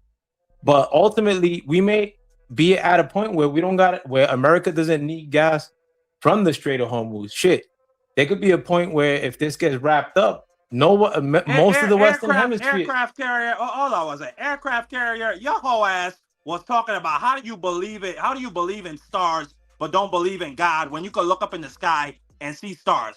Don't talk about who the fuck is slow. Shut your ass up. Go ahead, Sir File Player. Yeah, but ultimately, like, this whole thing could be wrapped up, and it's gonna be. We could have conversations of like, why do you, as a different country, need to get your oil from the Strait of Hormuz? Come buy it from America, you know, like, and that's what we may be heading to. We may be heading to tons of refineries being built in America and get back to how we were in the 50s and like when America was pumping oil left and right. I mean, and it took a politician with balls. America is already pumping oil left and right. We've been energy. Nah, we need more for the past. Yes, we are. We've been energy. We need more though. I need gas to be 39. I want it to be where gas is 39 cents. That's what we need to be at. Until we get to that point, I'm not satisfied. I need gas less than $1. But I want to be at that point where we have to give away gas like to other countries. Where instead of fighting a war in Iran, if Iran acts up, we'll tell countries, listen, if you guys buy, we'll give you gas for free. Don't buy from Iran, and we win wars that fashion. That's and honestly, I'm not saying that Trump's bringing us to that level of drill baby drill, or starting up like drill. I mean, and drill baby drill ain't gonna happen like that's not something that happens overnight. But under these past presidents, not all this shit like Obama giving money to Iran. Get the fuck out of here, bro. Like, why should Iran get a dime from Iran? Obama gave them a refund on their Obama money. gave money. Listen. In that interview that you guys posted up earlier today, like, Trump made the claim that Obama sent C-130s to Iran full of money. And he lied. It's not the first time he's made that claim. Why don't the news come out and front and center? Oh, well, listen. Because Trump, again, it's a file player, and this is what I'm talking about. You have no, thoughts, but the regular media that knowledge. hates Trump. So what hold on, the regular with media the that Iran hates Trump. nuclear Hold deal on. In 2015. No, you hold on. The What regular happened with media the that Iran hates nuclear Trump. deal in 2015. Barack Obama and Iran negotiated a deal. In 1979, Iran, under the Shah of Iran, bought destroyers and they bought Air Force planes from the U.S. and they sent us $400 million, and we never delivered on it because the Iranian Revolution happened and we didn't want to give them weapons. So what happened was we refunded them their money to the tune of $1.4 billion because Why refund over them? 40 years, yes, we refunded them their money. But why paid us- refund their money? Because they paid us money and we didn't deliver on our end of giving them weapons. So we should have kept it. No, but we wanted a nuclear deal. We wanted a deal for them not to not only build that, Marky Dan, they allowed our scientists in to examine to see if they were developing a nuclear bomb. And you can look this up, which I'm pretty sure you're not, because Trump didn't say it, didn't come out of Trump's mouth. Exactly. It didn't come out of Trump's ass. But they So when did that stop? They absolutely What- blew. When Donald Trump became president, he didn't like Barack Obama having anything with his name on it, so he tried to eliminate it. Obamacare, trade deals, So, all hold of on. he even By that went. He's logic, so though- stupid. hold on. He even went at himself. He was like, "Canada's ripping us off. I don't know who made these deals," and it's like Donald Trump, you made By those that deals. logic, though, boxing scholar, and that's you're just making the point for me. By that logic, because Trump ripped up the deal that you said Obama established, you think that merits the reasoning for Iran to then go start refining a nuclear weapon? Yes. That makes no like you If guys. you have a deal in place, You retard. and You guys. oh my look, God, you guys speak you against your cannot- own interest. You guys speak against Yo, your so own okay, interest. okay, surf play. How does that Hold make on, your let's world put it in better? highlighted. No, hold up, let's do this. Let's do this. Let's highlight it like they used to do for you back in school. Okay, so you and I have an agreement, right? We're neighbors. That your tree is not going to go over my backyard fence, and we negotiate it, right? And I give you some type of benefit, whatever. I pay for your grass to get cut, right? And you make sure you go out and trim your tree so it doesn't go over. If I take the deal, or my wife comes and says, you know what, the deal that y'all have in place, forget about it, rips it up. Do you then have the right to let your tree go over the fence? That's a good analogy that you just made, and if I could just add something to that. No.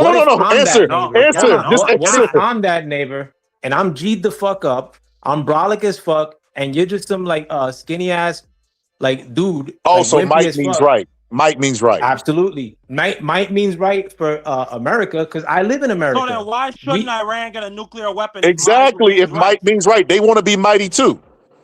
No, but you're saying that just because we ripped up that deal, that it's no, hold on. You're putting yourself in a smaller and smaller box. No, but you're saying that just because Trump ripped that deal up, that gives the impetus. Trump ripping up that deal shouldn't mean anything. Does that mean that we're gonna go into war with Iran? What? Exactly. Like, so why? So you guys are trying to validate the fact that Iran went ahead and started refining their nuclear capabilities to be able to launch missiles off, as like that's as if the reasoning behind that is just because Trump ripped up a deal. I mean, like Not they're only doing that shit. They assassinated the field marshal of the IRGC, General Soleimani, after he ripped up the deal. Okay. Bro, Safaba, you just slow. You just not man. I ain't got no fight. Like I'm really And just them- this and- shit. And at the end of the day, Iran ain't the big dog though. Hold on one second. So let me break it down to a better analogy. Since you want to talk about being G the fuck up and all. But we this don't other need bullshit. analogies though. So let's say no, because you're slow. You're actually a slow person, Survival player. So Your analogies let's don't make say- sense. Let's say you're in your house, okay? You have a bunch of swords and shit, and if anybody comes to your house, you have the ability to chop them. But you got the niggas across the street; they got real guns, and you say to yourself, "Bro, why do they get to have guns? I should go get myself a gun." And over across the street, they say, they go ahead and they come over there and they kill your fucking wife. Why wouldn't you go get a gun? To Jack's point, he met with them and bombed them after meeting with them. Exact, bro. Bro, what surf out player? He This pulled is so. a Pearl Harbor on Iran. Yo, this is really frustrating. Surf What are out you player. what are you referring to? What are we? You're joking, right? You're trying to frustrate us, right? You're trying to frustrate us, what right? specifically are you referring to? Like when he bombed them after they met him? Well, in the first time last year, You don't even know the history? No, this administration or his first administration? Then he tried to. No, okay. Hold on. Let's start over. Bombed them again. Hold on, Marky. Hold on. Let's take a deep breath because he getting under our skin. Let's go. His slowness, but I think he's doing it on purpose. So let's take a deep breath. So this is what we're gonna do. Y'all hate for one man is making y'all blood boil. Hold on. Let me host because this is what I got to do. You're proving our point that Trump supporters are the least informed. You're showing up to debate an issue you don't even know the history. And the most confident. bro, it just confidently My man, wrong, but it's give me insane. what are you referring to? I'm just asking a simple Yo, question. how are you in possession of a phone and don't even know the history of a guy that you're defending tooth and nail? Like this is you're the embodiment of a Trump supporter, right? What But this is bombing are what you we're gonna do. referring to This is what we're specifically? gonna What do. I'm saying. How do you what we're think the gonna war started, Sir Foul Is it Player? first It started administration with the or U.S. second bombing administration? Iran. Yo, this is insane, bro. How do you think the Ayatollah died? Still don't It want to started answer. with the U.S. Yo, bombing now he wants Iran. now he wants to phone a friend like who wants to be a millionaire, Bro, bro. Like, are you bro, this kidding is me, Sir insane, Foul bro. Player? How dumb I'm are you? asking no, because when we bombed the general, I don't think that was in this administration, is what I'm telling That you. was in And this 2020. administration, Yes. when we bombed the general, Yes. first administration. I was asking a simple question: first administration or second administration? That was in the first administration, bombing? Sir Foul Player. Okay. The bombing that we're currently talking about, we're talking about the bombing that started the war where they killed the supreme leader while they were in negotiations with the U.S. Which let me say this, that's also a military mistake and a tactical mistake. And there's been a lot of people, Joe Kent, which was a leader in the Trump administration, that's a mistake. Okay, so let me tell you how this shit works. So you don't want to kill the leader right away, and this is a mistake that Mexico has made with the cartels when they kill the main leader. So a problem when you kill the main leader, you don't know who to bargain with next. You don't know who to deal with next. You don't want to kill the main leader of an organization, of a country, because why? It creates what they call a quagmire, a power struggle. Now there's a lot of Wasn't the infighting. Ayatollah the main leader though? Hold up, he cooking. He cooking. Let him cook. Let me just finish. Okay, so you want to kill maybe their underlings to put fear in them. You want to kill people close to them, maybe family members here and there, but you never want to take out the main leader. So another mistake the United States did, not only did they kill the main leader right away, which that guy, he had control, right? He could control his people. They killed a lot of the guys that were following him. So right now, a problem, and Trump has admitted this, they don't know who to deal with. They don't know who to talk to, because they supposedly, Trump, according to him, they already have an agreement. But guess what? They're not the ones in charge.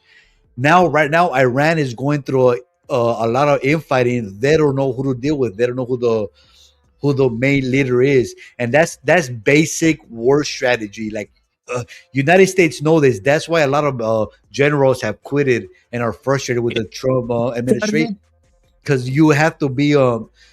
This is not new, bro. This has been going on for years, and that's a mistake that a lot of Mexican authorities had made with the cartels. Instead of dealing with the head of the cartels, they kill them. But guess what? That creates fucking chaos. Now they don't know who the fuck to deal with. Now maybe the next guy is probably crazier than the first leader. This guy, the Ayatollah, the supreme leader, he was 87 years old. A lot of people think that he was willing to make a deal and he was chiller, right? Because a lot of old people, they tend to be more level-headed. But now you got a young, I'm talking about the Iranian people, young 20-year-old extremists that they don't care if they kill the whole country. How are you going to fight with somebody like that? They don't care now. So that's a mistake that the Trump administration did. Admittedly, too. Yeah, that sounds like an Iranian problem. Infighting on their part. The fact that they're willing to kill off their own populace because they're trying to prove a point. That sounds like an Iranian it's not an Iranian problem, because now the United States wants to make a deal with them, so it becomes the United States problem now. Exactly. It's not an Iranian problem. It would have been an Iranian problem if the United States would have never gotten in there. But now the United States are there, though, and they're trying to make a deal. It's Donald Trump and the United States who wants to make a deal. So it becomes Trump's main objective from Jump Street, one objective that we did accomplish from this war is the fact that they can't launch a nuke as of now. So to me, I mean, they were never able to do that. That was never an option. They were never able to do that. So that's not a win. You can't put that as a win. They were looking. They were never able to do that. They had ICB, but they had Yeah, ICBM. they had never done that. They had never. You could speculate they could have done that in the future, but they never done that. No, So they that's not had a win. ICB. They had ICBMs right now. I mean, like they launched an ICBM. So they during this never war. they have never launched a nuclear weapon. And there's as far as launching missiles, they're launching missiles right now. So that hasn't stopped. Yeah, They're by, still by, launching by, missiles. the way, by the way, Sir File Player, They're still launching them. They're still launching them. They're still launching the them. ceasefire with Iran is dead. Israel just launched missiles on Iran after Iran launched on them. And that's another So thing. expect the U.S. response. That's another thing. This is why they will never get a ceasefire. They can't control Israel. Exactly. So, but see, a boxing scholar. So this is my problem with the Democrats. You see how this guy is just saying false propaganda. That's the Democrats' fault, bro, because they're not putting the information out there enough, bro. They're not. Look at this guy. Hold on, They got this guy brainwashed. But hold on, we just provided facts for him, and You every on the, time we you say on the wrong something, panel saying that, bro. These are Democrat defenders through yo, and through. no, hold up. Yepes voted for Trump too, by the way. So, but Yeah, I did. I didn't vote for him, but I wanted He supported to. Trump in the Yeah, I first. supported But Trump. hold on, Yepes, check this out. We just provided him with facts on top of facts, and every time we provide him, he moved goalposts. There's nothing the Democrats can do. Their mind is already made up that Donald Trump is a victim, that the media is unfair to Donald him. Trump is a G. Donald Trump is a G. Everything is positive about Donald Trump. There's no convincing him. We can't If even Donald convince Trump him. ended the war tomorrow, you wouldn't give him Oh, credit. I agree with you, but what I'm saying, but I haven't heard that enough. Though I wish the Democrats would push that more, bro. Like, hey, man, the Iranian people had never launched a nuclear weapon. What proof do we have that they were 2 weeks away? That's literally laughable, bro. But And I the just don't see them problem with that, pushing the problem with that agenda enough. Yep is the problem with that Yep is so much of the Democratic Party is also owned by Israel. So they also have an anti-Iran. That's true. That's Hold true. on. That's true. That's right true. now, when the Z country has the worst sentiment in America ever, why aren't the Democrats getting front and center every chance they get and saying Donald Trump is supporting that country, Donald Trump is supporting that country, or what you guys just referenced, like or Hefe, whatever your name is, what you referenced in terms of like that they weren't 2 weeks away from acquiring. Hold up. So let me say this. Yo, I will entertain. Democrats like Bernie I will. Sanders, AOC. Absolutely, there are Elizabeth Democrats Warren. doing it. Yes, absolutely, there's Democrats doing it. But I'll take it from Yepes because he's more rational. I'm not gonna take No, that. Yepes is a So- good faith actor. Yes, he Yepes argues in has good a faith. good Sir faith Foul Player doesn't do that though. Sir Foul Player is wise than Democrats. Why the fuck is the president of the United States, who you support, not That's the doing thing, any though, of that? too. I barely mentioned the Democrats. As soon as I mention Democrats or Biden, woof, you guys get on defense mode. Because you're bro. Like, deflecting. You're deflecting. Yeah, I'm you not- won't address bro, anything my that Donald brothers, Trump my does, brothers. but you're holding the Democrats to a higher standard. And Donald Trump is the sitting I'm president. not holding you, the Democrats. you are like, at my least brother. aware of that, right? What I'm saying, I'm giving the Democrats a talking point that they could run with to San Gennaro. Like you could say that Donald Trump is supporting this foreign country. Why don't they? That's what I'm saying. They do. They do. I mean, yeah, I mean they are, but what I'm saying is that they're not doing it enough. So okay, so you're speaking to someone like yes, I did support Trump. I did wanted him to win, but now that I see how fucked up of a job he's doing, I want the other party to win outright. But as being like I'm a realistic person, I just want them to do good, bro. So I'm being a harsh critic on your own. You know how you're when you're a parent, you're like the worst critic of your sons or whatever. You want them to do good, so you're gonna call out the flaws. I guess that's what I'm doing right now to the Democratic Party, bro. I just want them to call out the bullshit, which is obvious that Donald Trump and the Republicans are doing it. I just don't feel like they're doing a good enough job, bro. I really don't feel. Yepes, do you know what the Republicans just proposed in the House? That's about to make it out of committee. They proposed a section 224, I think it is, of the National Defense Authorization Act, which is going to merge Israel's military supply chain with the United States. Yeah. I seen that. So that should be a talking point for the Democrats, bro. Like it's right there to take, bro. It's right there to fucking take. Isn't he? Isn't Ro Khanna part of that with Massey? No. Well, yes, they're a part of calling it out, but they're not a part of signing on to that bill. Ro Khanna and Thomas Massey are staunchly anti-Israel.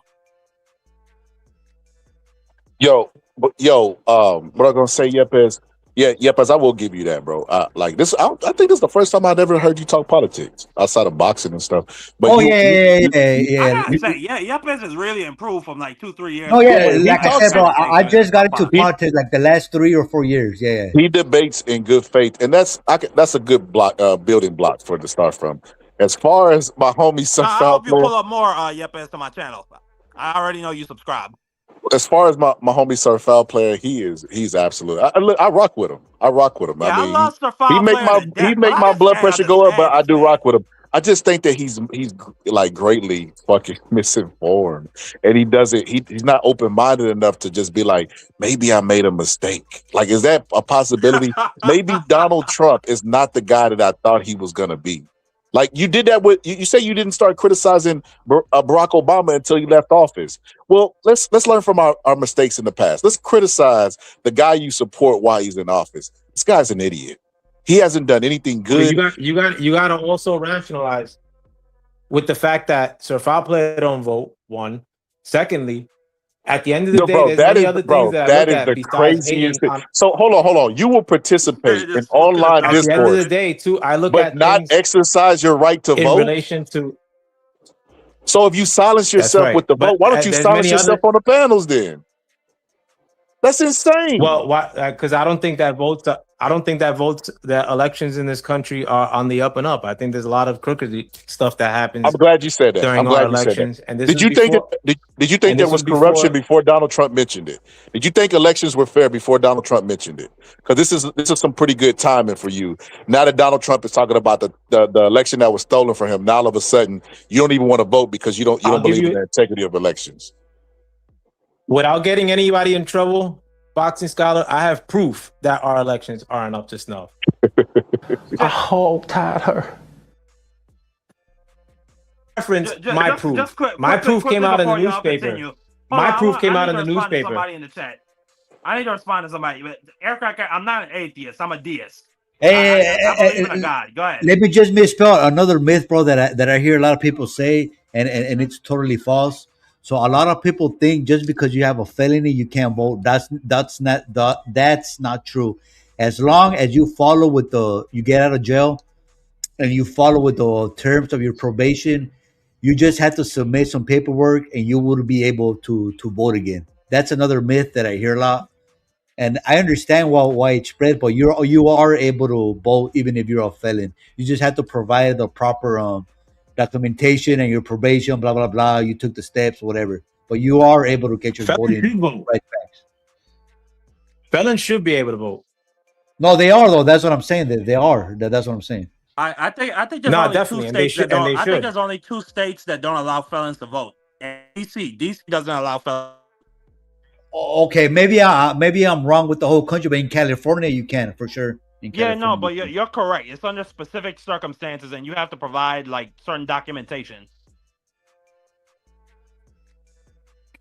No, definitely. No, That's we not good, why Eric. I'm saying I don't Aircraft think carrier, that. As far as I know homeboy you as saying that I know you did voting that, doesn't aircraft. count, so I'm gonna say it like this. So in my state, California, I believe that my vote doesn't count as far as the presidential vote because my state, a Democrat is always gonna win.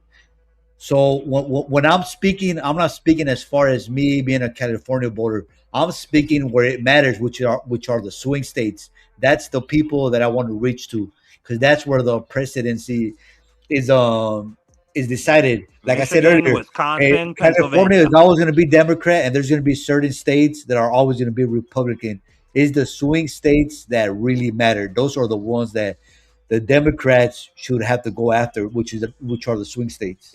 It's kind of amazing because Arnold Schwarzenegger was a Republican governor just like 2 decades ago, or less than 2 decades ago. Like Ronald Reagan got his start in Oh California. yeah. No, but we're talking about local elections. I'm talking about like the presidency elections. Like a Democrat, as far as I can remember, it's always been a Democrat in California. Yeah. Yo, let me show y'all this. I want to show y'all this. So you remember I talked about how, Marky Dan with his proof. Excuse me, Marky Dan. Goddamn. Sir Foul player with his truth his proof. Look, I don't know if y'all seen the interview today, but check this out. The election was rigged. It was a dirty election. Mr. And it's President, happening again right now in never California. presented evidence It's happening that the right 2020 now in election California. was rigged. Right now, it's look at what's Where's happening the in evidence California. to that? It's The 4 Republicans days. are doing well in California. It's no, they're not. They're dropping fast because it's a rigged election. Let me tell you, it's 4 days, and they aren't even close to coming up with. That's how they count You know the why votes they're in doing that? California. Because they're cheating on the election. What? Do you have evidence to support All I that? have to do is look. All I have to do is look. That's not And I evidence. listen. And I listen to people. And let's see what happens. But sir, that's not evidence. Do you think it's and appropriate? That's how they that count the votes in Do you California. think it's appropriate that they have an election and 5 days later they're nowhere close to picking a State winner? and local officials acknowledge they are slow. They're urging. No, they're crooked. They're urging They're the crooked. votes to be counted quickly. That's how they They're vote in crooked, California. just like you're crooked. Your press is crooked, and Meet the Press is crooked. To be fair, I'm not crooked, but let's Really? Let's Well, you continue. play right into their hands. That's what I'm saying. That's You're either crooked disrespectful. or you're Like, that shouldn't be stupid. allowed. You but play the right crooked into people, their they love hands that, with this though. rap. Oh, You know they love that. that these elections They're are gonna give rigged. them props Your for that. network knows that they're rigged. You know that I won an election in a landslide, and I got 94% bad press. But Mr. President, you know why I you've got never that? presented Because you have no evidence. credibility. But you've never presented evidence that it was rigged. Let's keep talking about. I want to talk about Todd. You Blanche. have more evidence. There's more evidence than ever presented. Let's talk Your about elections You in went this to country. court. We're like a third world country. But, sir- Your elections are crooked, and you're crooked, and Meet the Press is crooked, Mr. and so is ABC and CBS and CNN. But, Mr. President- you You guys are the one-sided white crooked BBC, bro. network. Let's call it quits because I've had enough. Thank you, darling. Have a good Mr. time. President, let's please. I traveled all the way to Wisconsin. I've sat I in the traveled rain with all. you. I know. I I've sat in the traveled rain all the with way you to for an hour, Wisconsin. on and off in the rain, and I've given you enough time. You ought to straighten out your press because you know what? Mr. A President, country can never be We great traveled with a all, dishonest listen, press. we Come on, let's traveled go. all the way to Wisconsin for this interview. And they're gonna love it, bro. The Trump supporters are gonna love that, bro. They're gonna say, "Oh, he showed her. He fucking called out the retards. corrupt country." They're gonna love that, bro. They're gonna love it. And that proves the point that there's nothing that Democrats can do, bro. She was like, I traveled all the way to Wisconsin. I don't care. You're crooked. She's crooked. Hillary's crooked. My penis crooked. I'm out of here. Like, bro, you just making Bruh, stuff it's up. like, but so far, Was he wrong? Boxer Scott. My thing with this dude is all of his Yeah, 'cause there's insults no are like evidence. projection. He is wrong 'cause Like there's when no he evidence. calls people crooked, he's the most corrupt fucking politician ever. When he calls people stupid, this is the guy who said, don't take Tylenol because I heard the Amish don't take Tylenol and they have no autism. So They have no you're saying that autism. This there's guy, nothing wrong with our he elections? calls Joe Biden, sleepy Joe Biden, and then he just fucking passes out in every other goddamn meeting he has. So I mean, was he wrong about the elections? Okay, so no, hold on. Let me respond to this. Okay, bro. Okay, let's say you're right, bro, and the elections are rigged.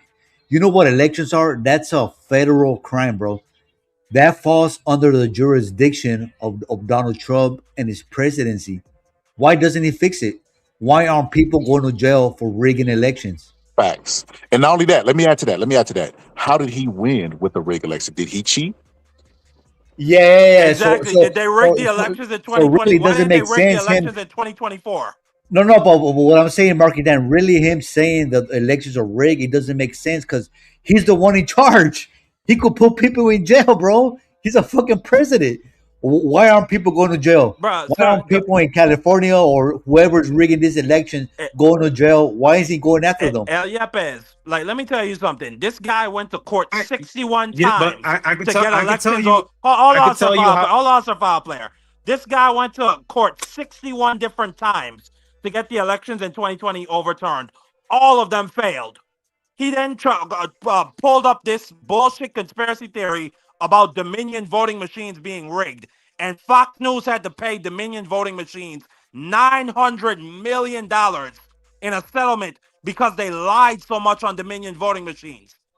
But I go There's back to no my evidence of them being rigged. Yeah. So I'm going back to my messaging problem that I think here's another opportunity that the Democrats have, bro. And this is just hit this point home. Okay, President, you're saying elections are rigged.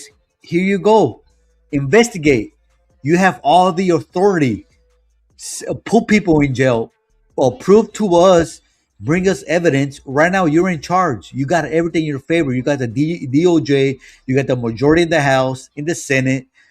Do your job, President. Show us how the elections are rigged, and put not only show us and talk about it, but put people in jail. Give specific examples. Put names on the people that rigged the elections. Don't just say general shit.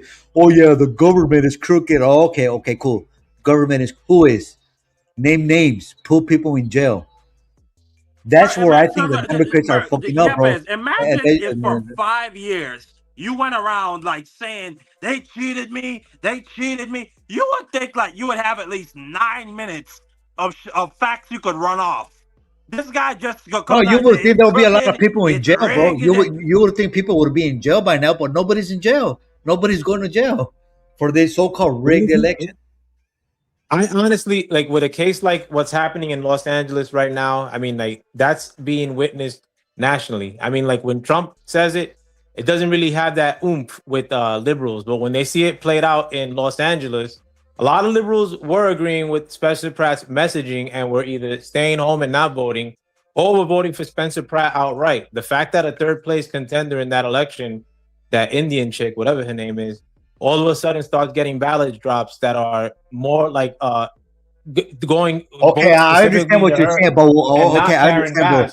Okay, I understand. But peep game though. But peep game. No, I already know. I already know where you're going, bro. I already know where you're going, bro. But get to the point. Who's going to jail? Who's going to jail? Who's going to jail for it? But let me get to my next point. The election season for the midterms really starts in July, August. No, that doesn't matter. No, hold on, bro. Who cares about that? My point, though? No, because you're gonna go somewhere else. I'm getting to my point, though. I'm getting to my point of putting people in jail. Hold on, my brother. Okay. I'm getting to my point of putting people in jail. If for instance, Trump starts during election season, which really starts in earnest in July, and they start really pressing that issue of, listen, I have evidence of 2020 being rigged. I have evidence of Spencer Pratt's election being rigged. It's been 2 years, bro. It's been 4 years. Nobody's in jail. We gotta no. It's not about putting people in jail. The main thing he gotta really get by or past the goalpost. No, that's exactly what it is, bro. When you commit a crime, hold on, that's for you though. Federal election, but you have to go to jail. The bigger thing would be the SAVE Act. With the SAVE Act, no. That's a different issue. Right now, no. That's a different issue. Right now, finish my point, though? No, because you're going somewhere else. What I'm telling you is that somebody. I'm not going somewhere else. I'm talking about somebody committed at the end of the day, crime. At the end of the day, you don't gotta throw people. You don't gotta throw people in jail to get the point across. You think so? That's for your entertainment. For Trump's purposes, for Trump's purposes, it'd probably benefit him far more to win the midterms. I don't care about that. I don't care about that. I don't care about that. What I'm saying, okay, that he cares, but I don't.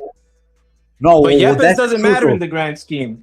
No, it does. Because look, when you commit a crime, hold on, bro. When you commit a crime and there's evidence, you go to jail, bro. It's just like the homies, bro. Whenever the homies do a crime, yes, if there's no evidence, there's no. But when you accuse someone of doing a crime, when you go file a police report, guess what, bro? You can't just go and snitch on someone and file a police report. You have to have some type of evidence. So right now, what Trump is doing, that's a completely different. No, it's not. It's not. Here, right now, what Trump is doing. You're saying that people should be thrown in jail, which they should be thrown in jail. But I'm saying that they could use that as a mechanism because people in America, frankly, are really dumb. Like if they threw people in jail right out the gate in 2021 when he won the election, people would forget about it. In fact, people would probably be crying that he was unjust for throwing these people in jail. But right now, America, in real time, there's a justice system, bro. Hold on. Right now in America, or in 2024, my bad. But right now in America, the Spencer Pratt election is probably the most election of significance that everybody's talking about happening right now. Bro. It's an LA mayor. Nobody cares about that. No one cares about that. He's gonna lose anyways, bro. He's gonna lose. This is show me that you don't know how shit works, and I understand you, bro. I didn't used to know how shit works. Look, So right now he's getting a lot of support because the Democrats within LA, they're divided between us Bass, the black chick, and the Indian chicks. But guess what? Once Bass wins, all that support that was going towards the Indian chick is gonna go towards Bass, bro. They're not gonna vote Spencer Pratt. They're gonna go for Bass, bro. Bass is gonna win. It doesn't matter if Spencer Pratt makes it to the final election. But he's not gonna win, bro. Spencer Pratt, he's not gonna win. No, bro. I'm not saying he's gonna win. I'm not saying he's gonna win yet. But Let's not even talk about that. That's irrelevant. You're just cutting me off. No, but it doesn't matter. I'm not saying that he's gonna win, bro, because it's an irrelevant topic. What I'm telling you, though, let's get back to Donald Trump. To you, though, but most American people, we're on the Donald Trump topic, bro. We're on the Donald Trump. No, but we're on the Donald Trump topic. I'm getting to my topic, though. But yeah, but you're talking about gives Trump a victory in the midterms. It gives Trump a victory in the midterms to have proof of a recent. That's a different topic. What topic you wanted this? You want me to focus on right now? Of the video we just watched, you won't cut me off. We just watched the clip, and I'm telling you, the clip. I'm talking about elections being rigged. Like what? So you want me to manicure it to your taste? No, not elections. He was specifically. Exactly. Let me finish my point. Talking about the presidential election. I know Spencer Pratt. He was talking about the presidential 2020, whatever, when Biden won. Yes. Elections are run by the same systems, pretty much. Dominion's probably running elections. Why doesn't it? So why doesn't he change it? So why doesn't he change it? He has the power right now. Why doesn't he change it? If Trump were to change anything about elections right now, you think that Boxing Scholar or Marky Dan or the American people would be like, yeah, Trump wants it, so let's just all change it, and people would revert to like making their talking points of like, oh, Trump changed the election system so that it could rig for him. The people need to see this. Like the people need to see what's happening in places like LA right now. And honestly, what happened in 2020? A lot of people were like, are now starting to think probably like, listen, 2020, Joe Biden was a fucking corpse. Is starting to think the dude didn't campaign. Like all of a sudden, this mail-in phenomenon, the mail-in ballot phenomenon, was introduced to the American people. All of a sudden, the mail-in voting phenomenon was introduced to the American people, and Joe Biden received millions and millions and millions of mail-in votes. And right now, this Indian chick that was crying on Friday that she was losing the election and was looking to bow out because she was not going to come in second place. All of a sudden, all these ballot dumps, which are probably mail-in, the majority of them are probably mail-in too, coming in late, are going to the third place chick so that Spencer Pratt could get knocked out of second place and get tossed out of the runoff.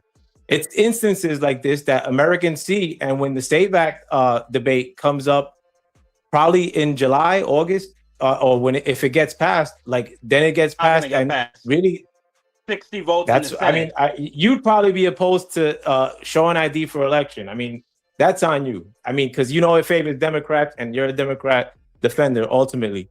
But to show an ID to elect, it's not just an ID. You would have to show stuff. You'd have to get your birth certificate as well. You have to show proof of citizenship.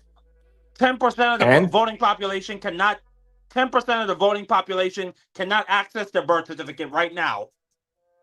So you're putting up roadblocks in place. I don't think that's an outright requisite. And even if it was, who cares? Who cares? Get your birth certificate. If it's that important, it's not like all the voting population votes anyway. Most elections, you're talking about 30% of the population that are voting at the most in most elections. It's these recent phenomena, these recent rigged. Why are you making it harder? How's that making it harder? Because you're putting an extra step in place.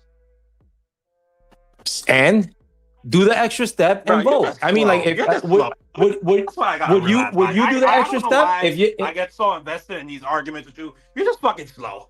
No, because you only argue Democrat logic or like anti-Trump rhetoric. Like, I mean, nobody's tied up in just straight up hating on one politician. Your politics are basically that you're putting your politics are hating on one dude. People to vote.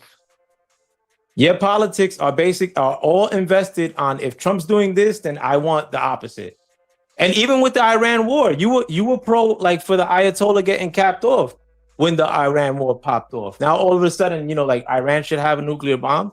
Like you wildin', bro. Like you only hate on one politician, and all your politics are pivoting. If Iran had a nuclear bomb, we wouldn't be at war with them right now. That's just fact. Well, now they don't have a nuclear bomb. Now they don't They have never had a bomb. nuclear bomb. Well, now they don't have the capability or the potential Well, for a nuclear now bomb. they thanks have to an Trump. economic nuclear bomb. Not for long. Why? And when they don't, bro, shut the fuck up. when they don't have that economic, or when they make a deal, if they make a deal with the U.S., what They're then? not. They're not. What if Israel they do? is not going to allow them to make a deal. What if they do? Okay, I mean, what if Are my you mother gonna had, give if him my, credit? if my mother had wheels, she'd be a bike. Well, you won't, but I know for sure that you wouldn't give Trump any sort of credit for Iran not having the nuclear capabilities any longer, the straight reopening, potentially lower gas prices than we had pre-war, which were way lower than the Biden administration's gas prices. I'm pretty sure you ain't say a murmur. The foul play. Do you know how many people when have gas had to prices do you know reached how the many all-time farmers- high, when do you know how many when farmers gas have had to prices foreclose on their homesteads since the war when started? when gas prices reached the all-time high under Joe Biden, I'm pretty sure you didn't say a murmur about that. You were Gucci with did. it. I'm pretty sure your Gucci was still sending money off to Ukraine for God knows what reason. Like this is Because they are defending the flank of our NATO treaty allies. Israel is not our Fuck treaty NATO. ally. Fuck NATO. NATO does nothing for You're us. just a fucking retard. This is what I read. Like, How does NATO this is what help I have us? to realize How about does you. NATO help You're a us? fucking retard. How does NATO if help a us? NATO country gets attacked by Russia, we're at war. Could Russia attack the U.S.? No, yes, Exactly. actually they We could. don't need NATO. Alaska is We 2 don't need miles away NATO. from Russia. We don't need NATO. Russia ain't attacking no Alaska. We don't need NATO. The world's changing, Marky Bro, Dan. you're If just a you fuck- if like, you I just if I you have to if you're realize stuck this. if you I the have to world's changing, realize Marky Dan. You're stuck hating One of on the one most retarded people politician. I've ever met. You're stuck hating on one politician, and hate ain't gonna get you anywhere, my You're brother. stuck nut licking one politician. I don't even vote, my brother, and I'm more No, than you critical just about get on Trump. panels and It's down just that Donald like, Trump's and nuts. any panel that you're on and Boxing Scholars on where they talk politics, unless it's like straight up, I hate Trump, I hate Trump, I hate Trump, I hate Trump, Trump impression, like then you think that it's some sort No, of we talk anonymity. about Biden Like, I don't having like cancer. think that We you're talk like about Biden having dementia. We talk about all that shit. Your whole thing is to not during the lick Trump. Biden administration. What? When Biden was in office, y'all were talking We Trump. didn't Stop know. I fronting. didn't know you when Biden was in office. I've always said that Biden had dementia. So you could I've always called hold on. Biden So you could. poopy I'm pretty pants sure that we could go back. Hold on. I knew Boxing Scholar during the Biden presidency. What does that have to do with me? I'm pretty sure that you weren't licking all videos saying how bad Biden is during the Biden administration. I is wasn't what I'm on saying. YouTube I'm during the Biden and administration. at time, hold on. And there's been times, and there are times that I bring up stuff that Biden did wrong, like a wide open border or an open border, and then you start going into redefining what open borders are because you're I've trying to defend never done Democrats that. at every turn. Or like I've never done that. so did Biden? Does Trump have a better border than Biden? Yes. See, easy. Thank you, my brother. Thank you, my brother. Well, So at did least Donald we get Trump to see. fuck up by attacking Iran? In part, yeah, I'm not gonna give him credit on that. I mean, like, I don't like any war to pop off, Marky Okay, Dan. so then I stop don't like any saying war. this. Stop saying this stupid shit. Well, if a deal gets done tomorrow, will you give him credit then? There is no deal. Israel is not going But to allow Marky a Dan, deal. you can't say that. Those are two different things, though, Marky Dan. Come on, like, don't pivot on me like that. A deal could get made tomorrow. No. I'm just repeating your words. I just repeated your But a words. deal, but yet you're acting, but you're repeating it I as if a don't deal I don't is get out up of the. here and say You're stupid acting shit as like if a deal. I don't Yeah. get up here and say stupid shit like Biden was a G. Man, Biden was a G. he making sure Ukraine protected. I don't say stupid shit like that. I ain't You say do. shit about Ukraine getting protected. I'm saying that you say Trump is a G. That's what you said. Trump is, as far as politicians go, there's no more G than politician than Trump. Yeah, there's no more corrupt. What you consider there's a no G, more guy who's gonna. what you consider a put G money in the pocket politician of his kids.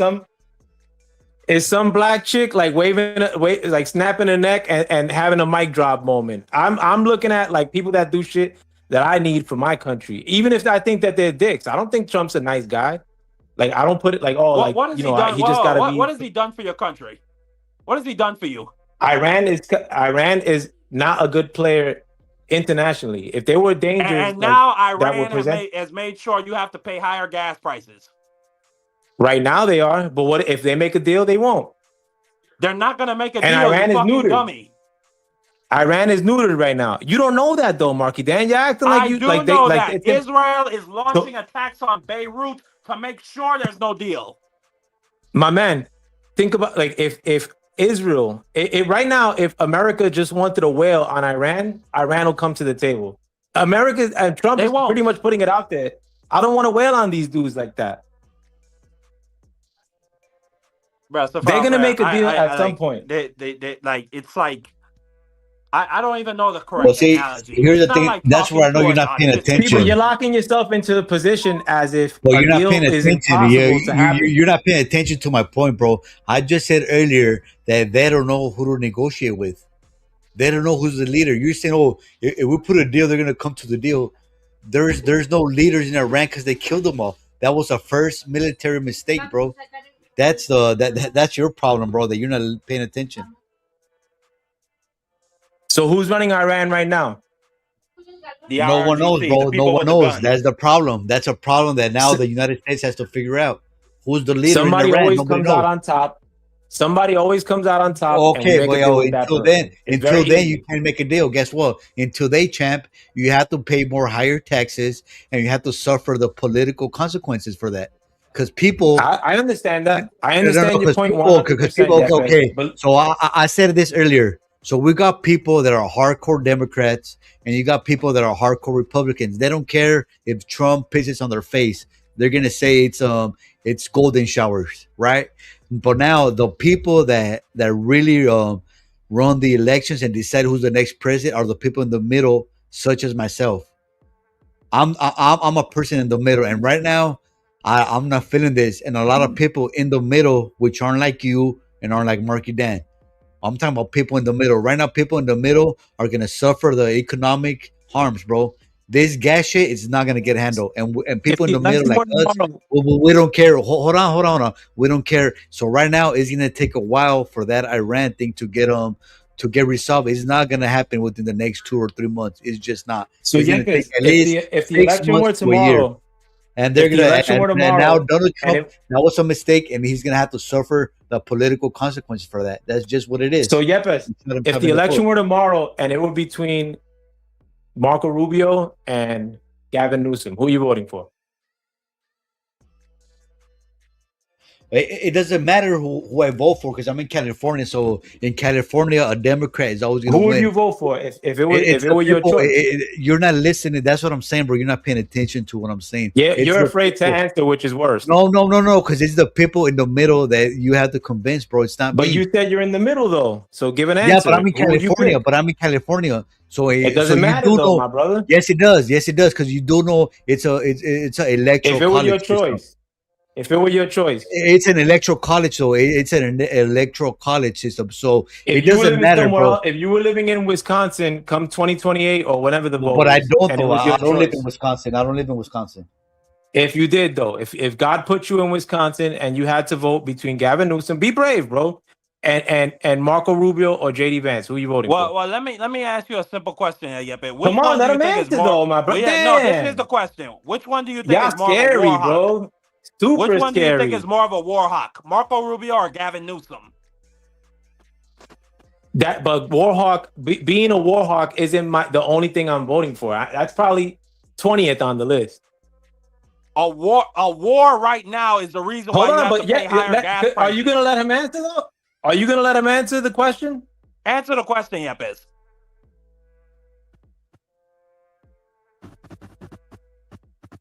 Nah, he's scary, bro. That's the problem with like y'all just trying to like hone in on like hating on one dude. So here's the thing, though. Here's the thing. I fuck with Marco Rubio, bro. I think Marco Rubio is level-headed, but guess what? He's gonna suffer. He's gonna suffer from a lot of political consequences, just like Kamala Harris.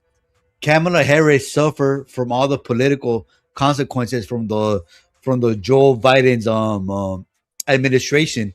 So she never had a chance, bro. She never really had a chance. So I believe that whoever runs as a Democrat, they're not gonna have a chance, bro. I mean, as a Democrat, as a Republican, it could be Marco Rubio, JD Vance, whoever. They're not gonna have a chance to win the presidency, bro. They're just not because of all the political. But the question is, who do you think would be better? Who would you? Who would you vote for outright? Oh, as far as the Republican Party, Marco Rubio. Now, my shot overall, I would really want AOC, bro. I think she's good, bro. I think she has good policy. But she doesn't have a shot either. That's what I was telling Marky Dan earlier. I would really vote for AOC. I think she would be the best. I think she would be the best candidate, but she would just never win. Just like I know Marco Rubio is not going to win. Candidate. What's that? I pray that AOC would be the candidate. Well, no, she doesn't have a chance, so she's not going to be the candidate. So it's not going to be her. Nah, I could only hope because that'd be Republican presidents. As much as I don't like Republicans most times, but you pray for AOC to be the candidate because you hope she loses.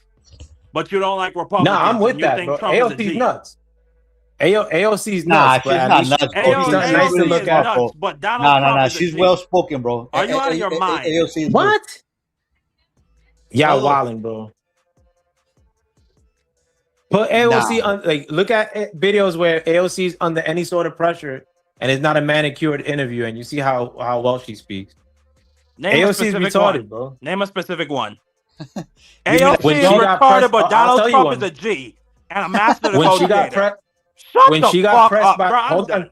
I'm done. When she got pressed, this guy's crazy. This guy's wily, bro. I'll show you an instance. You're wily, bro. I'm gonna tell you an instance. Donald Trump is. I'm gonna tell you a specific instance. AOC, when she was speaking to her own constituents, I think in the Bronx, and Jose Vega started questioning her. Jose Vega, who's running against Richie Torres, if I remember correctly, for his seat in New York, and she ain't have shit to say. Like, she started like trying to put on a fake accent. AOC's a fucking cookie cutter, like from God knows where, like Democrat politician who just plays on identity politics. Not really smart. I mean, she's bad, good looking chick, but outside of that, I mean, AOC's not a great politician. AOC's retarded. I'll put it like that. I mean, and AOC doesn't really go after your Z buddies either, bro. Like, AOC's probably part and parcel or a belonging of the Z family as well. Yeah.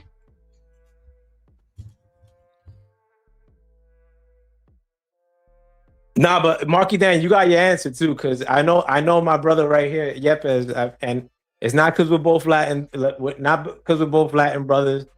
Shout out to my so-called black brothers across the world, but at least he had the wherewithal to, if it came down to it, I think the brother would vote for Rubio even before he votes for AOC, because by that stage he's probably going to be a little bit more mature, or like taking into consideration what this country could become under Democrats, which we already got to see under Joe Biden, the worst president of all time.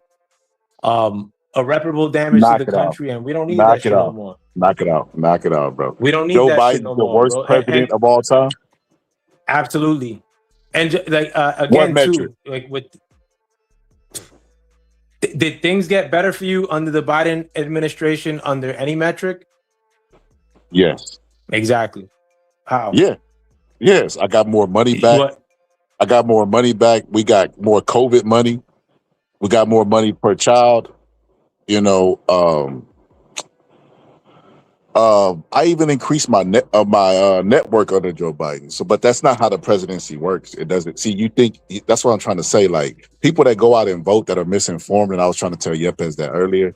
they go out Did and black vote people for. get better? Did so-called black people get better under Hold Joe on, Biden? hold on. We're still talking, guys. Stop being reactionary. The people that are misinformed, they think the president can legislate everything, including blackness. Like you just asked me about black people as if like Joe Biden just legislated stuff for black people. I tell you what didn't happen under Joe Biden. He didn't make segregation legal. He didn't get rid of DEI, which helps black people. He didn't go after the Department of Education, which black people, 2.62 million of them are going to go get their masters. So a lot of them depend on the Department of Education. He didn't do none of those things. So degrees. Huh? Sociology, masters in sociology, so they'll be working at Costco. You just made that shit up. You don't know what. Masters You in didn't even know those. sociology, so You they didn't can even. work at You didn't DMV. even know. You didn't even know that number until I mentioned it. But all of a sudden, you know what they got their masters in, and this is what I mean I'm by just taking a Trump. wild guess, Yes, Boxing this is Scholar. what I'm I mean, telling you. A wild guess is what this man is debating. So with. you're saying we're What, pumping out what did engineers? Deadpool Like, say? It was a guesstimation. we're pumping out engineers and doctors. I mean, because I'm going to college right now. I mean, and anything that requires STEM, I don't see much of Hispanics and brothers filling up those So schools. It because seems Sir like it's Foul Player Indian. doesn't see it, it doesn't exist. And Sir And Foul I Player, went to school in two you do states. I understand. mean, I You went do understand I going went to to school school in two yourself states. that not every category has a master's program. And I Correct? went to school in two states. The first school I went He to didn't even is answer the the question. fourth biggest. And this is what I'm trying to Hold tell on, you, is the Yepes. fourth They're not biggest reachable. is the fourth They're not biggest reachable. community college in the whole country, and what I see was straight up immigrants. And what I also see is our people getting sociology degrees or psychology degrees, at most a master's, which is going to end them into So the Foul Player, DMV. you do Nobody's gonna give you a job like understand. that. Just because you see something doesn't make it a reality, right? Like magicians go and train to trick your senses, right? Fox News has definitely tricked their brain, and Donald Trump too as well, right? But that's not how Do you it know works. a ton of There's brothers that are there's more engineers people and in the country doctors? than just the people And that you see through just your two eyes. no, in You your understand personal that, right? life, Boxing Scholar, in your personal life, Yes, in the heart in yes, Texas, yes, you're seeing a bunch of yes, brothers. That's good. That's yes, fantastic, bro. yes. New York City is a different metric. I'm telling you that I have tons of people in my circle. They have tons of kids, And then and not one of them. again, Sir Foul Player, I'm gonna try it one more time. You asking In me about addition my to the fact that I anecdotal go to school, experience. You asking me about my anecdotal experience proves nothing. The number suggests 2.62 Black Americans have their master's degree. You can fill in whatever blank you want to try to justify it and spin it to whatever narrative you want to, but you wasn't even aware of that number until I brought it up. And your personal that number means experience zero, though. is not fact. And Having a Sir Foul master's does Player, not equate making money. you're missing the forest for the trees again. Like Having a master's right now is basically that your floor is going to be at 31,000. Sir Foul Player. That means And this nothing. is the problem. And this is the problem right here. Or The having a master's in things that aren't the STEM. bootstraps that they tell us to pull ourselves up with. They said that we're gonna achieve greatness by having our fathers in the home and going to school, Which we educating. don't. Those were the two. Stop saying we don't. I'm a father to We my don't. kids. I'm married. Stop That's saying you, we. though.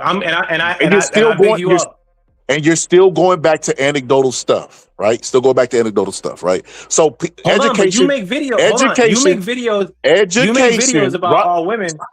Hold on. You don't make Sir videos Foul about Player, all Sir Foul women. Player, we're never You gonna make get videos anywhere about all because women, and these are we're the never most gonna get educated anywhere because sisters. you're Gilligan. You're on the island. You're on the island, These are the Gilligan. most- We're never gonna get anywhere. These are the most. Hold on, Boxing Scholar, real quick. You make videos about all women. All women are the most educated of all time. I'll agree with you on that. So why are they tripping so much? Like more than any other time in history. All women are the most fucked up in history than they've Sir ever Foul been. Player, you in have 2026. no Am I proof. bugging? You have Hold no. on. What are Am I you bugging? talking about? So our women are the most effed up. By whose metrics? Yes. What numbers can you provide for me? You just Your can't metric. make bold statement. So You but you're just making can't make videos about it, bold Box. statements. I'm not making videos Sir Foul about Player, we all are women. You are. 14% of the population. 2.62 Probably more million than that. have their masters. That is a hell of a lot of people out of the black community.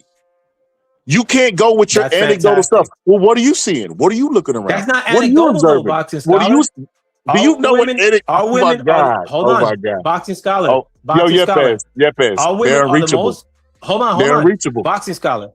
Am I? If I'm lying at any point of any of the statements I'm making, feel free to stop me.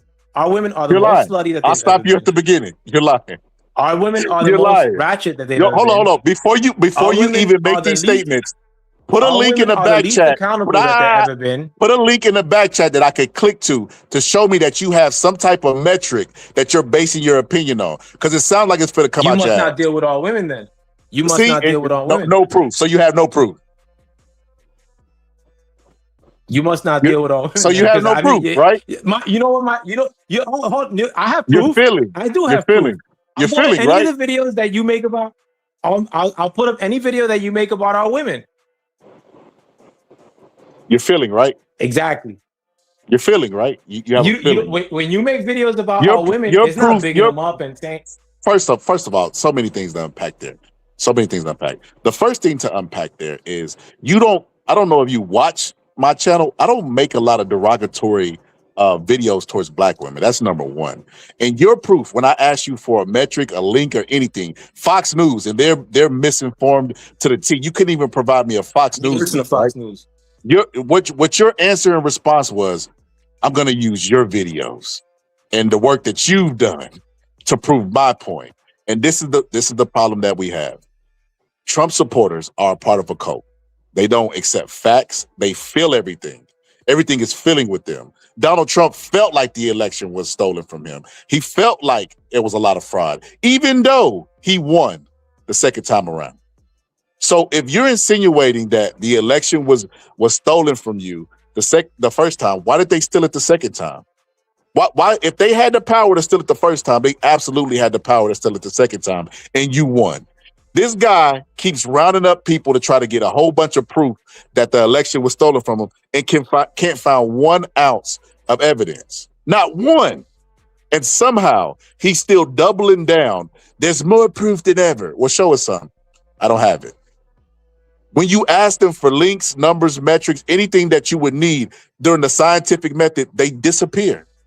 I asked for proof and he disappeared off my panel. The greatest magic trick ever done. And this is what I was trying to tell you, Yepes.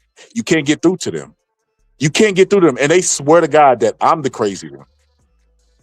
He would swear to God, he would swear on a stack of Bibles that I'm the crazy one and he's the same one. He's the one with the proof. But I can provide numbers. He can't. It's all feelings. It's all no facts. It's feelings. I feel like this is happening. I feel like this community is doing this, or I feel like XYZ. None of it is, I can prove this for a fact with these numbers. About this guy, I have these same conversations with my friends who are pretty much, by and large, 100% so-called black people. And they're pretty much bigging me up and agreeing with me when I say these things. And I've been saying these things for many decades. I mean, So because it's your only cool getting ass worse. black friends, because your Yeah, cool sure. ass black friends agree with you, somehow. My friends are pretty G'd up, man. I mean, this is not hard to prove. A lot of G'd up people be coons. Coons don't know they coons. That's the thing about it. The coon syndrome is like COVID. You know, it transferred from brain to brain. You know, it's airborne, and they don't be knowing they coons. I be seeing coons out there who really think that they pro-black. So that doesn't mean anything. I dropped out of high school in the 9th grade. I ain't meet my friends at school. I met my friends in gangs. All my friends are G'd up. For the most part. So, Surf Out Player, you sit up here asking gang members and providing political content to gang members and bringing it to my panel as some source of proof. Gang members, the most lost people. No, gang members are the biggest coons ever. They're the biggest because they grew up with daddy and mommy issues.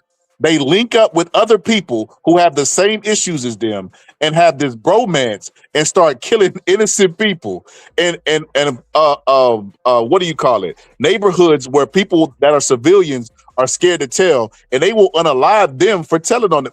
They're the biggest coons in destruction to society ever. Sometimes they ain't shit to do as a teenager. I'm not. Nobody's a gang member now. Flaunting that, like I'm telling you, I met my friends who I've known for decades, in that life. But I mean, my friends ain't on that shit nowadays. I mean, we fucking take Advil, bro. Our backs hurt. But at the end of the day, I'm not like, I don't go to fucking the Black Republican Club to try to fucking get a political perspective on what's happening in the world. And plus, I'm out and about at a constant, boxing scholar. Like, Maybe that's I'm the in New problem. York Maybe you need to City. stay inside. Maybe you should stay inside. Maybe New York ain't what's I up. wish I could, bro. I wish I could. Believe me, I'd rather just be at the cribs and kicking my feet up and not having to go out to New York City and all these fucking other hoods fucking that I have to enter into at Can you times. see the screen? Did you see what Chosen put up? Shout out to my homie Chosen. He said African Americans hold approximately 9.5 to 10.5 of all master degrees.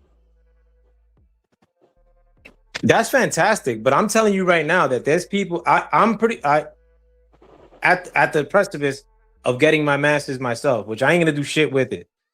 I'm pretty much just getting it to put it on my wall. There's people that are chasing their masters that. Yo, hold on. What you getting your master? What you getting your masters there? Nah, I'm not gonna put it out there though, man. It's not gonna net me anything. I'm gonna be honest with you, Sir Fat Player. I'm calling cap on that. I wish I had a flag where I could throw it on the play like Flat Joe and them. I'm calling cap on that, bro. You ain't getting your master's, bro. There's no way. There is no way. Sir Fat Player, there is. What college you go to? ICDC, bro. Like there is Phoenix University, like bro. There is no way possible, bro. I'm not going to tell you the college that I attend now, but I just finished at Kingsborough, fucking in Brooklyn. And Kingsborough is the 4th biggest community college in the country. Fucking again though too. I mean, I dropped out in the 9th grade. Like fucking I left high school really early, and that was not because I had trouble in school. I left high school to go fuck around in the streets or run around. You know what I'm saying? But but there were many people that were in high school with me that knew how to read fucking at a pretty adequate level. I look at our people in college right now and they're fucking reading with their fingers and they suck at reading. If you put up a word like excellent or not excellent, exquisite, and they're having trouble like reading some shit like that, or forwarded, or fucking like not even hard words to read through. You know what I'm saying? I read the Bible when I was a kid, like fucking and I could read the Bible when I was a kid. These young kids now are fucking retarded. And if you're telling me otherwise, I mean, like, you're the one bugging. But I'm not even going to just all our kids, that's a problem in itself. That the young people are retarded. That's what I'm saying. You make statements, but like they're baseless. Have you been around young people, boxing scholars? I haven't been around every young person in America. No. Like this is why, like, why are you so comfortable with generalizing based off your experience with no numbers to back your experience? You think you're gonna find numbers to rationalize what I'm saying? I'm telling you that most of these young cats are stuck in a room smelling. Sir Fair Player, are either stuck in a room, are either stuck in a room behind the screen. When you show up to debates, are either stuck in you have to have some type of tangible numbers, some type of anything to give validity to your claim. You just make but if I showed up to this debate and I just had bad things to say about Trump, I could say whatever I want and nobody would stop me. I mean, no. So that's not the thing. We show up with proof and evidence that we've looked up, and all you do is say that's not true, and we say, well, why is that not true? Oh, because I feel like it's not true. So that's why you always lose the debates. This is why it got so bad. It got so bad one time that Pittsburgh team and you, who are both Trump supporters, even Pittsburgh team was like, this guy is crazy, bro. He couldn't even take it no more. He had to get up out of here. What does that tell you? You're a little bit crazy. You're a little bit crazy. Nah, I think things through. I have nothing but time to think, and I'm far older than you too, boxing scholar. I've always been a thinker. That proves age doesn't mean wisdom. That's all that proves. Yeah, but I mean, things are working out. I mean, in my favor as far as like putting my nugget to work, like fucking when I have to, and it's always been that way. Hold on, when you say nugget, what do you mean? Your brain? Of course. So let's pause there. Let's pause there. I'm not saying that your nugget is a chicken nugget. You know, I'm pretty sure in comparison to other Trump supporters, it's pretty big, right? It's pretty big. But, brother, your brain always turned off for you. I haven't heard one time where I've heard you speak and be like, damn, Sir Foul Player cooking on this shit. I can't think of one time One time.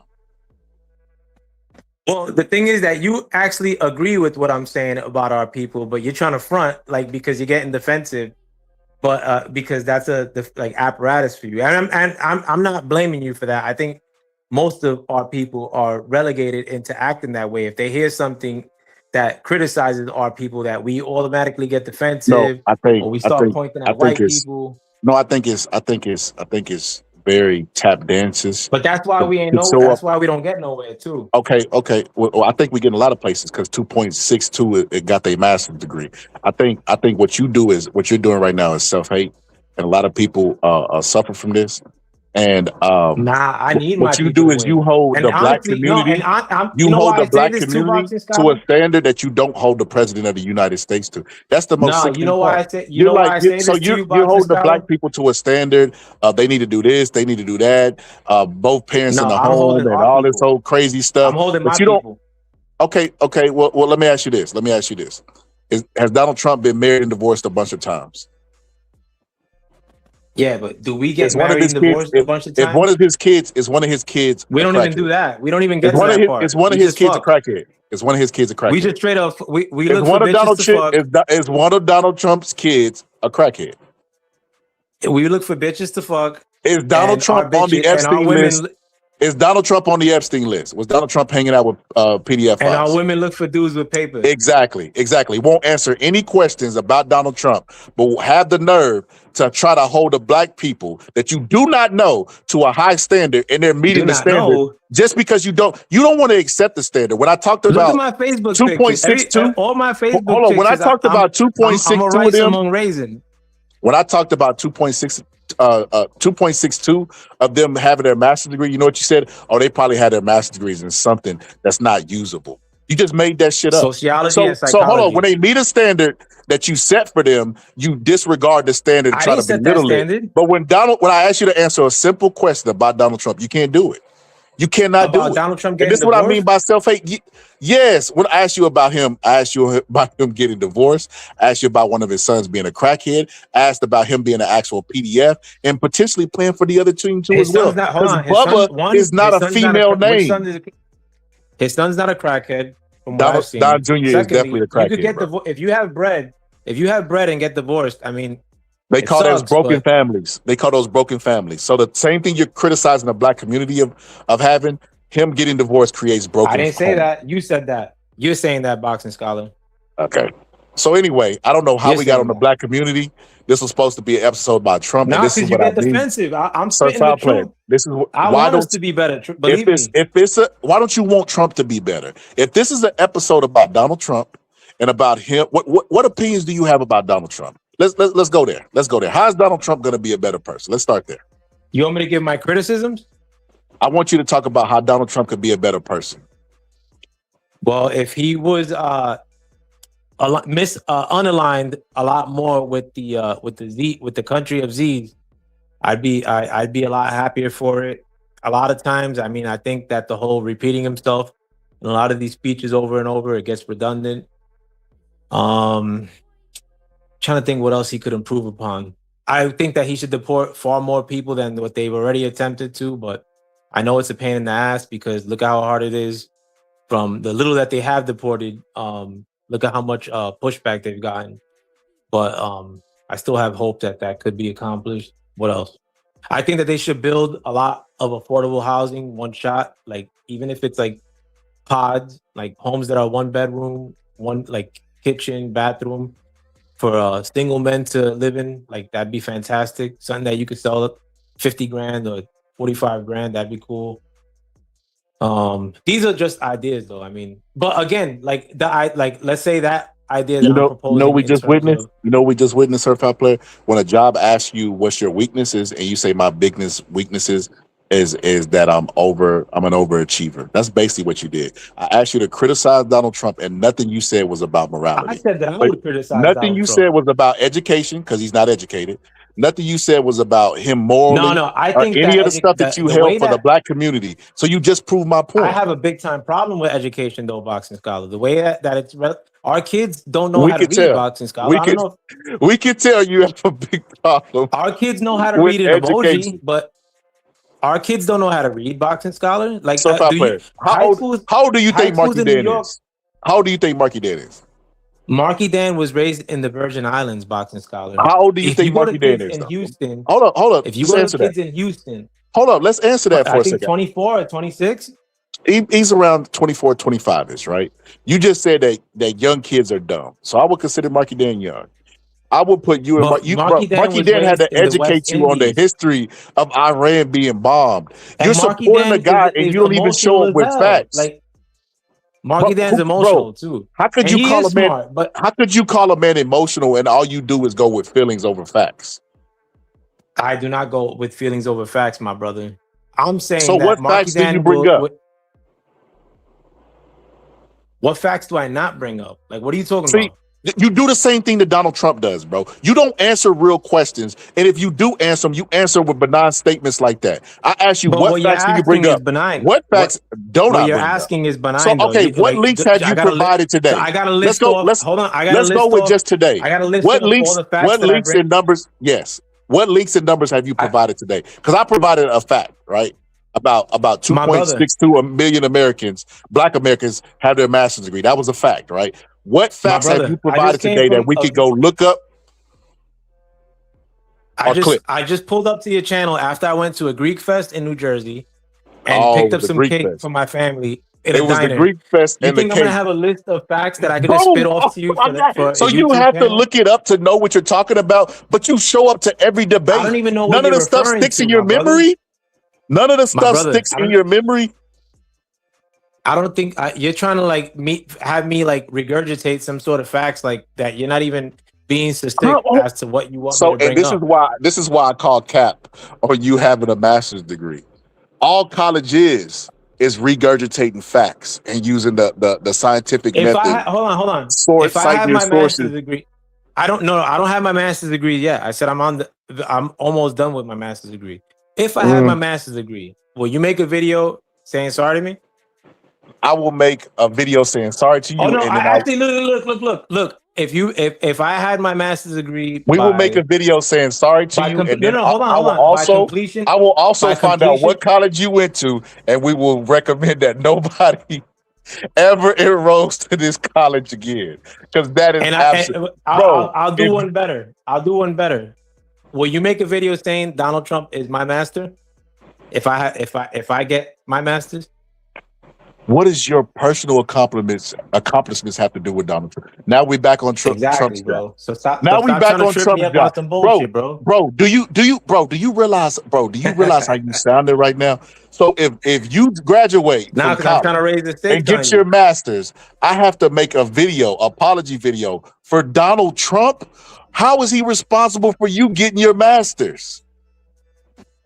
I'm not saying that he's responsible for me getting my master's. I'm trying to raise the stakes on you because you're saying that I am not getting my master's. Should I get my master's? We don't even have to, we can do it. Like, I'll make that deal with you. You're not going to get your master's, bro. You're not going to get your master's, bro.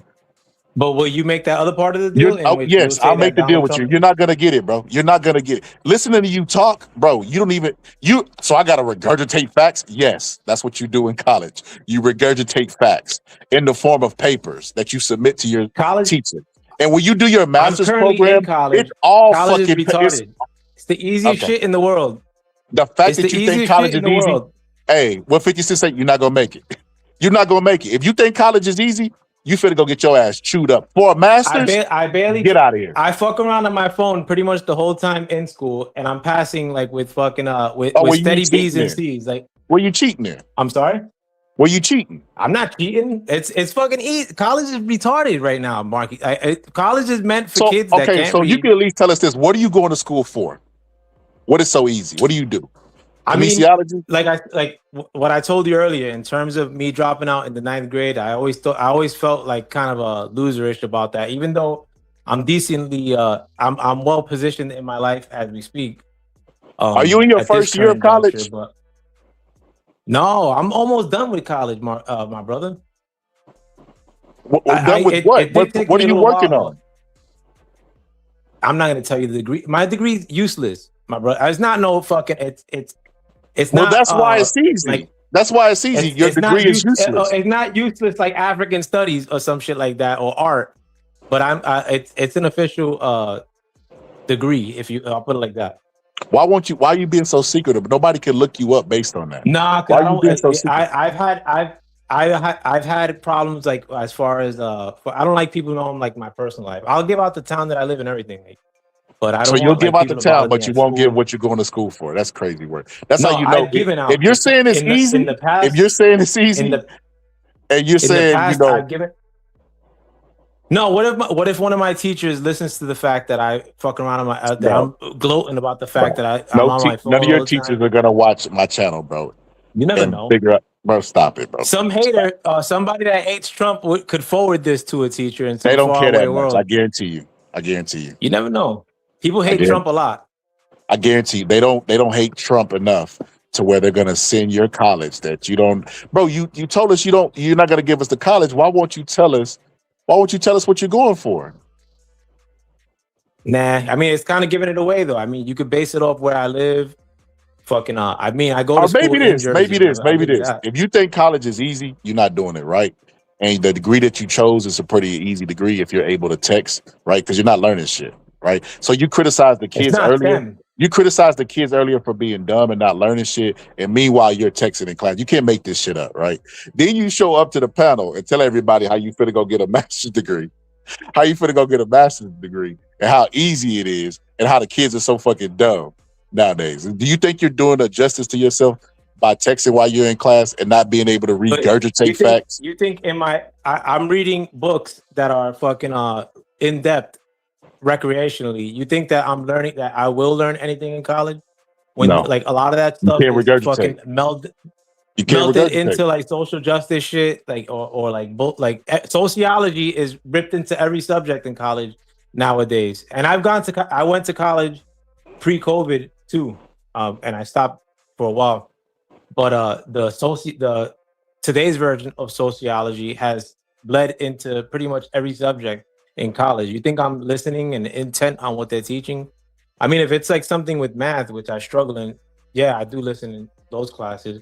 Or if a teacher says, "Oh, you can't have a phone in this class," like I'm not gonna have my phone out. But most classes, I mean, like there's people fucking with their heads on the desk. Well, let me ask you this. most- Let me see. Mostly Let our me see. people. Mostly Let me our ask you this. people are Do sleeping you, in do, class. do you think? No, we're not going to get on black people. Do you think that? I'm Donald not saying, Trump? but Is you said that. You a, said do you, that. you said our people. Do you think Donald Trump? Do you think Donald Trump is a PDF?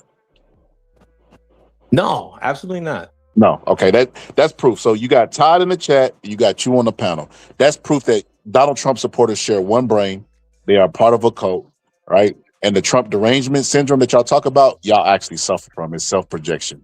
So No, but then you because could tell me he- like Trump's a the PDF least, because of this. the this, least you could do is say, okay, yeah, he probably is on that list. He was friends with Jeffrey Epstein. He's in the Epstein files. He won't release the full Epstein files, even though campaigning on it, right? It's a bunch of fishiness. And this show how crazy y'all really is. Y'all believe in every conspiracy. We never went to the moon.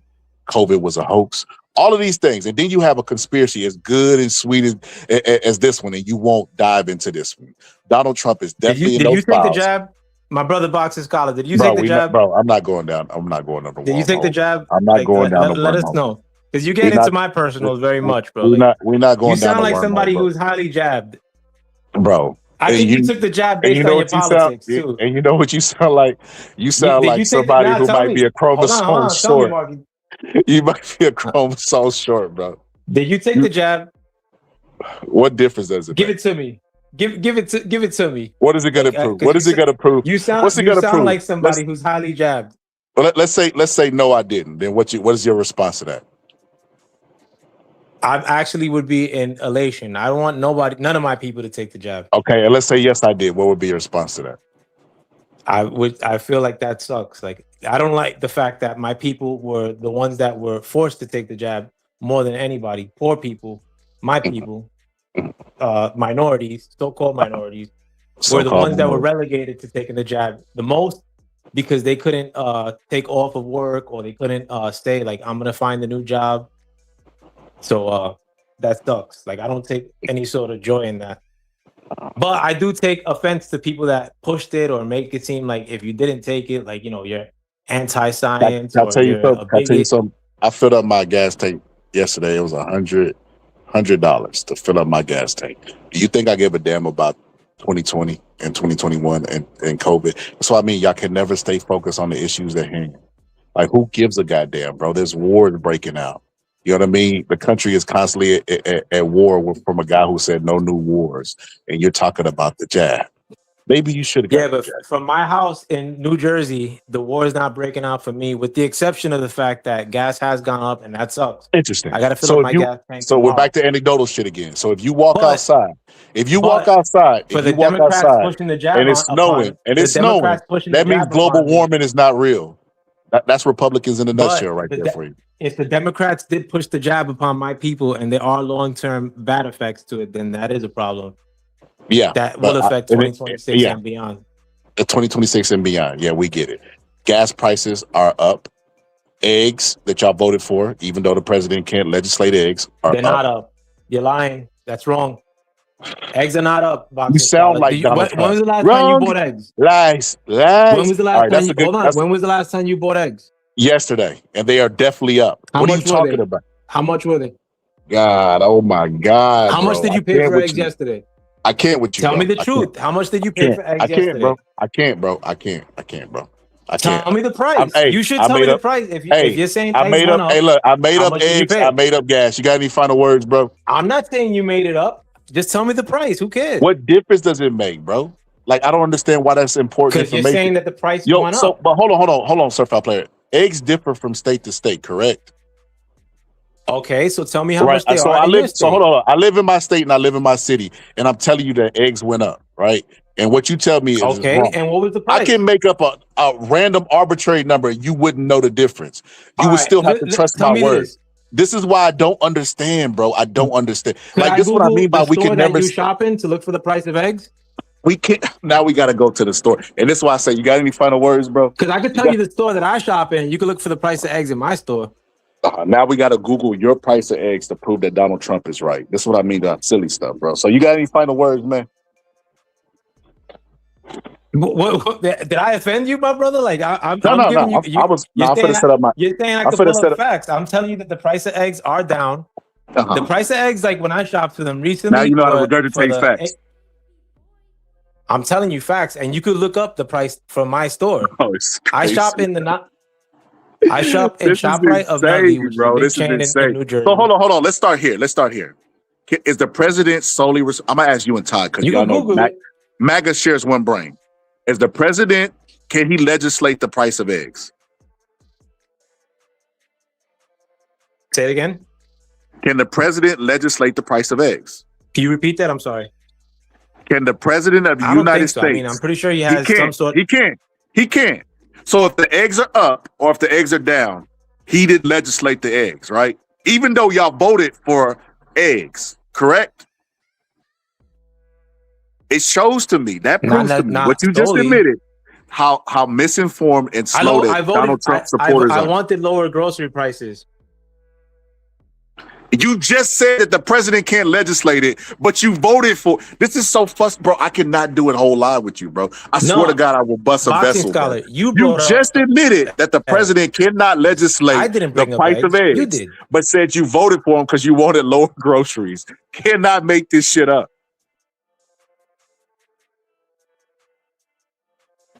You didn't bring. I didn't bring up eggs, Boxing Scholar. You did.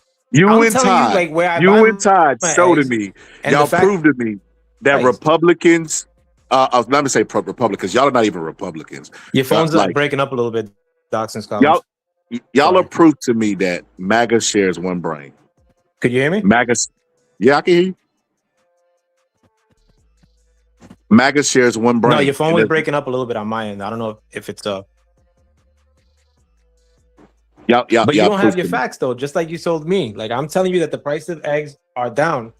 The price of groceries are down from the Biden administration. I mean, they're not cheap, but they're down from the administration. I shop every week too. Can we pause there? Sometimes what does that matter? What does that matter if the president can't legislate the price of eggs? I can't answer that specifically though. And then I try to get into the. because I try to get into the mind. prices of I try to get groceries, I'm into the pretty sure. mind of the people. I try to get into the mind of people who voted for this dumbass. But every time I try to get into the mind, y'all confuse me because y'all don't make any sense. You agree that the president cannot legislate the price of eggs, but you voted for No, him because because you wanted you're lower trying to play groceries. psychoanalytics,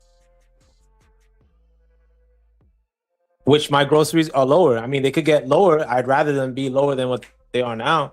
But they're But lower if than they the get Biden lower, administration if they by get far. lower, it wasn't because Donald Trump passed a bill to make them lower, right? Because you just admitted presidents But if can't they do went that, right? higher, you would blame Donald Trump. But if Bro, they went higher, Donald you would Trump blame blamed Donald Trump. Biden for the price of eggs. That's how that worked. Donald Trump started this, and because everything he But says I didn't is bring in facts this to y'all, because everything he says is facts to y'all, eggs boxing scholar. eggs became a voting factor. Because Donald Trump said that the Boxing gas scholar. prices are really, really high under Joe Biden, I'm gonna bring them down. Y'all blame Which he Biden did. for it and voted for Donald Trump for it. So what I'm asking you is, if those are things that you voted for, even though you know he can't legislate, then why is when they go up, are you not jumping off the ship? That's why I can't wrap my mind around. Like this is what I mean, Surf Player. I guarantee you're going to go be a PE coach or something. I have There two is options. no It's way simple. possible, bro. You want me to explain it? I have two options in 2026. I could either vote for lunatic Democrats who only vote based on emotion, who based on identity politics, but my people are at the lowest rung of liberal Emotion? Democrats. Would you say Politics. January 6th was emotional? Was it an emotional attempted coup? That wasn't an attempted coup, but January 6th You don't know as a what it was. talking Was you point there? is way overblown. It's so funny. You use Pardon me? anecdotal for everything, and then this specific situation, you know, it wasn't an attempted coup. They were protesting a fair election, right? And going I don't against think it was fair. democracy. What was their I end don't goal? think it What was were they fair. doing? Hold on. What were they gonna do, Marky Dan? Let's say that they took over that building. What were they then gonna do? Who said they were taking over the building? All right. You got any final words? They weren't trying to take. Most of the people that were there weren't even trying to go into the building. Most of the people that You got just made that arrested up. in January 6th You just made that up. didn't vandalize shit. You just made And that a up. lot of the people that You just were made that up. actually doing bad things on January 6th, like Ray Epps or that so-called black Or Donald Trump, who incited it. that went into the Capitol on that day, weren't arrested and their names were forgotten in history. But I mean, I don't agree with what the people that went in to the Capitol on January 6th under no regard. And I think the people that vandalized shit in the Capitol should be arrested, all of them. Or the people that were instigating, I mean, some of them should be in trouble for that. But as far as January 6th as a talking point, I mean, it's way overblown, bro. Like right now in Newark, New Jersey, not too far from my house, Delaney Hall, the protests that are happening outside of the ICE facility in Delaney Hall are like worse than what you see on January 6th. They just haven't breached because they're fucking wimpy ass liberals. But I mean, that shit could pop Why off at can't any we point focus and on people what we're just talking about? Why we got to go all the way to Pearl Harbor? Why we got to go all the way around the block just for you not to This is admit the happening today. obvious? Why do This we is have to go happening. around the block just for you You not to brought up the admit the past, and I'm obvious? bringing up stuff that's happening right now. I be trying to get you to admit stuff that you don't want to admit, and that's proof that it's No, because you try to it's play a psychoanalytics with your what do you politics, my psycho brother. what by listen so you Stop going defending going to college Democrats. hold on going to college you do understand that when you have debates you have to have facts, and those facts can't be from like a Fox News or Wikipedia. It has to be cited. It has to be a credible source. You understand these things, correct? Yeah, and I asked you to And you do source also your understand what that you do understand that you also have to present evidence for your claims. You just can't feel it, right? Even though you just came from a place. It's so funny. Your excuse is, well, I just came from a place, jumped into the conversation. I don't have my facts ready. Then why even debate? Why even debate? How do you know what I'm saying is wrong if I'm you not don't debating. even I if came you to talk didn't to my even take the brother. time? But hold on. How do you know what I'm saying is wrong? I came to Check talk to this my out. brother. I'm not debating. Listen, hold on. If you don't catch anything else from today, catch this. I'm not saying. How do you know that anything about that what? I'm saying? How do you know that anything that I'm saying is wrong? Egg prices. You wanted a specific. If you haven't took the time to look it up, My brother, because I shop for eggs every week. I shop for eggs yesterday. I can Do show you only look at? 2 But do dozen you only? that I Hold on. probably bought in the. Do you only look at eggs where you are, or do you look in the entire U.S.? Right? Because the states they have United in front of them, right? I live in New Jersey. New Jersey has the highest cost of just about anything. If I show you, look, I'll show you So I'm outside gonna my mark you window right down now, as and I'll no. show I you haven't the looked. I only skyline look of in New Jersey. Manhattan. Look at how close I am to Manhattan. Like I'm not like. So again, we're gonna go back. So you haven't looked it up for the United States. You only looked it up for New Jersey. Yeah, but I live in a metropolitan area that's a suburb of New York City as we speak. That's also ran by a Democrat too, as well, right? No more than 159. That's also ran by Democrats too, as well, right? Absolutely, it sucks. Okay, but I'm buying the eggs at 159. So hold on, let me ask you this. Why don't you give the Democrats credit for the egg prices? You saying that Trump brought the egg prices up? I'm not going to get the egg prices aren't cheap in Jersey specifically. Egg prices are down across the country. Hold on, And but you know, then you can and prove you know to that me, by like, you know that by what? you paying What have for- you looked hold on, up? hold on. Mark, What have you looked up to but- show egg hold on, prices hold are on. down across the country? Are did you pay more than $3 for $3.50 for your dozen of eggs? Yes. I'm sorry to hear that. What kind of eggs did you buy? Eggland or like some Regular leg some eggs. Premier They brand come in. or some free range shit? Like, what'd you buy? Nope. Regular eggs, bro. They come in fucking the blue package. Let me I pull get up the them. circular, bro. Cause I got a dunk on this. Let me see if I find the circular for my supermarket as we speak, bro. Because I gotta Still- let me press mute. Still anecdotal stuff. That's crazy. So like what we can surmise from, New Jersey, being ran by Democrats is if they have low egg prices, since Donald Trump is responsible because of his leadership, then maybe there's just local accountability or responsibility to why the egg prices. Why your brain don't work that direction? Even though the president can't control egg prices, why wouldn't you look to your local government and say, hey, maybe my eggs are low because of these Democrats in charge? You do it with everything else. If immigration is the problem, you be like, hey man, it's because of these Democrats running and ruining everything, but you won't do it with egg prices.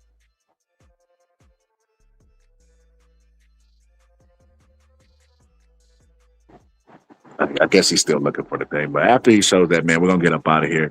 We might come back later on, but I gotta sit on my exercise bike and I'm gonna jump in the sauna, man. I can't sit on YouTube all day, especially going talking in circles. I watched Tom and Jerry growing up as a kid. I refuse to just chase my tail because it's not gonna get through. Todd and Surf Out Player and MAGA in general share one brain. Like I know people seen Jordan Kepler. He used to go out to those Trump events, those Trump rallies, and he would make those people look really, really stupid. And it wasn't hard to do. Those people would get out there and say, Donald Trump, America needs a dictator. Donald Trump should be the first dictator. They would say a bunch of dumb stuff, right? And I mean, like I said, making them look stupid was the hard part because they are stupid. They are stupid. Like it's like what party does racists identify with, right? What movement does racists identify with? MAGA is not even close. Like the numbers aren't even close. And listen, this administration did what the Bush administration did, right? When George W. Bush was running and was the president, I remember people saying, we will never get a guy as stupid as George W. Bush, ever. We will never get a guy that's unfit for the Oval Office as George W. Bush. Donald Trump came. If George W. Bush ran in a head-to-head competition right now for the Republican Party, I think he could beat Donald Trump. That's how much of a disaster this guy is. Mind you, with no experience. We have to hear from a party about how much DEI is affecting the country, how much DEI is a negativity on the country. And then you have a guy with no experience as the president rise up with failed business practices. Nobody coming out to vouch for how good of a businessman he is, right?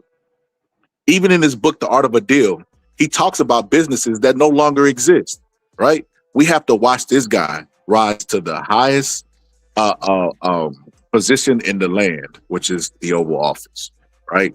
Then while he's in the Oval Office, right, he's on the most popular PDF file of all time in Jeffrey Epstein, right? And it's still not a disqualifier. He's posting racist monkey videos with Michelle and Barack Obama. There's nothing this guy could do because his Trump cult that follows him they won't denounce him no matter what he does. And they won't even acknowledge this. All these assassination attempts that are on Donald Trump's quote unquote life, right? They always happen abruptly and then get swept up under the rug and he doesn't talk about it. This guy whines and is the professional victim on everything else in his life. But this one issue with assassination attempts, he just lets go up under the window. He don't want justice. He's not naming names. None of the stuff that he did for the fair election, by the way. He's constantly naming names, but he will not do it. And they won't show up with their Blues Clues magnifying glass in their hat and investigate this. You guys are lost. There's no saving you. You guys need to just go bury yourselves in some, maybe when Elon Musk comes out with that chip, maybe put that chip in y'all's brain. Because it's at this point, it's ludicrous. So, Falpo, you got any final words, man, before we get up out of here? Nah, nothing. Well, I had the price of the eggs pulled up. Fucking I couldn't find the circular. But at the end of the day, man, if I were to tell you anything, again, I was a liberal myself, New York City liberal. I actually worked in people's city council runs in my city, New York, Sunset Park, Brooklyn. But I was super liberal. I was always a justice warrior, and that didn't really stop until recently. But at the end of the day, I mean, Democrats have nothing to offer our people specifically. I mean, they're really trying to replace us in the sense of trying to get other people that they think should get What more about civil rights? sympathy. What about civil rights? They passed civil rights. I'm sorry? What about civil rights? They passed civil rights. Currently? No, in 64. That's back. I'm an But 80s no, baby, hold bro. up. I'm Hold talking on. about You're aware that the attack on the 1964 civil rights bill by this administration, correct? Yeah, but I'm talking about what they're doing for us presently. Okay, so they gave black people civil rights. Donald Trump and his administration are attacking civil rights. So the alternative, you can say Democrats ain't doing nothing, but I tell you what they're not doing. They're not trying to repeal the Civil Rights Act that they passed that gave us rights. Civil is in it for a reason. Treat these people civil during Jim Crow, right? It's not the same. Yeah, but ultimately what the Democrats are looking to do was actually announced by Joe Biden when he spoke to black leaders in the beginning of his presidency. And he basically told the Democrat leaders at that time, I think Sharpton may have been on that conference call, that they pretty much had to get in line with Hispanics because they were being outnumbered by Hispanics, and that he basically didn't do shit for them. And I mean, I wasn't surprised by any of that. I mean, I'm surprised that that conference call never really made public news, or why it wasn't something that so-called black people were pissed off about. But Joe Biden was actually very candid in what the Democrat Party is offering so-called black people, which is basically squat me and you Googled one time. Migrants. So, Fair Play, me and you Googled one time what liberal actually means, right? And even though I Googled the definition, you were like, oh yeah, based on that definition, I guess I'm a little bit liberal. You still say the liberals. Where are you getting those talking points from? I'll say the Democrats then, if that makes it easier for you. Democrats aren't but doing hold on, we can't gloss past what you said already. I'm not going to vote for either party. You already said I'm liberal. not voting for either.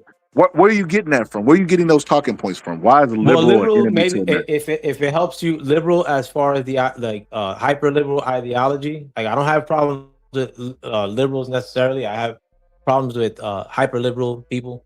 But I definitely have a problem with the Democratic Party. You're still using liberal. And listen, so-called black people aren't liberal. The only thing we're liberal with is our dollars. Or so-called minorities, if you will, aren't liberal by chance. Our parents weren't liberal one iota. Probably they're anti-liberal. But what is liberal? What does liberal mean? What does liberal mean? By today's perspective, you know what I mean, bro. I don't gotta get into because you don't know what liberal means, even though you use it because you're being fed your talking points. Well, I Like, mean, if you were okay, to so say if you were to I say want like you I to have a go problem get a with piece of paper. Go get a conservatives, piece of paper.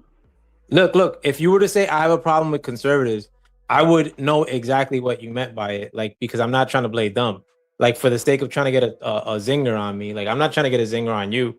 You know what I mean by liberals, and I know what I mean by liberals or Democrats, like or the No, you don't get to Democratic. make up the definition of liberal just because you've been fed it by Fox News. So this is what I want you to get a piece of paper and write this down so you can stop using liberal and using talking points that you've been fed by Fox News. You ready? Look, I got Okay. something for you too. In politics, a liberal is someone who advocates for individual rights, civil liberties, and democracy, and the use of government power to promote social equality and welfare. This ideology is known as liberalism and has evolved over time and differs from depending on the globe. Right? So that's the definition of a liberal. So from this moment going forward, can you stop using liberal in a derogatory term and use it as something negative? Will you have a problem with me using Democrats? Hold up. Because when they So say I'll use liberal, they Democrats make then. it like liberals are soft. Liberals don't stand for anything. Liberals are what's wrong with America. All the talking points that you made today, by the way, and it just proves to me, furthermore, y'all share one brain, one heart, one Trump, one band, one sound, Donald Trump, bro. And it like there's no other proof. Like we've been talking So I'll 6 say I have hours. problems with Democrats. 6 hours, bro. The same thing over and over and over. Regurgitate. And I have It's funny to me that you can't the people that regurgitate lead- facts, but you can regurgitate talking points from Fox News. And the people that lead the liberal thinking, which are white liberals, I have problems with them as well. Still using the wrong time. Okay. Any final words, man, before we get up out of here? I really got to get up out of here, man. Yeah, I mean, at the end of the day, I don't vote for either party. I think all elections are skewed and bothered with, or messed with. I look at what is being offered to me and mine today. What the best I could do, being that there's a lot of online rancor against Trump based on solely emotion, I could only try to contend those points. If anybody's listening to this channel for the first time or in the future, Boxing Scholar at the end of the day is my brother. One thing that he does do is that he allows me to come onto this channel. There's a lot of channels that front when I try to come onto that panel because they know what I'm bringing. Or as soon as I talk, they'll like shut me down. And at times that's happened on this panel, but at least he will allow me to the benefit of responding. And ultimately, I think that Boxing Scholar, besides the fact that I hate Democrats, doesn't want to see like the worst for me. And he always shows up on my channel. What I'm trying to say is if you never listen to this channel, Boxing Scholar is my brother, and I consider him a really superior channel. Ultimately, though, like I just can't stand the fact that the Democrats as a political establishment have my people locked down under lock and key, and my people will be willing to die for this party, just by the Democrats throwing them a bone and making it seem like we're less racist than Republicans. Right now, it's not like Republicans are giving you many instances in which they're being overt racist, but I rather my racism overt rather than like people thinking that they could think on my behalf like Democrats or hyper liberals do. And if you're a so-called minority like myself, raised in the hood, and I think you should start thinking differently regarding your politics.